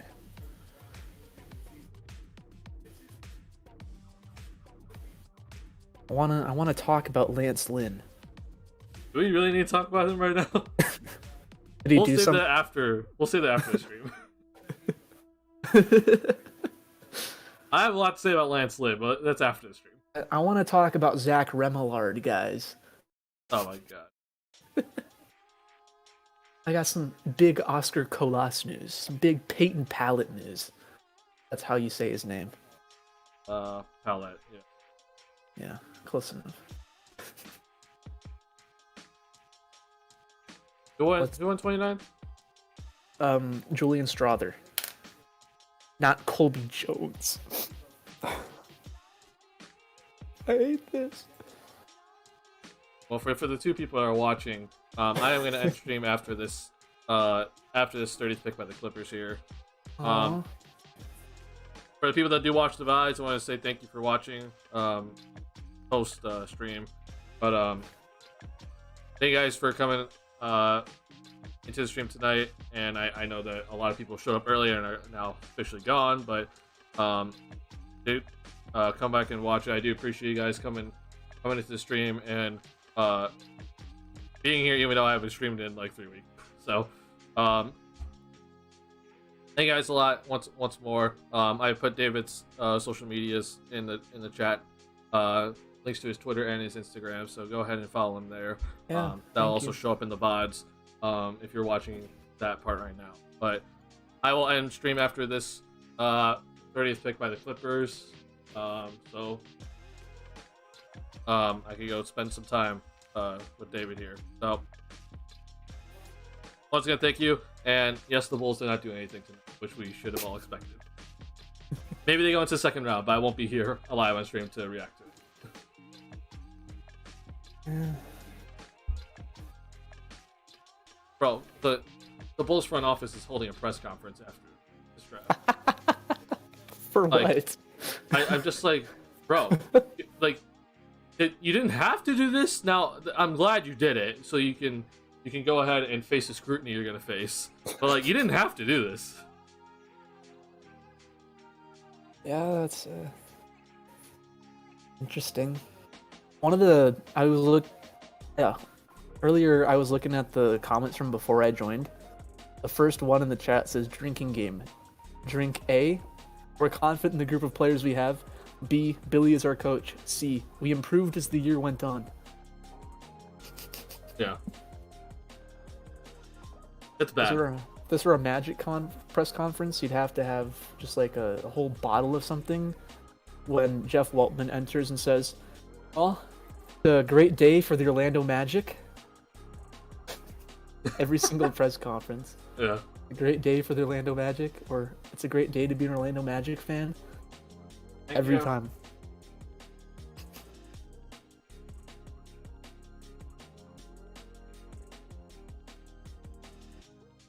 I'm just kidding. I heard you say thank you, but I'm looking at the YouTube stream, so your audio is coming before your video. Oh, okay. I wanted to look at my mock draft. Okay, this is my last shot at getting a pick right. It is. Started out so strong. You did start out very strong.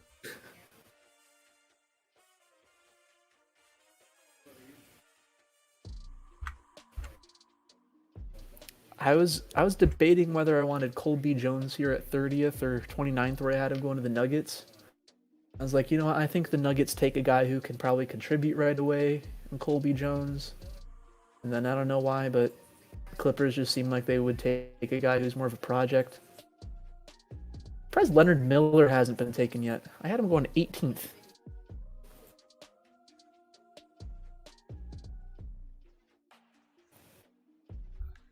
How high was he on? Leonard. 27th. I know I'm higher on him than I think the consensus, but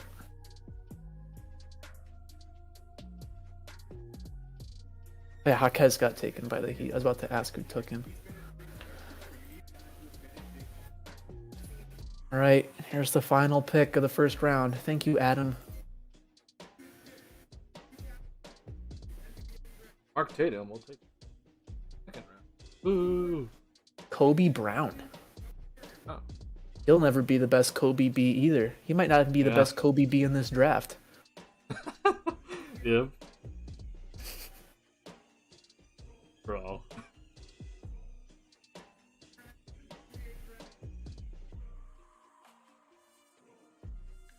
Woo! Thanks, Adam.